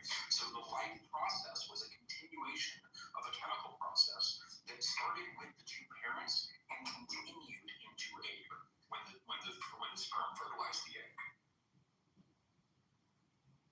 All right. So, Abe, I think you should take a look at your life very carefully. What makes you think I have? Well, take another look. Okay, what am I looking at? Look at everything. Look at basically the algorithm. I'm waiting to see where God comes in. Can you be more The specific? algorithms. The algorithms. Basically science. Can I do Science. Not like science. the part where the God comes in? What algorithm specifically? This is what God is, man. That's what I'm trying to tell you, bro. Yeah, Look at the science. Look at the algorithms of life. Right? What algorithm, I keep asking? Of how everything functions. No. Be specific. Why they Give me function. the algorithm you're referring to. let me try to get these down. I'm trying to get one down. Okay. Binary. I'm looking at the algorithm of how my lungs work. Okay, they inhale oxygen, they exhale carbon dioxide. Okay, Yeah. there's an Very algorithm. good. What the fuck does that have to do with God? Very good question. That's a very good question. So now, your lungs, they're inhaling and exhaling. Yeah. Are you, and that happened since the moment you were born. Yeah. That had no consciousness. But hold on, Yeah. that's not an example of decision making. No, I know, that's what he's trying to say. I understand. So you're basing the question by saying, Do me a favor. I'm not, relax. Hold on, I just want to read this. This is another excerpt from the book of humanism. Just gonna put this here because I'm kind of gonna fast forward a little bit after you talking about the meaning of life and how you find it and look at your life.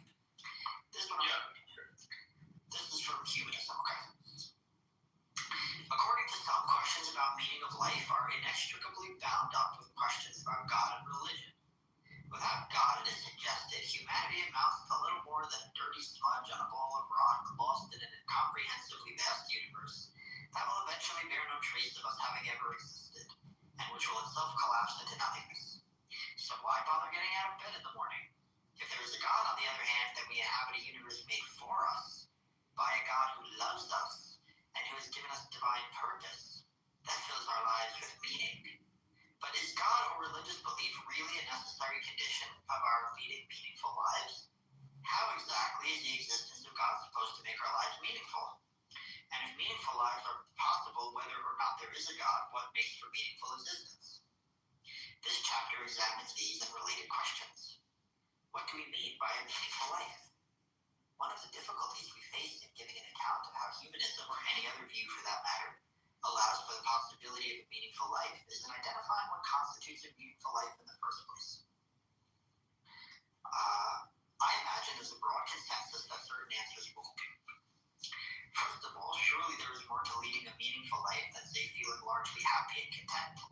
Someone continuously injected with happiness-inducing drugs might have a pleasurable time, but that wouldn't necessarily guarantee a particularly worthwhile or meaningful existence. Secondly, there are presumably more ways of leading a meaningful life than just doing morally good works. While leading an exceptionally virtuous existence is one way we might perhaps have a meaningful life, it's not the only way. Many great artists, scientists, explorers, musicians, writers, and sportsmen and women have surely lived meaningful lives despite not being noticeably more moral than the rest of us. Indeed, some have actually been rather immoral. It seems that not only only is a lifetime spent performing good deeds not necessary for a meaningful existence, neither is it sufficient. Consider a man who lives under a totalitarian regime, who devotes his entire life to helping sick children, but only because he fears the consequences of not obeying orders. Has he led a meaningful life? Despite his good deeds, it's by no means obvious that he has. What this example illustrates is that in order for your life to be genuinely meaningful, you must exhibit a kind of autonomy. You must be self-directed rather than just following the instructions of another. So let me just pause there for a second, right? That's actually a really important point about life, because religious people say you need a God to give you meaning and purpose. What they don't realize is having a God in your life actually takes away your meaning and purpose, because it makes you just a little pawn, a little cog in the machine, that you're like, oh yes, God, I'll do whatever you say, just order me around and I'll do this and that. It almost takes you out of the equation. No different than like someone being ordered to do something under an authoritarian state. You asked a very good question, John. No. I was quite interested in what was going to come next. So, Abe, I agree with you. Totally agree with you 100%. When we choose to obey God, we do lose our own autonomy,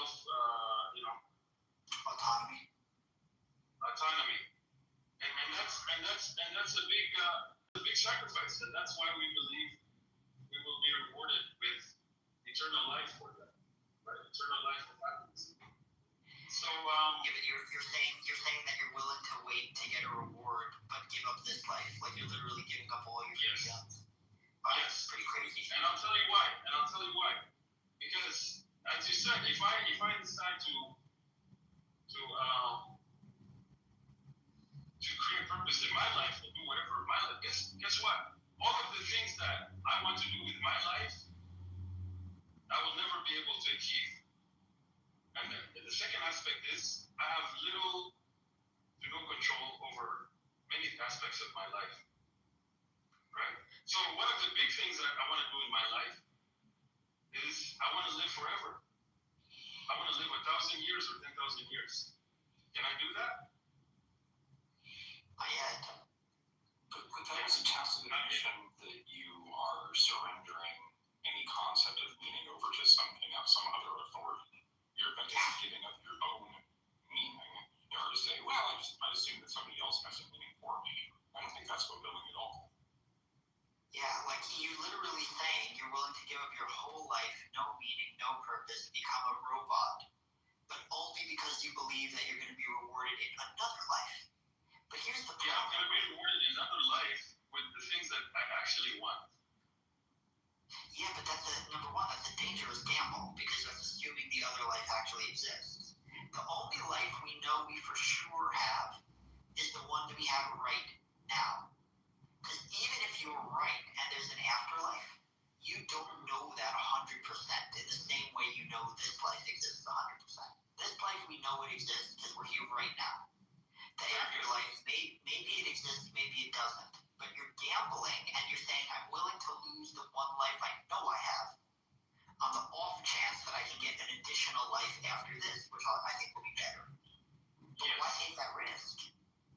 Okay, very good. Why take that risk? Why do you assume that it's giving up your life? You follow this path, this makes you happy, this makes you fulfilled.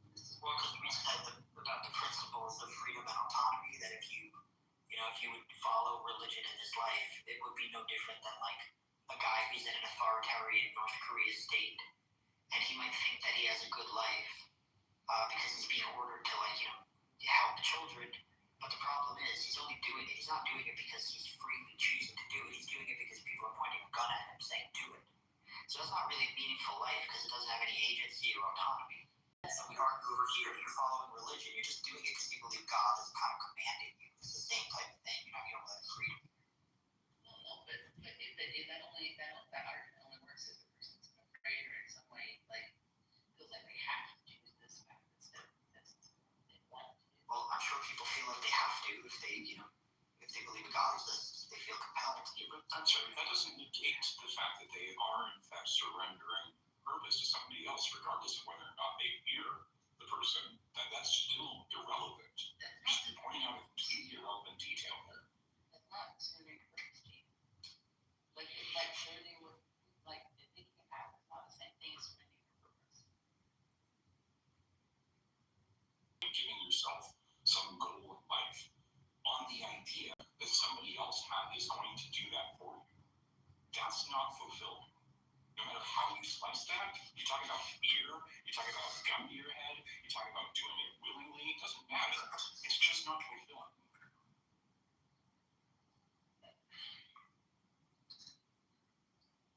So, Abe, like I said, there's multiple reasons, right, why I choose to give my autonomy to my creator. Like I said, number one, if I live my life as you're saying, I should be able to do whatever I want in my life, right? And I told you one of those things is I want to live until I decide I don't want to live anymore. No, that's confusing autonomy with ability. They're two different concepts. So just because you have autonomy does not mean that you have ability, right? Okay, well, one of the things, I want that ability then. Is that better for you? Yeah, but I don't have one. Sometimes you can want an ability that you don't have. I want the ability to jump to the moon. Yeah, I want the ability to, to kill everyone. Thank you so much. Right? Thank you so much. So why is that relevant? That's relevant because the life I have is very limited. It's very, very limited. And it's very short, right? Let's let Kareem up because I want to have some more voices. Yeah, so Africa. life is. You want to answer or not? I wanted to Bring up some of the people here. Hey, Steve. I want some up here just so we have some of the people. Yeah, let them on. Just give me 30 seconds to give my answer, and then the people can go. So, life is very limited, in our ability, in our control over others. In so many ways, life is limited, and to be like the person you are today is just one example. What if you were born one of the people that you described earlier, with the mental challenge, You're not physical relevance. Well, let me finish, man. Let it go. So if you're born with a disability, so now what? What are you gonna? I mean, what do you make of life? That's really, you know what I mean? So you cannot get the full fulfillment of your life because the lack of control over your life. Okay, so again, Africa, we already agreed you lack abilities. So what? So that's the reason that I would rather have a life where I have full control over. So you basically everything. Okay, hold on. So he's basically saying he's going to sacrifice the one life he knows he has now on the hope of like some better life in the future where he has, his wildest dreams fulfilled. Yeah. Let's go to That's one reason, yeah. Yeah, let's go. Steve, how are you? You want to chime in on this? Sure. Good morning, everybody. Happy Thanksgiving. Good morning, brother. Hello, brother. To answer the title of the room, because I just got here, there is a whole bunch, a slew of evidence for miracles. I just don't believe the evidence to be true. There is a whole bunch, a slew of evidence that miracles don't exist. And I do believe it to be true. The reason why I come to that conclusion is because I have looked at the evidence on both sides. I have weighed the evidence on both sides. And I find the evidence on the side that miracles that do not exist is more compelling, more substantial, and more believable.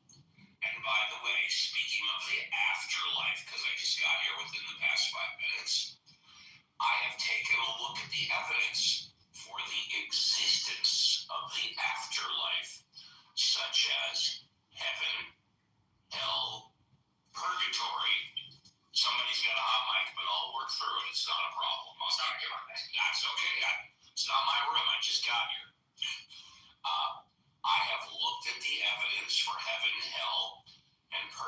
purgatory, and I have looked at the evidence against heaven, hell, or purgatory, and the same exact thing. I find that the evidence in favor of heaven, hell, and purgatory is not believable.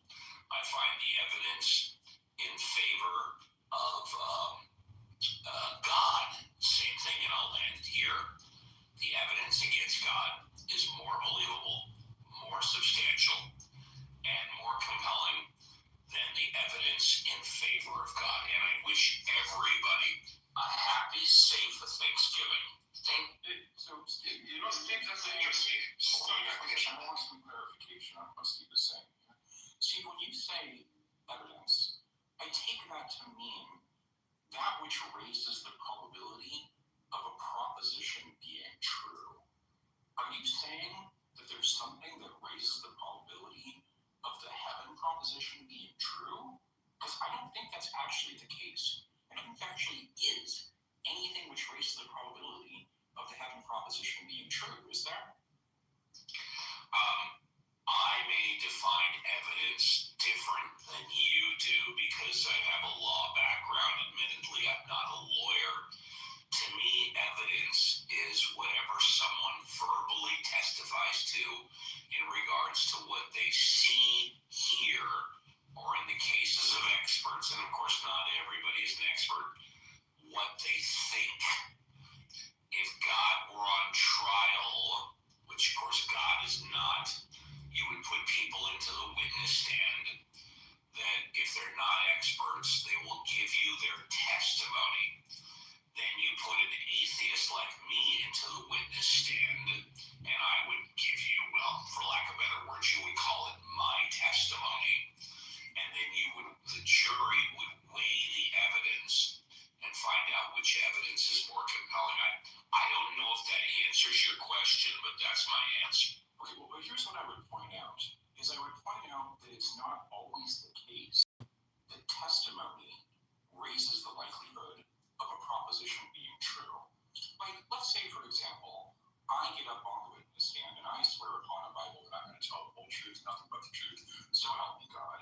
And then I say, I have a dragon in my garage. It's invisible, and that's why you can't see it.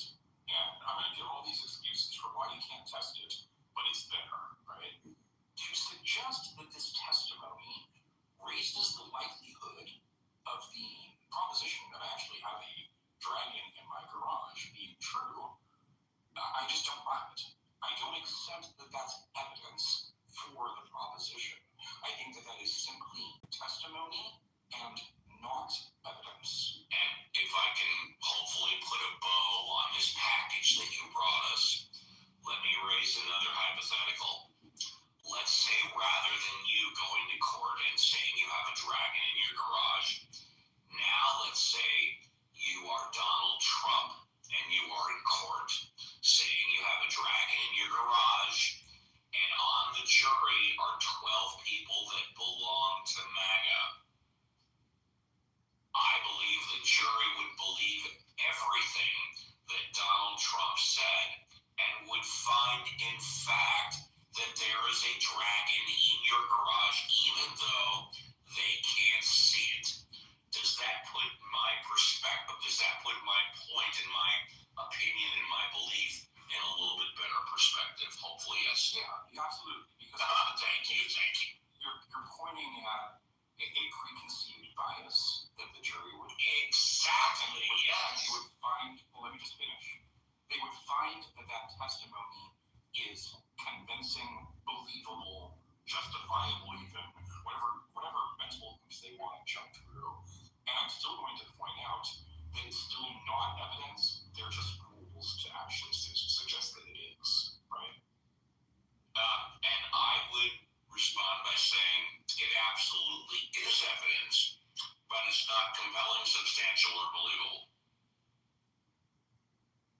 Okay, I'm just pointing out the distinction there. I'm making the distinction that it's not evidence because it's not compelling, substantial, or believable. It doesn't actually raise the likelihood of the proposition.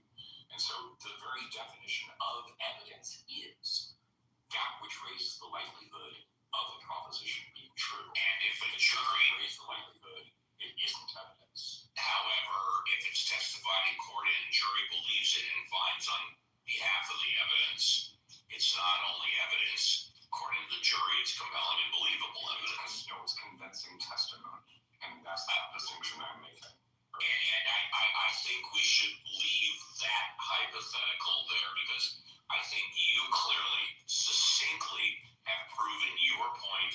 I think I clearly and succinctly have proven my point. Is for everybody else to decide who they agree with.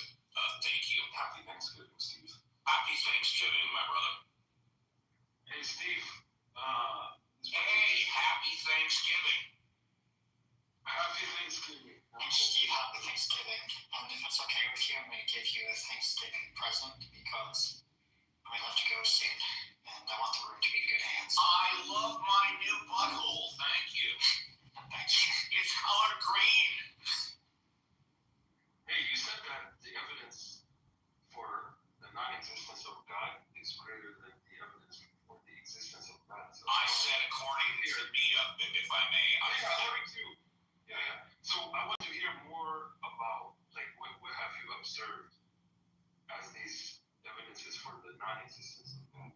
Sure. And well, actually, the better question is, what have I not observed? No. What have Is that okay?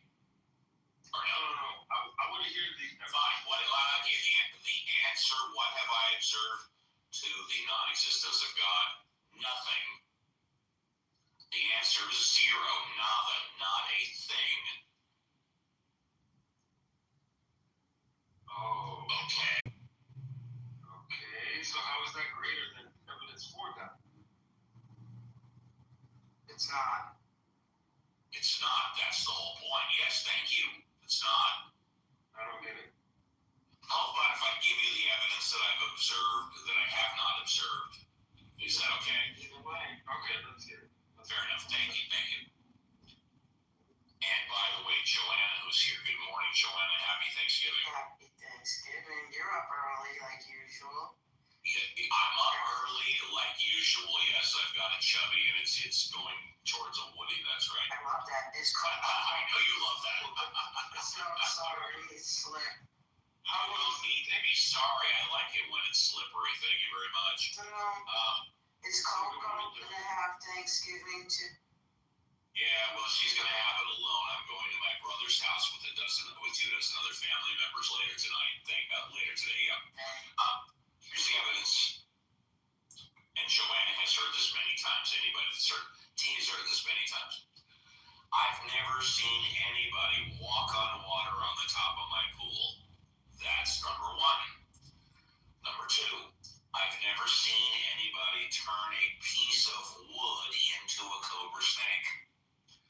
Number three, I've never seen anybody part the ocean. Number four, I've never seen anybody turn a verifiably dead person back to life. And number five, no one has ever come back from heaven or hell to say that it exists. There's 5 reasons for you. Okay, thank you. You're welcome. Yeah. I'm here to help. Okay. I heard these, what they sound to me are like miracles. You haven't seen miracles. Well, good news, I haven't seen them. Those type of miracles. I've seen some different type of miracles, but not those kind of miracles. But still, the miracles typically done by humans. So I don't see how that relates to the universe not having a creator just because you haven't seen people. You didn't ask me if I thought the universe had a creator. That's the first time you brought that up. Right? God is really the creator, right? According to you. God and the creator are different people, different persons. According to you. No, I'm asking you. Oh, I didn't know you were making a question. It clearly sounded like you were making a statement. Yeah, I did, but you said I thought so. Yeah, so I'm asking you now, according to you, are they different people? Well, I don't believe in God. Therefore, if indeed there is a creator, they must be different people. Don't you agree? No, I think they're Okay, you think God and the creator are the same person? Question. Is it possible, however remote, is it possible that God does not exist? Is it possible? No, it's impossible. It's impossible. Okay. No, it's fine. He's entitled to believe that. It's not possible. It's not possible that God does not exist.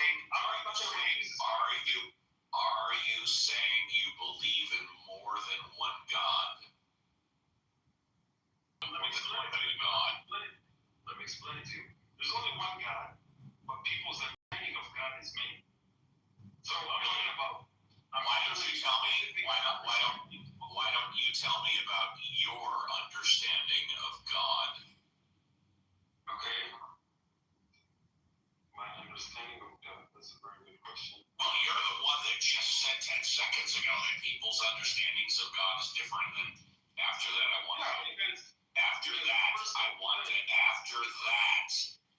go to Joanna. Thank you. Okay. Yeah, because the first thing you said is someone walking on water, which Jesus performed that. And according to me, Jesus is not God. Okay? God is the God of Jesus. The God that Jesus prayed to is God. So a good explanation, my explanation of God is that say that God is one. He's self-sufficient, needed by all, needing none. He neither begets nor is he born. And there's nothing comparable like to him. So that's brief understanding of that. You can go ahead, Jen. I think Thank you. Hi, Joanna. I think Creator God is the least needed God of all, because we don't need a Creator God to make anything that's in existence. If you want to have a God because it gives you a warm and fuzzy, that's different. But we already figured out we don't need a Creator God to make all the things that are here. If you look, but also I learned this and it was kind of cool. The sun is the S-U-N, okay? And it's a whole theory, no one has to believe it, but the sun walks on water. If you look at any body of water, when the sun reflects on it, it looks shimmery, and it looks like the sun, the S-U-N, is walking on water. All of these things, to me, are metaphors. When I took a lecture on the metaphor of the sun is the sun, it all made sense. And I thought that was kind of cool to share with the room. Joanna, thank you very much. If anybody in the audience wants to come up, or if anybody on stage wants to speak, please do so. I just want to say that my comments are the best comments out of anybody's. I'm kidding. Happy Thanksgiving. Well, Joanna, happy Thanksgiving to you also. Let's not get into the Indians and the white man.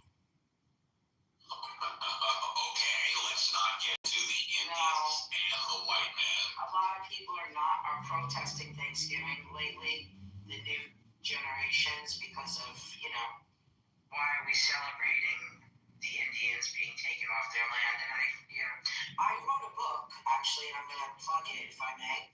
The Raven and the Rabbit. It's by me, and it's on Amazon Kindle, and it's about the American, and it's about my Indian, Hachi, going on a spirit journey to find out what's going to happen to the fate of his people. So that's Is it fiction or non-fiction? Fiction. It's a novel. It's a spirit journey, and it's called The Raven and the Rabbit. Thank you. Yes, go ahead, sir.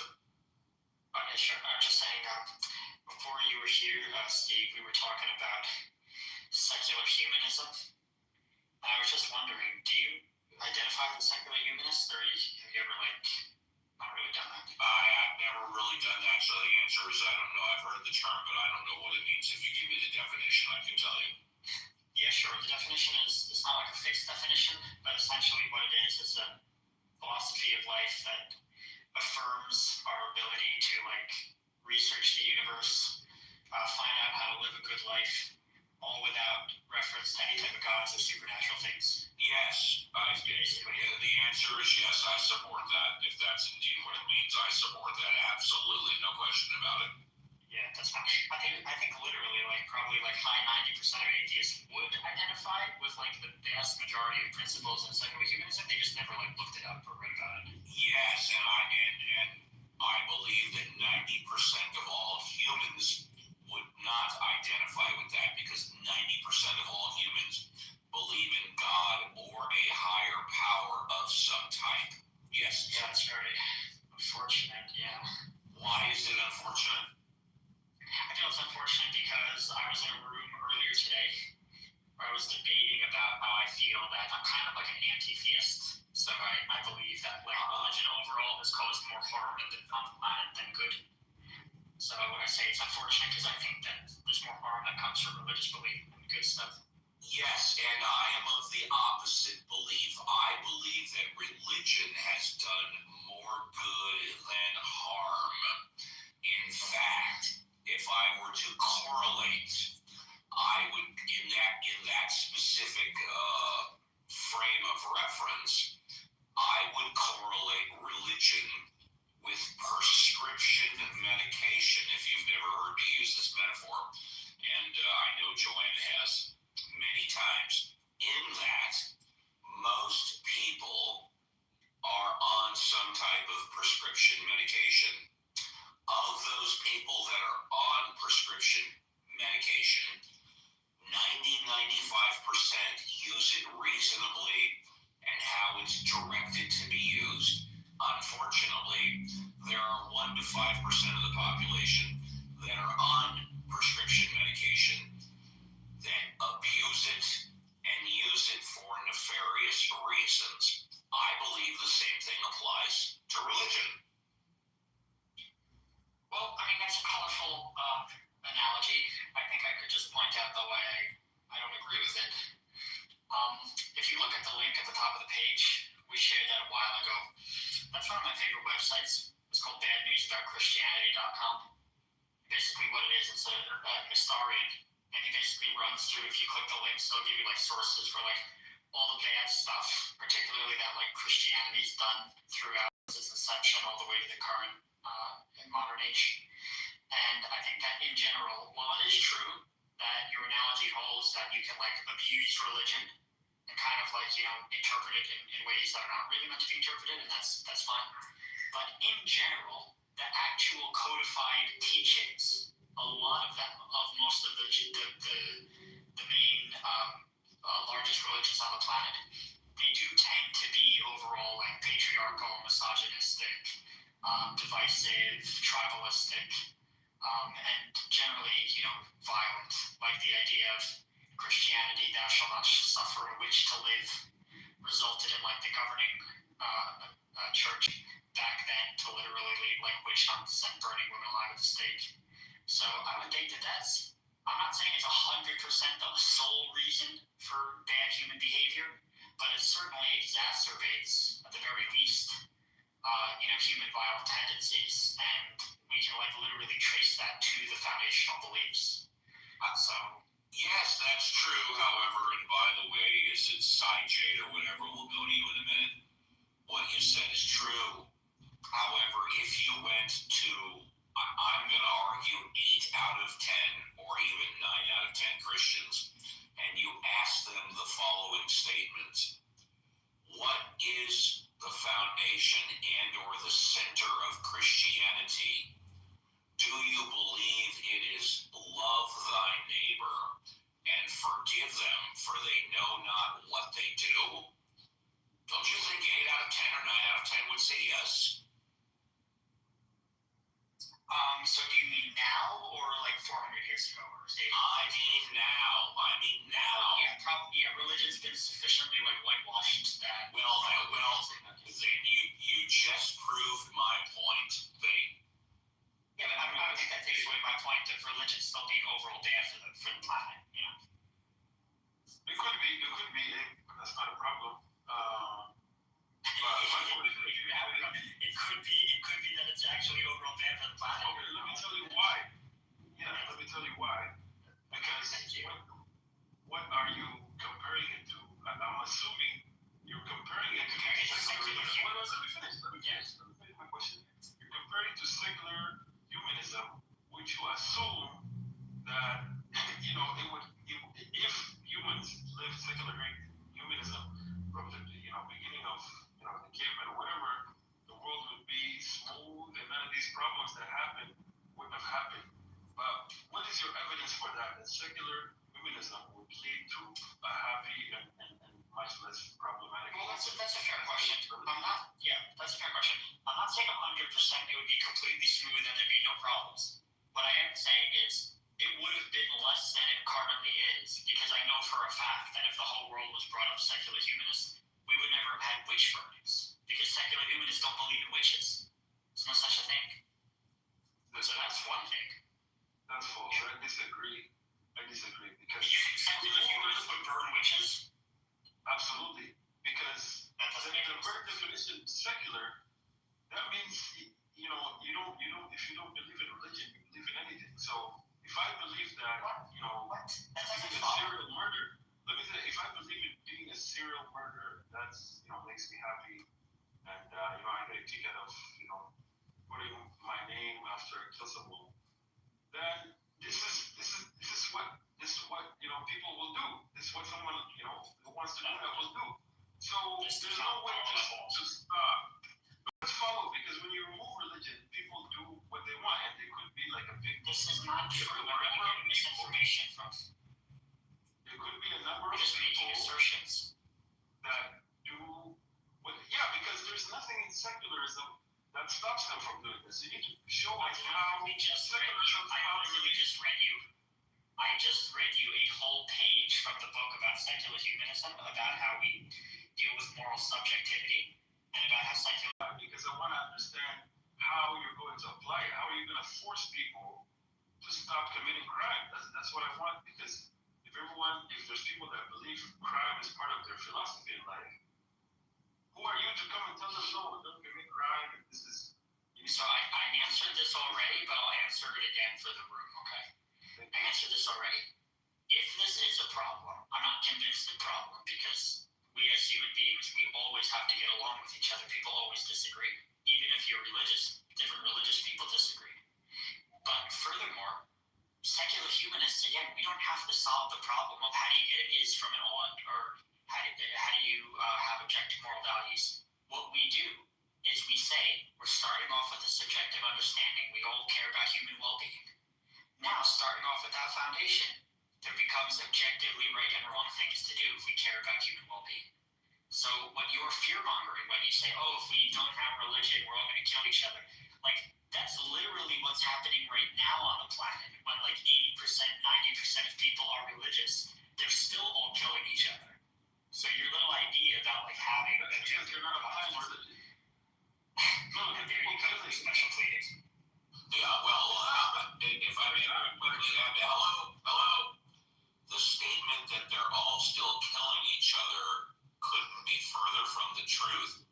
The fact is that 99% of them are not killing each other. No, I think that's pretty high. I'm not saying it's well, I'll tell you what, hold on, really quickly. If you think it's high, fair enough. Let's look at the numbers. Yes. 350 million people in America, 70% of them are Christian. That's 250 million, give or take. If you take 1% of 250 million, that's 2.5 million people. Are you saying that 2.5 million people in America are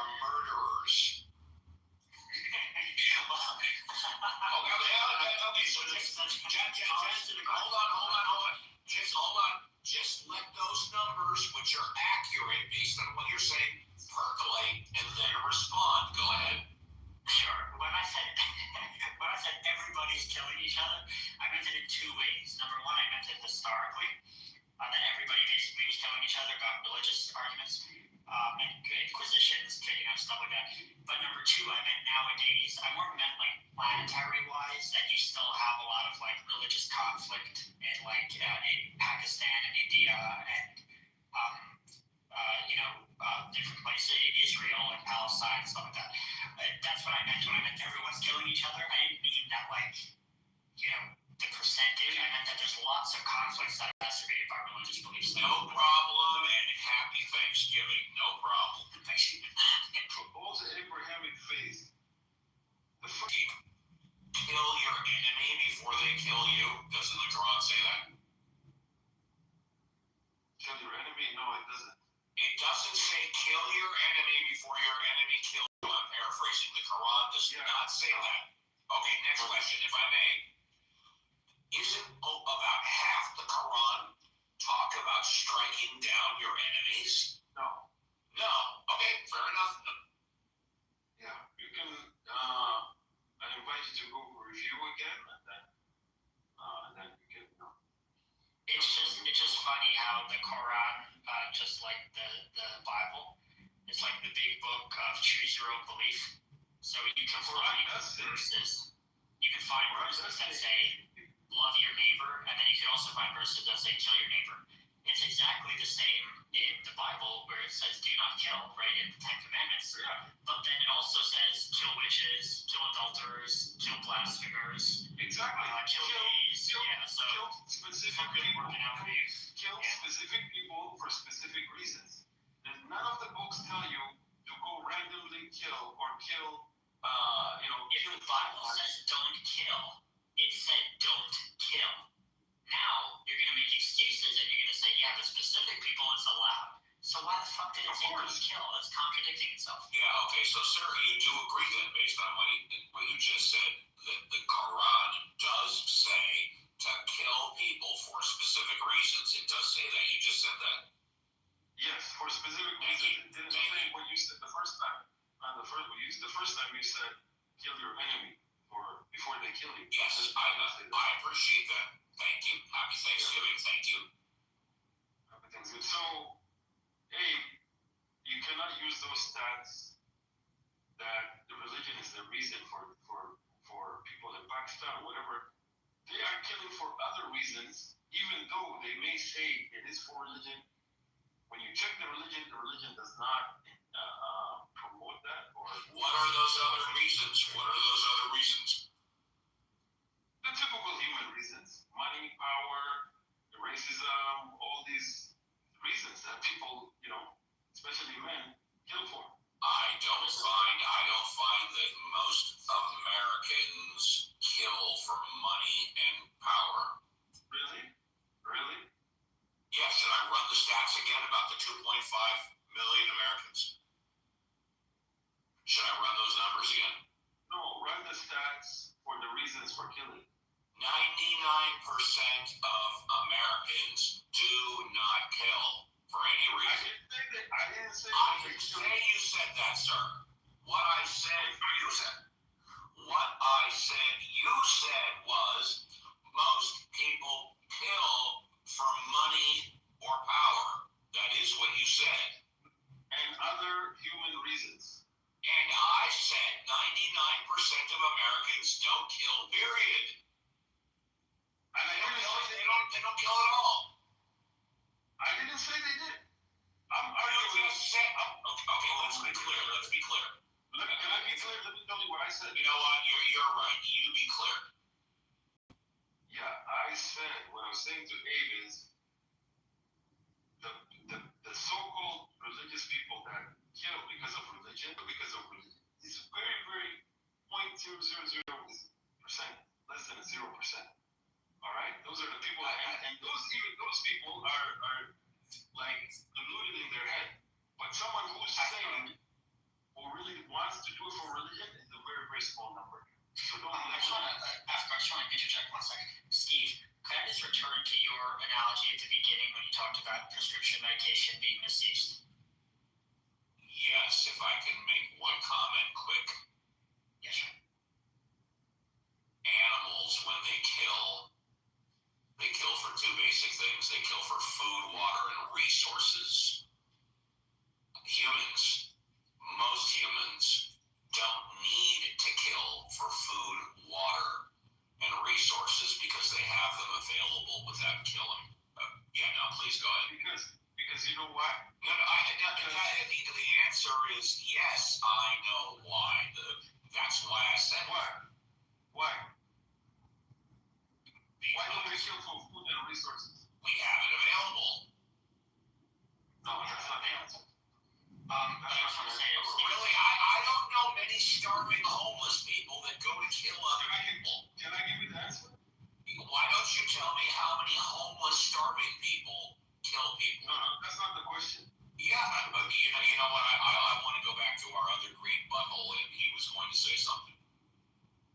The reason is because we use money and resources, and people kill for money. So it is the same thing, Steve.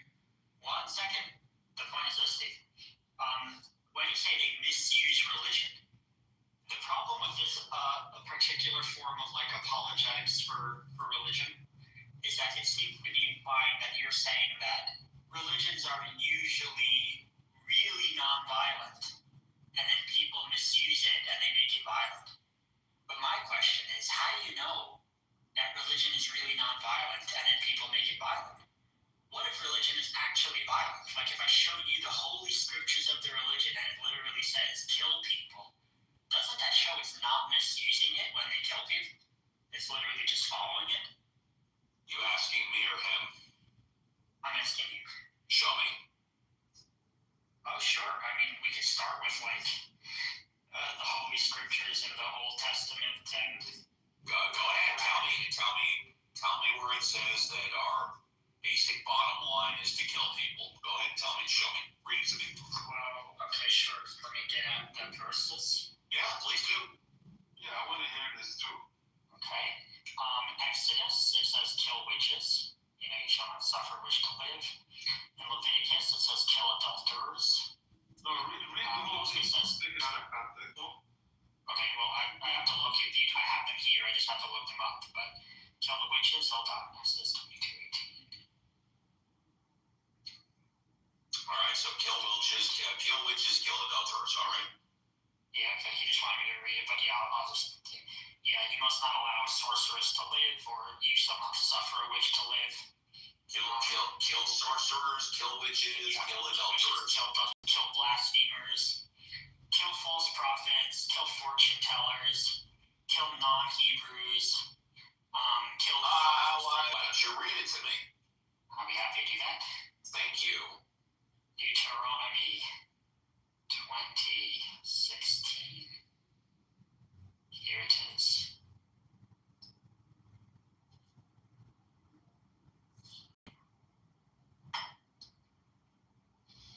So, on the Bible.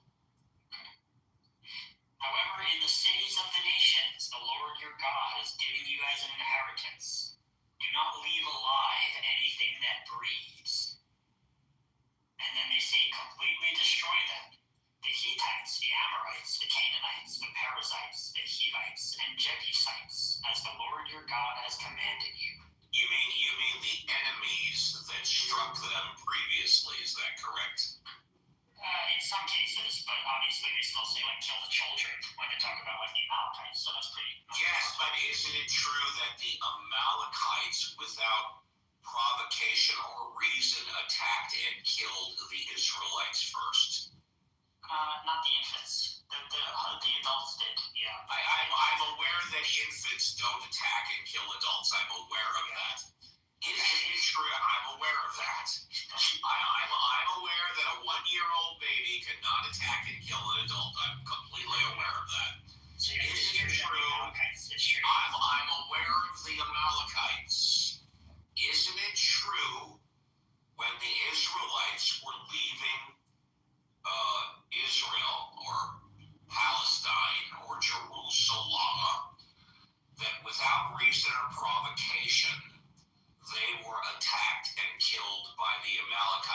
true or not true? Yeah, true. And the passage that you just read was in response not only to the Amalekites, but also based on the scenario that to survive, you should kill your enemies before they kill you. Isn't that what that means? I believe so. I don't know the full context. All right, so it's not just killing other people, it's killing your enemies, because if you do not, then they will kill you first. Correct? No, sorry. No. Because it says in Deuteronomy 20:15, this is how you are to treat all the cities that are at a distance from you and do not belong to the nations nearby. So it seems to be saying that when you're going to take over cities, whether or not they attacked you, that this is how you do it. And that's why it talks about laying siege. So I don't know like the full context of it, but all I know is it certainly says to kill. And without going into too much detail, I could just read the rest of the list for you. If you want me to read one of them inside, I'll do it for you. But you don't need to do it for me. You could do it for anybody else. But my understanding, and again, it very well could be wrong, is that when the Bible or the Torah commands the Israelites to kill, it's commanding the Israelites to kill their enemies, that if they would not kill them, the enemies would kill them first. Okay, but even if I give you this, right, and I just say you're completely right, I'm showing you I have a dozen other verses that are talking about killing gays and killing disobedient children and killing people who work on the Sabbath and killing anyone who curses God and killing witches. They don't follow their religion. That's what you're saying. They do not follow what's written in the book. Okay, hold on. The book, you got a hot mic. Thank you. We'll get to you, John. Hey, John is good. I'd love to hear John's point of view. Sure, but go on. John, give us a couple of minutes to wrap this up. Okay. We'll give you 5 minutes uninterrupted, buddy. I promise. Okay, so No. Just give us a couple of minutes. My response to you is that when the Bible tells the history of the Israelites killing their enemies, because if they didn't kill their enemies would kill them.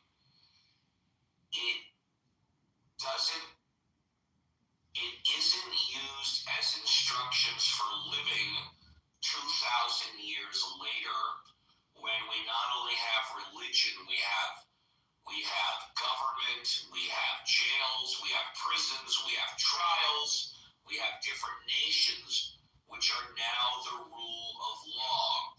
And there's a difference between first-degree murder, second-degree murder, manslaughter, assault. All of those are different now.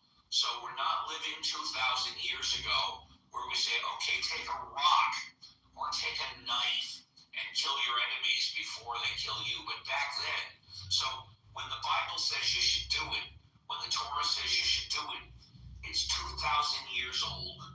And 99% of all people understand that today and realize that however that may have been appropriate for the past 2,000 years ago, it doesn't apply to today. And with that, I want to go to John, because I love John in more than a clubhouse way. Everybody, shut up, happy Thanksgiving, and let John speak for 5 minutes.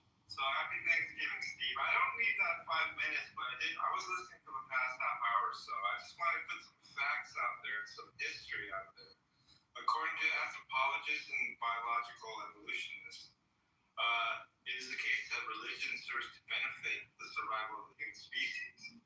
This is based upon many studies in many cultures to where there were secular and non-secular, and it was found that the religious communities survive 4 times more than the secular ones. That's number one. Number two, with regard to the Bible verses that he was citing, if you talk to Michael Zoll or Rabbi Uri, right? They quote Maimonides, Rashi, and all of these things about history. And they said, how about this, Steve? 99.99% of the people were not stoned to death. Just because they have the law doesn't mean they were actually killing people. And so nobody was getting killed back then. That's what they were saying. So you imagine that with regard to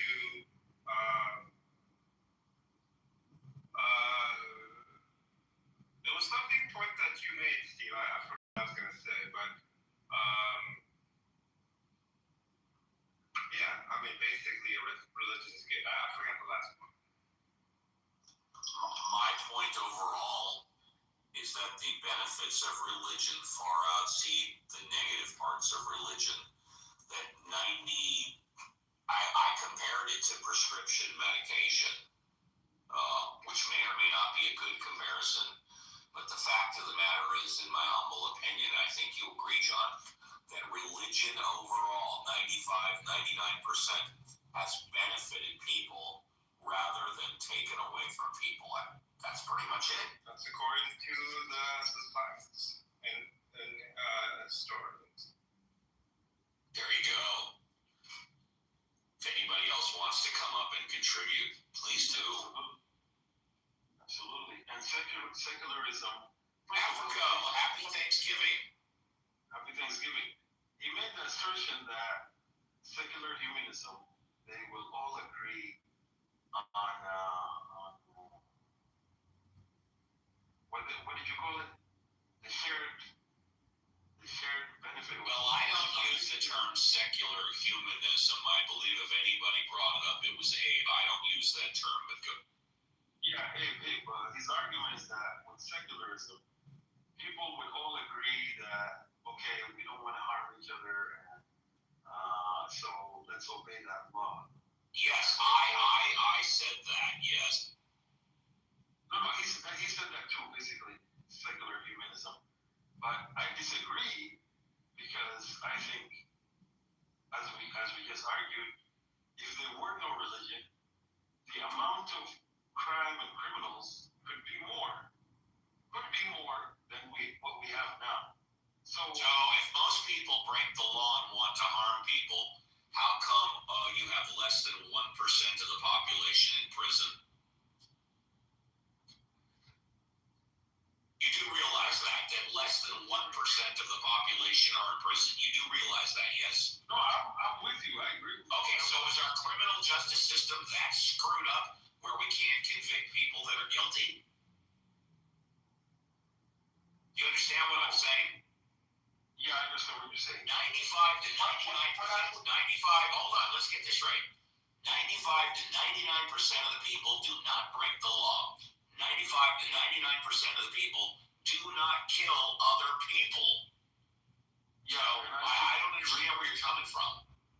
Okay, this is where I'm coming from. Okay. The current law system we have now, Yes. is it used or founded based on religious values? I don't care where it's founded, but I am concerned about how. No, but that's the reason why, though. No. Back 2,000 years ago. Well, you know what? Let's talk about fucking today. Go to the Middle East. What do they do if you steal something and you're found guilty? What do they do to you? Cut off your hand. They cut off your hand. Yes. Yes, they do. No. That's a fact. Yeah. If it's proven that you could I said if you're found guilty, that means it's proven. Okay. If you're found guilty in a lot of I will be happy to show you. Keep talking and I will Google it up. No problem. All right. Yeah, so my point is the assertions that Abe made, he cannot believe that secularism would make the world any better. In fact, it was about the guy was talking about wars and things like that.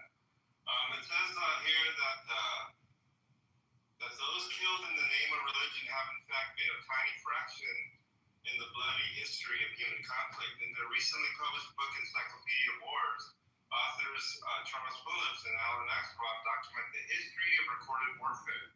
And from their list of 1,763 wars, only 123 have been classified to involve the religious cause, accounting for less than 7% of all wars and less than 2% of all people killed.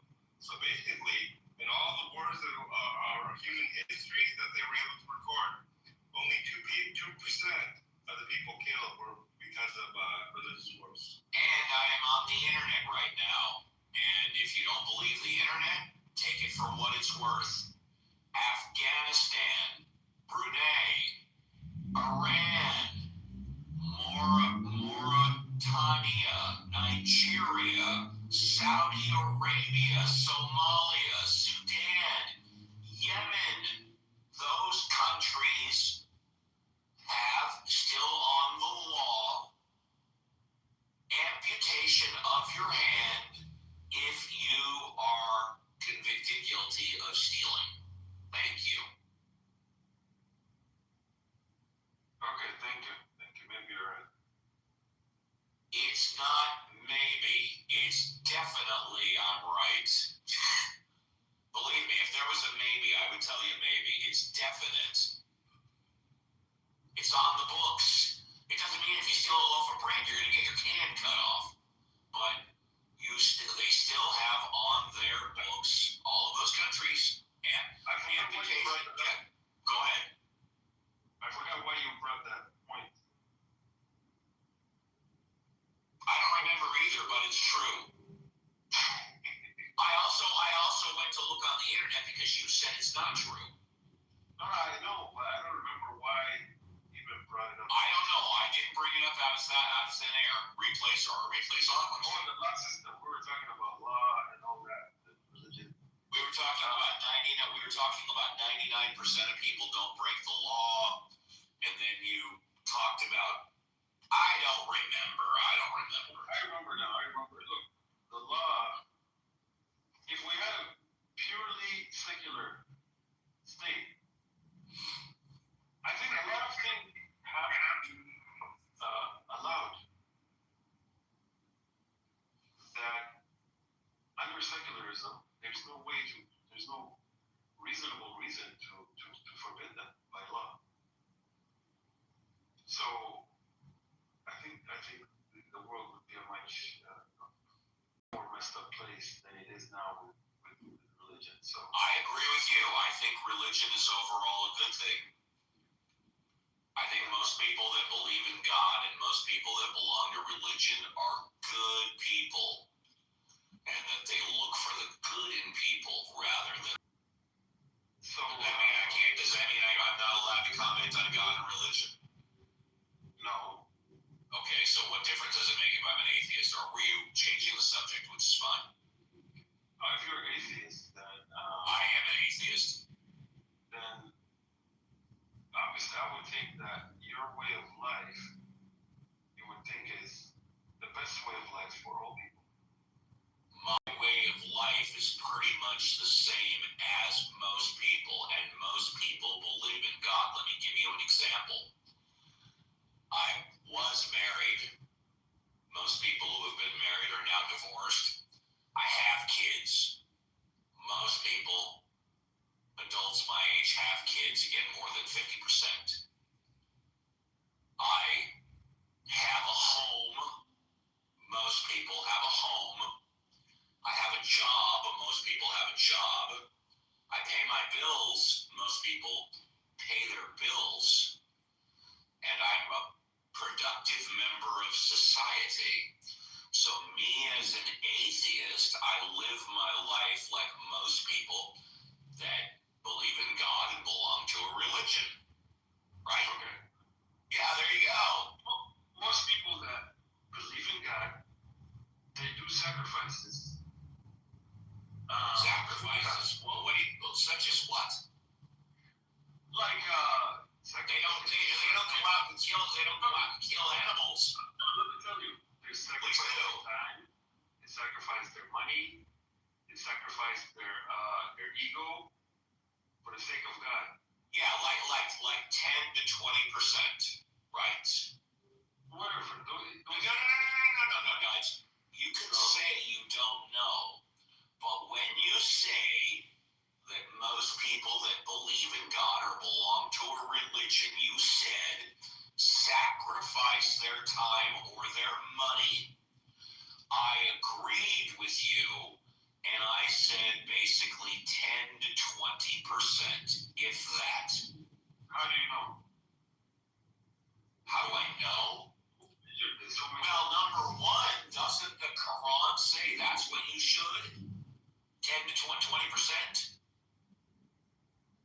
Doesn't the Quran say 20%? And if in fact, by the way, let me finish.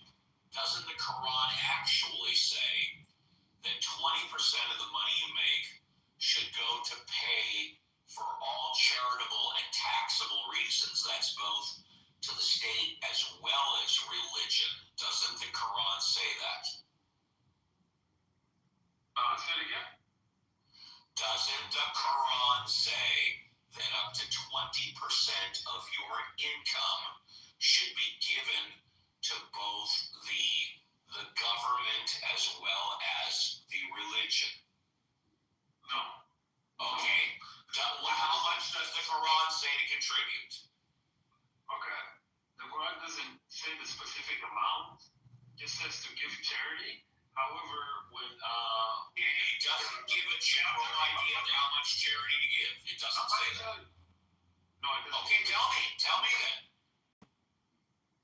If you stop cutting me off, you get that. So, but however, the prophet of God, but you earn like 5,000 a month, but the 5,000 you use it for your bills and it's rotating, comes and goes. So you leave that 5,000 alone. The 10,000 that's in your bank and it hasn't been touched for 1 year, then you would take 2.5% of that give it to charity. And the charity is not for the state or whatever, it's for the specific category of people, like the hungry, the orphan, the needy, the widow, the disabled, and so on and so forth. So is that 2.5% every month or 2.5% every year? Every year. Okay, well that's not what I heard. Yeah, you probably, because you live in America. All the news hates. I didn't hear it from news. I heard it from people that live in the Middle East and in Europe and Muslims. They told me it was 20%. They didn't say it was 2%.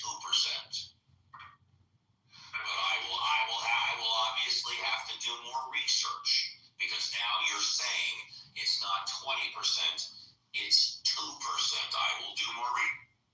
Yeah, 2.5% of savings, not just any money. It has to be savings. Well, what if you don't save? That means you don't have to give anything to charity if you don't save. Yeah, then you don't have to pay. Yeah, you don't have to pay. You can All right, I will do more research. Yeah, you can do it voluntarily, and you get good deeds for that, and it's recommended. And how much does it recommend to do those good deeds?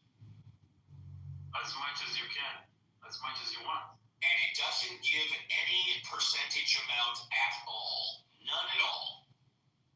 No, that's optional good work that you want to do. And for it says optional, it does not give a recommended percentage. Is that what you're saying? Yeah, that's the optional one, the obligatory one, the mandatory one. Does the optional one give a recommended percentage? No. Okay, I will do more research. Yeah, so it depends on how generous you want to be. Give as much as you want. You can give all of it up if you want to. But yeah, so the number you said, 10 to 20%, in my opinion, it's much more than that. Many religious people, especially Abrahamic faith. How much more of that is it? Give me a number. I would say it's somewhere like 60-70%. Donate 60 to 70% of your income to charity? No, 60 to 70% of people that are religious, that are practicing, do give charity. They sacrifice, their time, which is charity. Well, I would agree with that, but that could be as low as 1%. I agree. Okay, so there's no issue. Yeah. So The issue is and remains the amount that the Quran recommends. I said it was 20%. You there's said no it was. number in the Quran. Once again, I said it was 20. You said it was 2.5. So I'm doing more research. Okay, go ahead, brother. Oh, but keep talking. Don't wait for me to finish my research.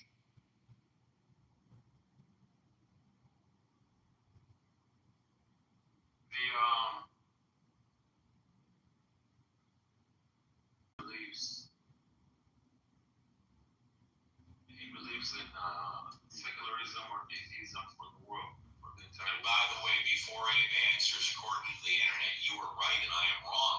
It says the Quran mandates a specific percentage of wealth for obligatory charity known as zakat, which is 2.5% of a Muslim's accumulated wealth that meets a certain threshold.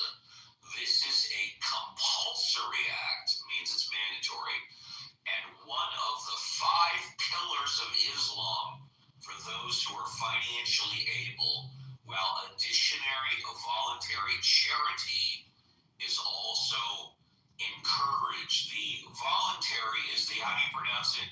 Sadiqua? How's it pronounced? Sadiqua. Voluntary optional charity beyond zakat. The amount is entirely up to the individual and can be any amount from money to a kind word or gesture. The Quran encourages generosity through, as you said, but there is no set percentage. Steve, you're not entirely correct. It is 20% when it comes to minerals and buried treasure. So, for example, if you have an oil field in Saudi Arabia and you get proceeds from that oil field, you owe 20% of that, 1/5. So that goes for gold as well, and silver, things like that. Things that came from the land. That's 20%. Thank you. Thank you. or to the government or because of religion. That's according to the Quran, I believe. And it doesn't matter if you give it to God. The fact is, you have to give it to them. You have to give it. From the zakat, which is 2.5%. This is Joe that's talking. Yeah, but where's your source? Where's your? This is called rakaz. You know what rakaz is? Yeah, RIKAZ. RIKAZ. Okay, let me look up. I never heard of that. Rakaz.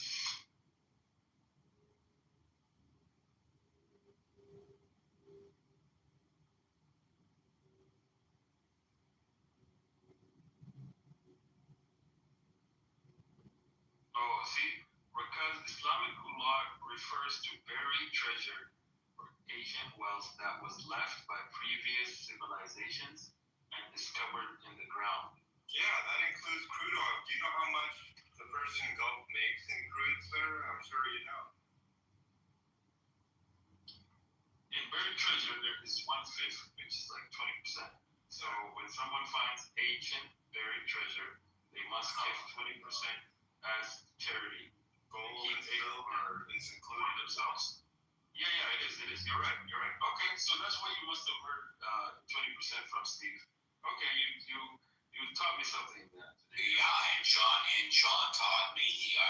So it's 2.5%, but then if you discover wealth, and I would presume, but I could be wrong, that's also if you're handed down wealth. People today, if you have children and you donate it to your children, how much are the children supposed to give away or give? If you go like, for example, if you have like well, give me a scenario, then I'll tell you like how many. Fine, fair enough. I'm about to die, and I give my son all of my money. What percentage is he supposed to donate? That's illegal. You can't do that. I'm not allowed to hand down money to my children. Yeah, after you die, you can't. Okay, what about one day before I die, I give all my money to my children? Is that legal? That's still not legal because you're doing. When am I allowed to give money to my children?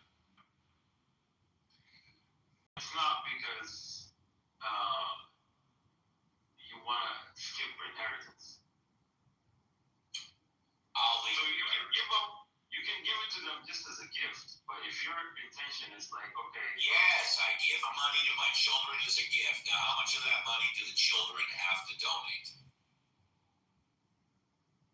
they don't. I mean, you can give it to them just as My children are not required to donate any of the money I give them. Correct? as a gift. Yeah. If you say so, okay. But we were talking specifically about inheritance. Inheritance is set. There's a set amount that each child and your parents get. I'm concerned with once they get it, how much do they have to give away? That's what I'm concerned with. Well, they have to give away what we talked about before. If they keep 2.5%. 2.5%. if they save it for 1 year without using it. Okay, fine. Okay. Yeah, but this buried treasure, Rikaz, is Or buried oil. Buried treasure, oil. yeah, or buried oil. You have to give away 20. Well, that's basically found free money, so it shouldn't hurt as much. You don't have to give. Or what about if you've been working all your life to find this buried treasure? Then it's not you just found it. You've been working to get it, right? No. That's a good question. I'm not sure about that, but No problem, man. No problem. that is a good question to get an answer to. By the way, if you're in the audience and want to come up and talk about buried treasure, the Quran, the Bible, or God, come on up. And we got some people that want to come up. I love that. Sorry if you were waiting so long to come up. My humble apologies. It says here, even if you were actively looking for it, that's your job, you still have to pay 20%. Got you. You know what? I never know that. That's Cool. I want to first go to Israel. Okay, go ahead. You're up. Hi. Yeah, Happy Thanksgiving. Happy Thanksgiving. I don't celebrate the slaughter and genocide of the indigenous people of America by the Europeans. What would you like to talk about? I wanted to talk about what the brother Afro said. Yes, in terms of inheritance, you brought up a child that is permissible for the father, mother, whoever is to give the inheritance to the son and daughter. Let's just say they have, and it is a certain percentage. The son, believe, gets 2/3, and if it's a female, 1/3. All right. Child is done in Islam. All right. Thank you for that. Is there anything else you wanted to talk about? See, I was following everything else in terms of I have to go back to what you were saying. That's okay. Do you want to check your notes and come back in 5 minutes? No problem. Thank you. Absolutely. Thank you for joining us again. Happy Thanksgiving. Noor. Hi. Happy Thanksgiving, Noor. Noor, going once. Hi. Hello. Yeah, my name is like he's against like genocide in Israel. We have to do so much. They never can say. Then Okay, I'm catching about half of what you're saying. It's a heavy accent. Just talk a little slower so I can understand, please. okay, let's ask me what you want, Steve. Ask you a question. I'll be happy to ask you a question. What would you like to talk about? Everything you like the title, or just you can ask me a question if you want. I just did ask you a question, but it seems like you want another question. Fine, no problem. Do you believe in God? Yes, I do. Why do you believe in God when you cannot prove that God exists? No, I can prove if you want. Yes, I do, because I know for 100% certainty that nobody can prove that God exists. If you were, you would be the first person on the history of the planet to do it, so go ahead. Okay, then what God means to you as a state? Okay, so far you have not proved that God exists. Would you like to continue?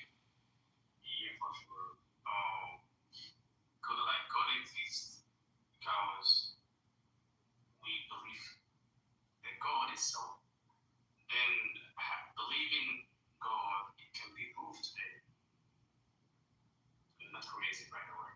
You're not delusional today. I didn't say you were crazy, but so far you still have not. Still I'm talking. Oh, no, go ahead. I won't interrupt you. Thank you. And I said, God is exists because we do have a God today.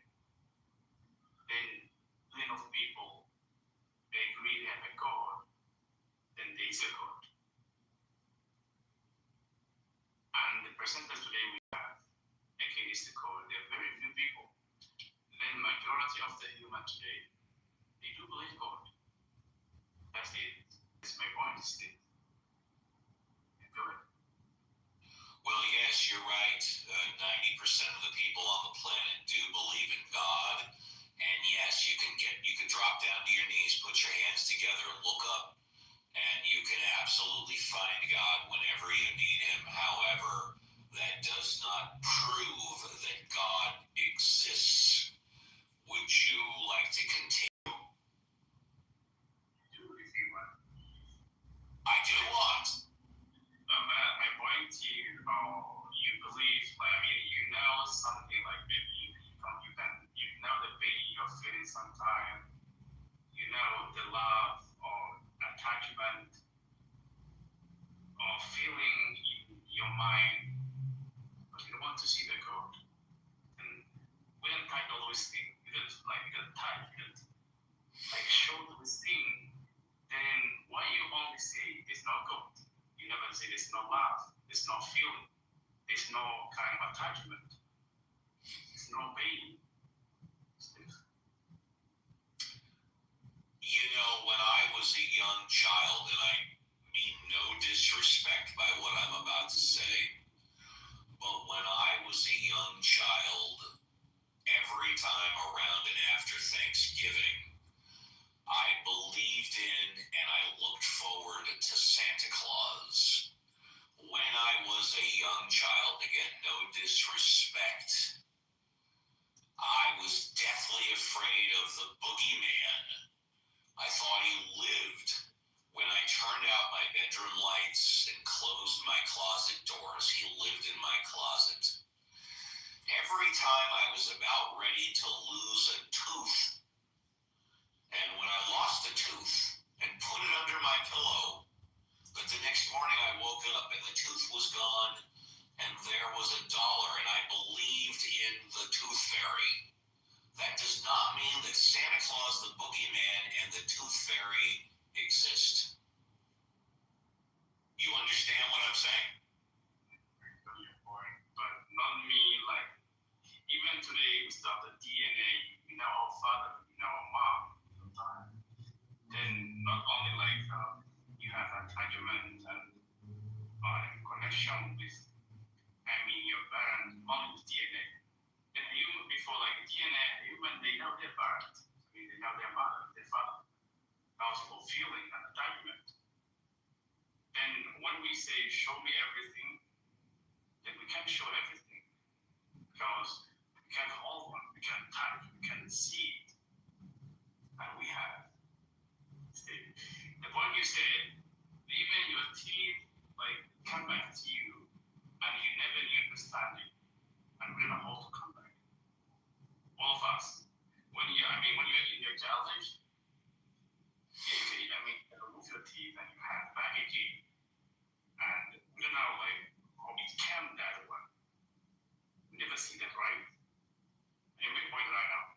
Then you only see because you have, but it was hiding you in, I know. Even the science, no one knows. That's this thing. I'm so glad that you brought up science, because nowhere in the Bible, the Quran, or the Torah does it say that God has DNA. God doesn't have DNA. Humans have DNA. No. Like, for example, if you say God has DNA. Hold on. You do agree that God does not have DNA, right? You do agree with that, right? Yeah, thumbs up. Okay, so DNA did not come from God, or probably I shouldn't say that. God does not have DNA. Yeah, go ahead. Yes, I agree. Like, if you claim God has a DNA, then it's not God. Like, God there's no God before Him. There's only one God.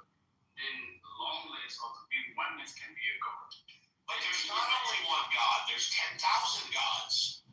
Aren't there? For me, it's only one. Yes, but what about all the other gods? They say that your God is a false God, don't they? All the other gods. Well, brother, no. I don't care. I only believe one. No. Other people, Brother, no. I think it's just maybe his, like you said, the language barrier. It might be the language variant. For that, I do apologize. Even in Islam, of course, we believe there are many gods, but we believe there's only one true God. Yes, there are many gods. There are false gods, but there is one true God. And in the terms of the question that you asked him, yes, it's very easy to prove that there is a God because we are here, humans. The world. Oh, I say it's the animals. They all come from this source that we all call God. You can't prove that. Yes, we can. Because we're here. Yeah, you know what? You know what? Tell you what. Let's go to Roybus for 5 minutes, and then if it's appropriate, I think it will be, we can go back to resistance, and we can let resistance prove that God exists. But I strongly suspect Roybus is going to address this issue. Roybus, happy Thanksgiving. Happy Turkey Day, and Christopher Columbus was a bad guy. Anyway, I wanted to apologize to the community because I used to go around saying like, oh, I hate metaphysics and whatever. But that's just ignorance on my part. I get when I thought about it, and what I really don't like is just metaphysics like stretched beyond the realm of experience. That's my issue with all these religious discussions. It's pretty much like, you can equally make a case for like a necessary being and the universe without a necessary being. It's just a walking contradiction there. I kind of wanted to ask about the false gods. Like, do these false gods have an ontology, or are these just like abstract gods? Are they real gods that we should avoid, or like, do they have an existence outside of human abstraction, resistant? No, they're just exactly as they are abstract. These are of the imagination of the people who deify and date these false gods. They are an idea. Okay. So when it comes to the Abrahamic faiths, as the people call them, Christianity, Judaism, and Islam, they are literally the same God. Just people chose to praise them in different ways. Like, you still like, but how you have the name God itself? Like, you're saying God, the name, that you think there's a name of something, like, you think there's a name and there's no God. How does name come from, Steve? I'm sorry, what? Like, how do we have the name God? I know you're saying God, right? I do that. But then me, I don't know how we have the name. I'll tell you how we have the name. You take a G, you take an O, you take a D, and then you pronounce it. That's how we have it. No, we're like good. It's a German word. It means good. That's simply what it is. Yeah, I think in the Bible, God was called Jehovah, wasn't he? Or no? But you didn't say to me like proof there's a good. You're saying there's a God. In Hebrew, in Hebrew right now, like I didn't say good or like kind of. Okay, here's okay. Let me tell you. Let me just respond. Just because you have a word for the supernatural being does not mean that supernatural being exists. Just because we have one, and you have the name that you don't have it. Sometimes not good, right? Well, I said it earlier. What about the name Santa Claus? What about the name Tooth Fairy? What about the name the Boogeyman? Just because we have those words doesn't mean those people exist. Okay, you say superpower, supernatural. Then why are you saying this thing? There's something in your conscious mind, right? It's going to. Then you have this imagination. Then at least there is. Because name go with things, right? It go with animal, a human, or like something, right? Then there's no name without something, isn't there? Then asking this question is good for process of analysis. Then when you're saying the superpower, the supernatural, there's a God, or there's not, then why give a name for this? Just because you name something does not mean it exists. I gave you 3 examples. Oh, like I see, like you're saying there's something. I said Santa Claus, I said the Boogeyman, and I said Tooth Fairy. Yeah, but those are names that man created for fictional things. Like, Well, man created God, didn't he? no, of course not. Really? Well, you tell me. Hold on. You tell me. Where did the word God come from? Tell me. I couldn't tell you the origins, but that's not how the first creation, which would be Adam, pronounced the worship of the Creator.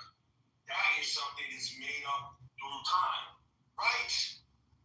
I agree. We know what the prophet. We know that the prophets, according to what we know through historical, scripture or history, that most of the original texts and the people who brought those texts, those revelations, even when the languages were different, whether it was Arabic, Aramaic, even original Hebrew, it was Elohim, Allah, or Ilah.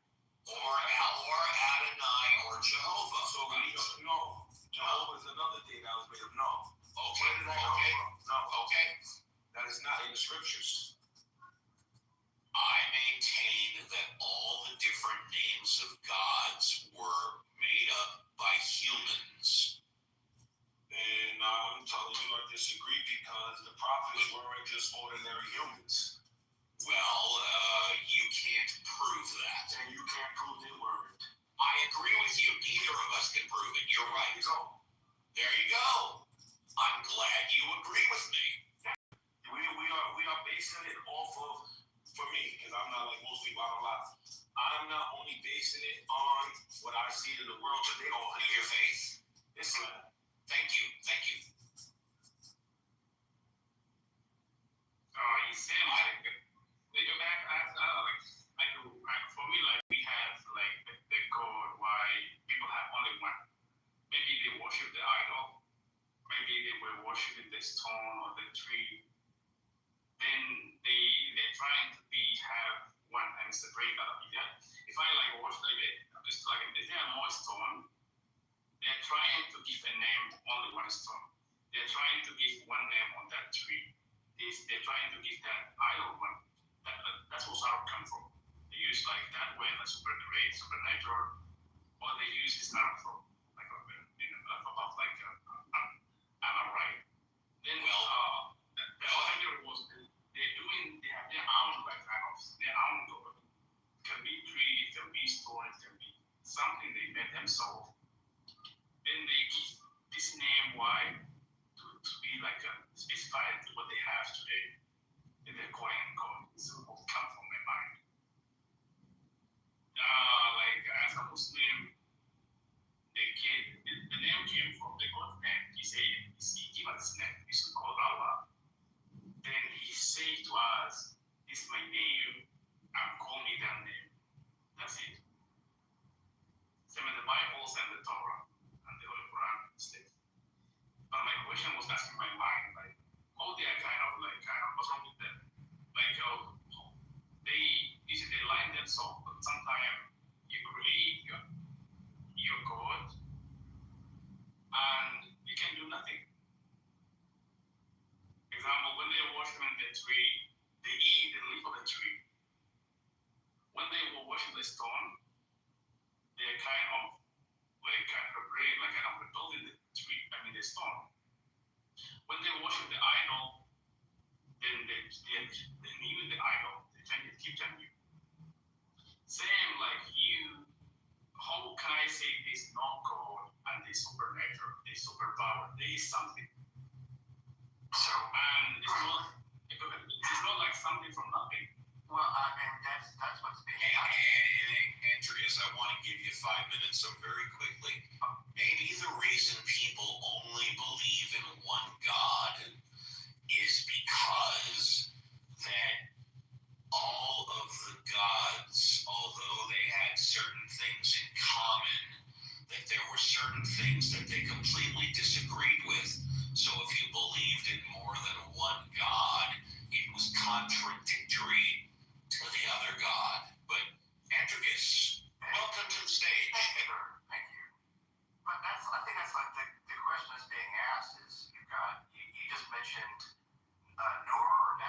is that how you pronounce your name, sir? Okay, cool. What's being asked of, you're basically saying there's names, so we name things in nature, there's trees, rocks, whatever it is, and the language gives to it at the time.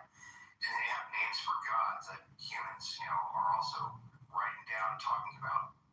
What's to differentiate those names in such a way that the god names couldn't have come from humans originally? That they just couldn't have come from the conceptual ability of humans. What's the differentiation? Yeah, the difference is obvious. Like when you claim superpower name, then at least have the superpower, the action, the feeling. But sometimes it can be possible when you're saying, "Oh, this is the name of my god," and no one held this thing. No one feel like to be not proof can be supernatural, right? But when you say this is my Lord, this is my God, someone now they can say like they can't talk, they can't move, they can't speak, then you can't prove this a God. Sometimes to be hidden, like not like I say like to state, I say no one can prove that is kind of God. Proof. I'm not sure I'm understanding. Are you saying, are you saying that when it sounds like you're saying something like when they speak the name, it overwhelms them in some way? Is that what you're really pay attention. I was gonna like see if I could put it together. Is that again? I think you say when they say they can't move, they can't speak, I think something, it's like when they speak the name of their God, they're overwhelmed in such a way that they're not overwhelmed when they say things like something in nature, like a tree or a mountain, I think is what he's saying. Right. And that, that's gonna apply, the only problem you're gonna run into there is that's gonna apply to multiple belief systems, multiple, people are gonna like all over the world, they're gonna say the name of whatever their particular God is because of, their cultural appropriation of the term or because it means something to them as a group. People are going to be able to experience that regardless of what particular God concept they're talking about. So I don't think it's really going to be some kind of evidence that they're talking specifically about an actual God in a real way, it's like talking about a tree. It just means they're emotionally overwhelmed by talking about the concept. Now, you're going to have people talking about a mountain that they grew up next to that means something a lot to them from their childhood. They could have had great life experiences living in a certain part of the world. There's these features of the world around them that when they see them, they become overwhelmed with emotion, nostalgia, or just good feelings. They're going to have people be overwhelmed by all kinds of words associated with all kinds of things, not just God. So I don't see what being overwhelmed by the speaking of a God name, how it's going to be significant in any way to show that it's actually something actually like a God exists. I don't get how that would.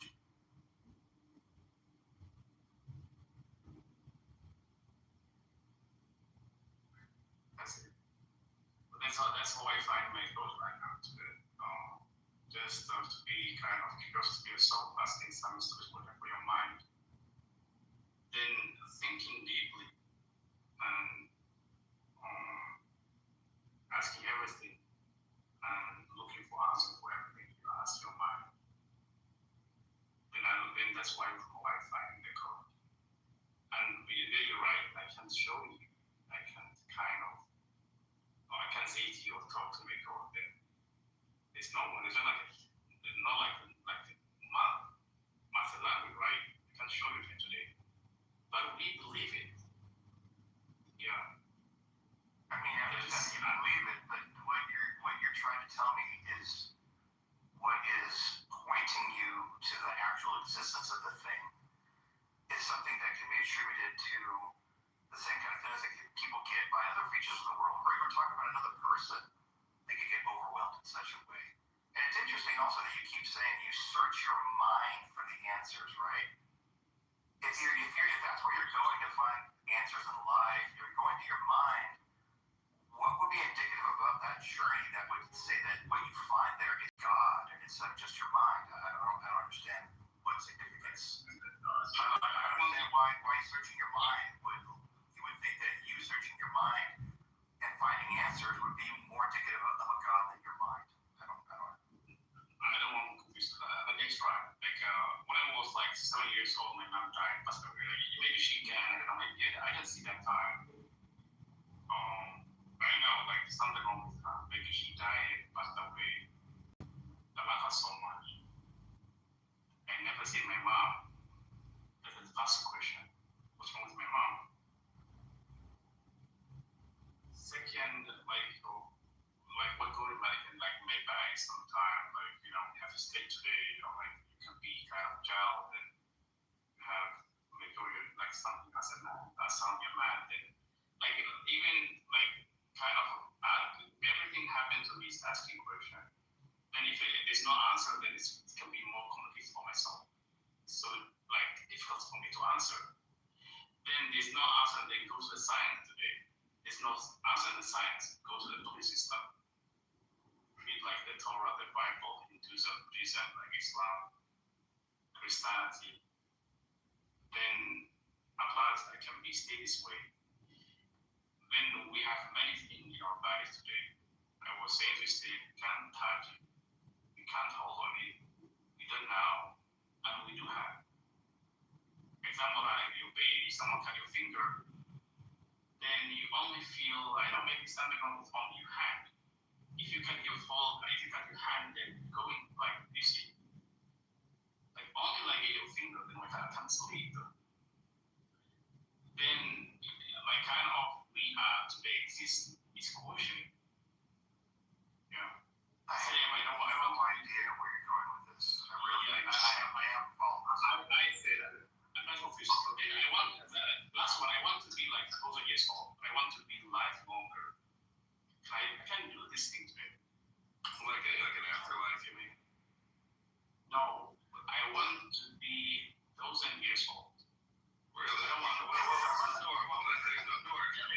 want to die, man. Okay, I know, but no. Hold on. There's a book by Isaac Asimov called The Last Answer, and he discusses like the really inevitable torture of living infinitely. Like you said 1,000 years, but you probably mean you want eternal life, right? I mean, have you really thought about what that's going to be like? You know, you have an infinite amount of time. Like, you're going to learn everything, and then what? And then what do you do? You know, it's like it's hell, man. You don't want that. You want a good book to end. You don't want it to keep going on and on. Oh, well, I see, like, I want to be like eat. Like, sometimes people dying, like, I don't know, 105, 95, 70, 60. I mean, I know they're going to it. That's the question right now. Then how do I become 1,000 years old? Maybe 200 years old. So believing in God is going to give you. I'm trying to understand the point. Up to this point, I've been able to understand what you've been trying to kind of get across. I'm not getting this one. You want to have a longer physical life before you die. Okay, a lot of people want that. What's the significance of that as far as like God being? Like, no, you're asking me like, why are you asking this dumb question for yourself? Then I do ask because I need it. Like, there's no one like to die or to pass away today. We like to be on here. Everyone like, even if I am 100 years old, it become like more beautiful. Like kind of the world became nice and sweet than before. I've experienced, right? And now I understand the world today.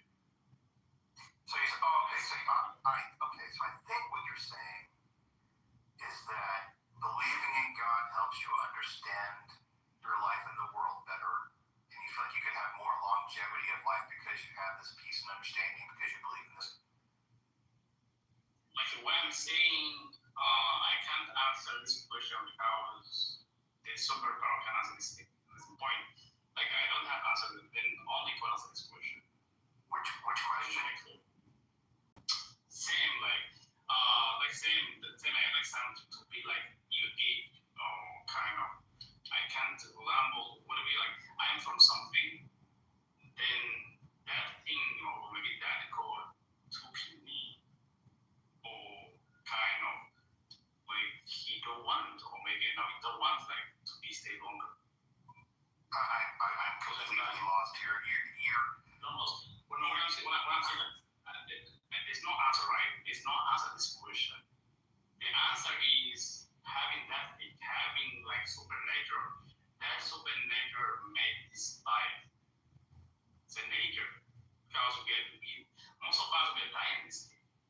190. Then I never saw someone is like 500 years old. Okay. And why is not answer why. The answer would be just to be quiet or to say, you go now. That this is not making any sense. Can you present an argument that we can actually discuss? Because Yeah, because at this point, we tried to. We were doing good up to this point. This last whatever we're trying to talk about, it's just not making any sense. Yeah, we should. Well, I think it was just the language barrier. I think thinking out of could be that. I think people have something to say. It's just we're struggling a bit. Sorry, man.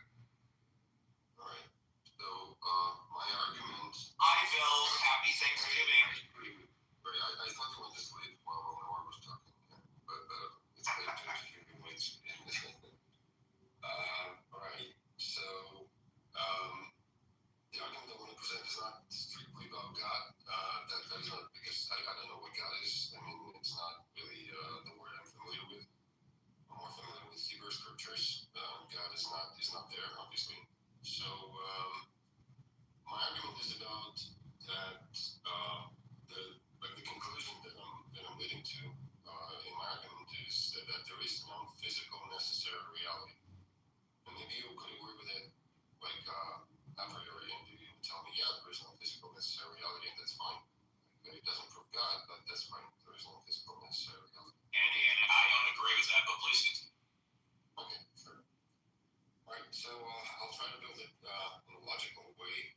So with premises, right? So the first premise that we have is that physics requires the mathematical models that we use in physics for predictions require mathematical infinities. You would agree with that? That's premise one. I agree that physics requires studies where the results are repeatably the same.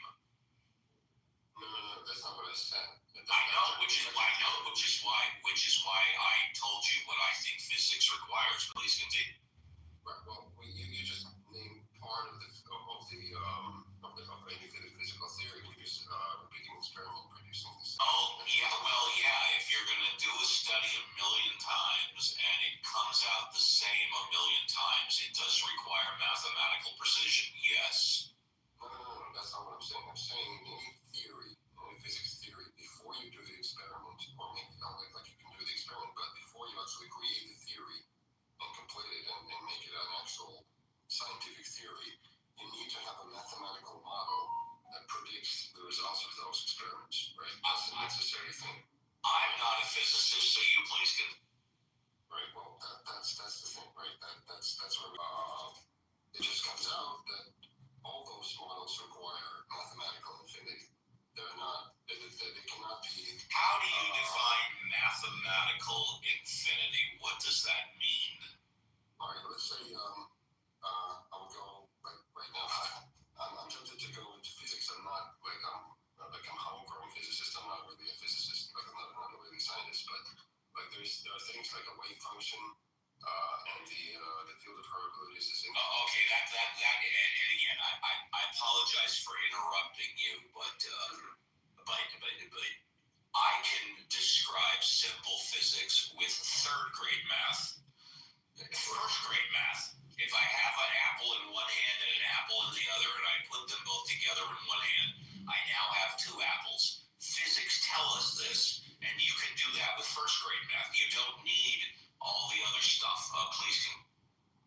Yeah, but I mean, at the present moment, we do have theories of especially relativity and mechanics, which require all the stuff that you're talking about. This is clearly out of my wheelhouse. Yeah, good. But what I'm saying is that this is just a fact, right? That we do require mathematical infinity. It just appears there, and we cannot work without it. We cannot work around it. We have to use it. We have to use hyperspace, like space with infinite dimensions. We have to use those things in order to predict the experiments that work with the basic stuff, like the particles, the waves, right? Photons. For now, I'm assuming everything you're saying is absolutely correct. Sure. Okay. Now, second premise is that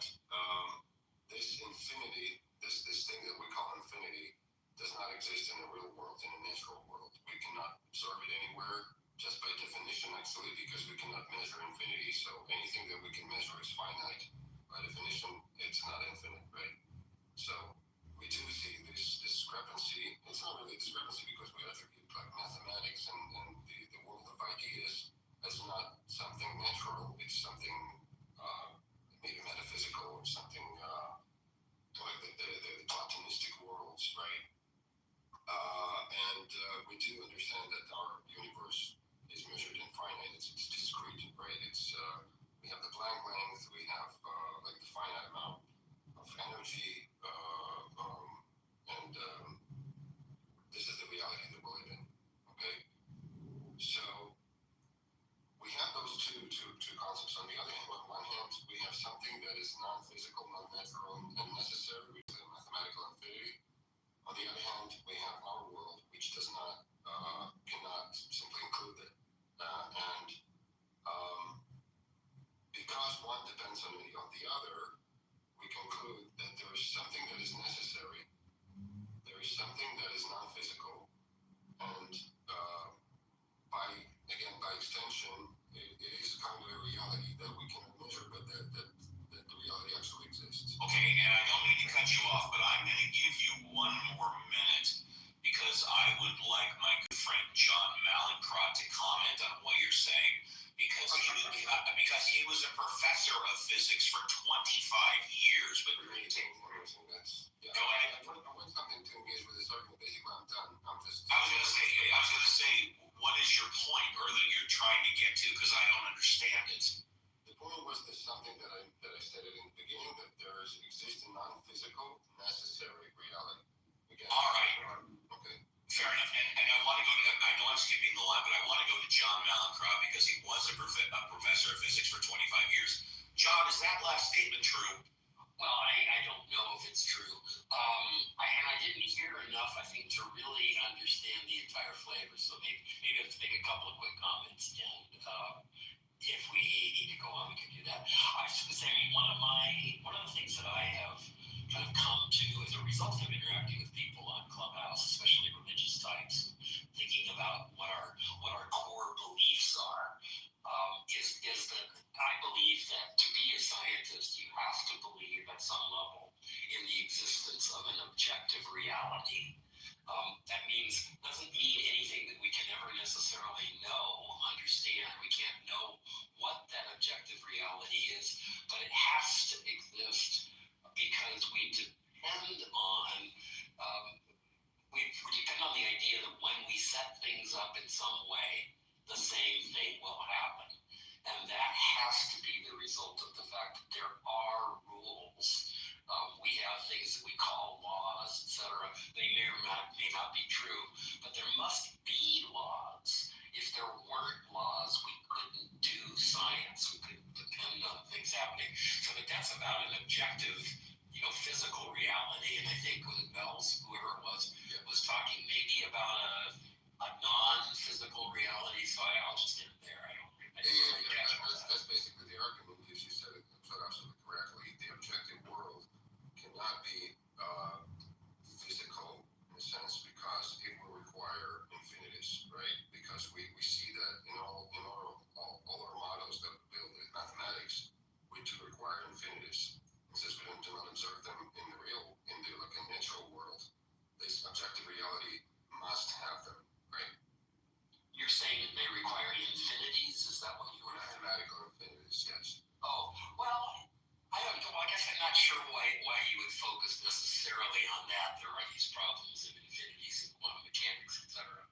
But I think more, and I wouldn't call the objective reality I'm talking about non-physical. I just mean that there's no obvious way that we can ever know what it is.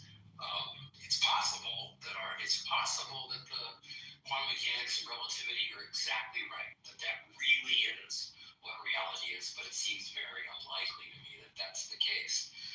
At the best, it's some kind of a good approximation, and we can never know, right? Even if relativity and quantum mechanics never end up making a mistake, which they haven't so far, that won't mean that they're right. But I don't carry that. I don't think of that as meaning that the objective reality isn't physical, just that it's inaccessible around our head that maps on to the real world really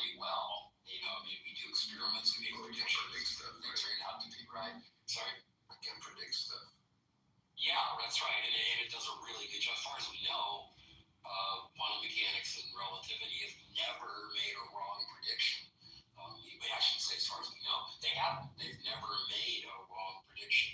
But that doesn't mean they never will. They might be not quite right.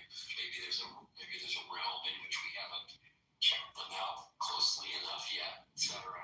Maybe they are. Maybe they are right, but that seems very unlikely. And one of the very first things that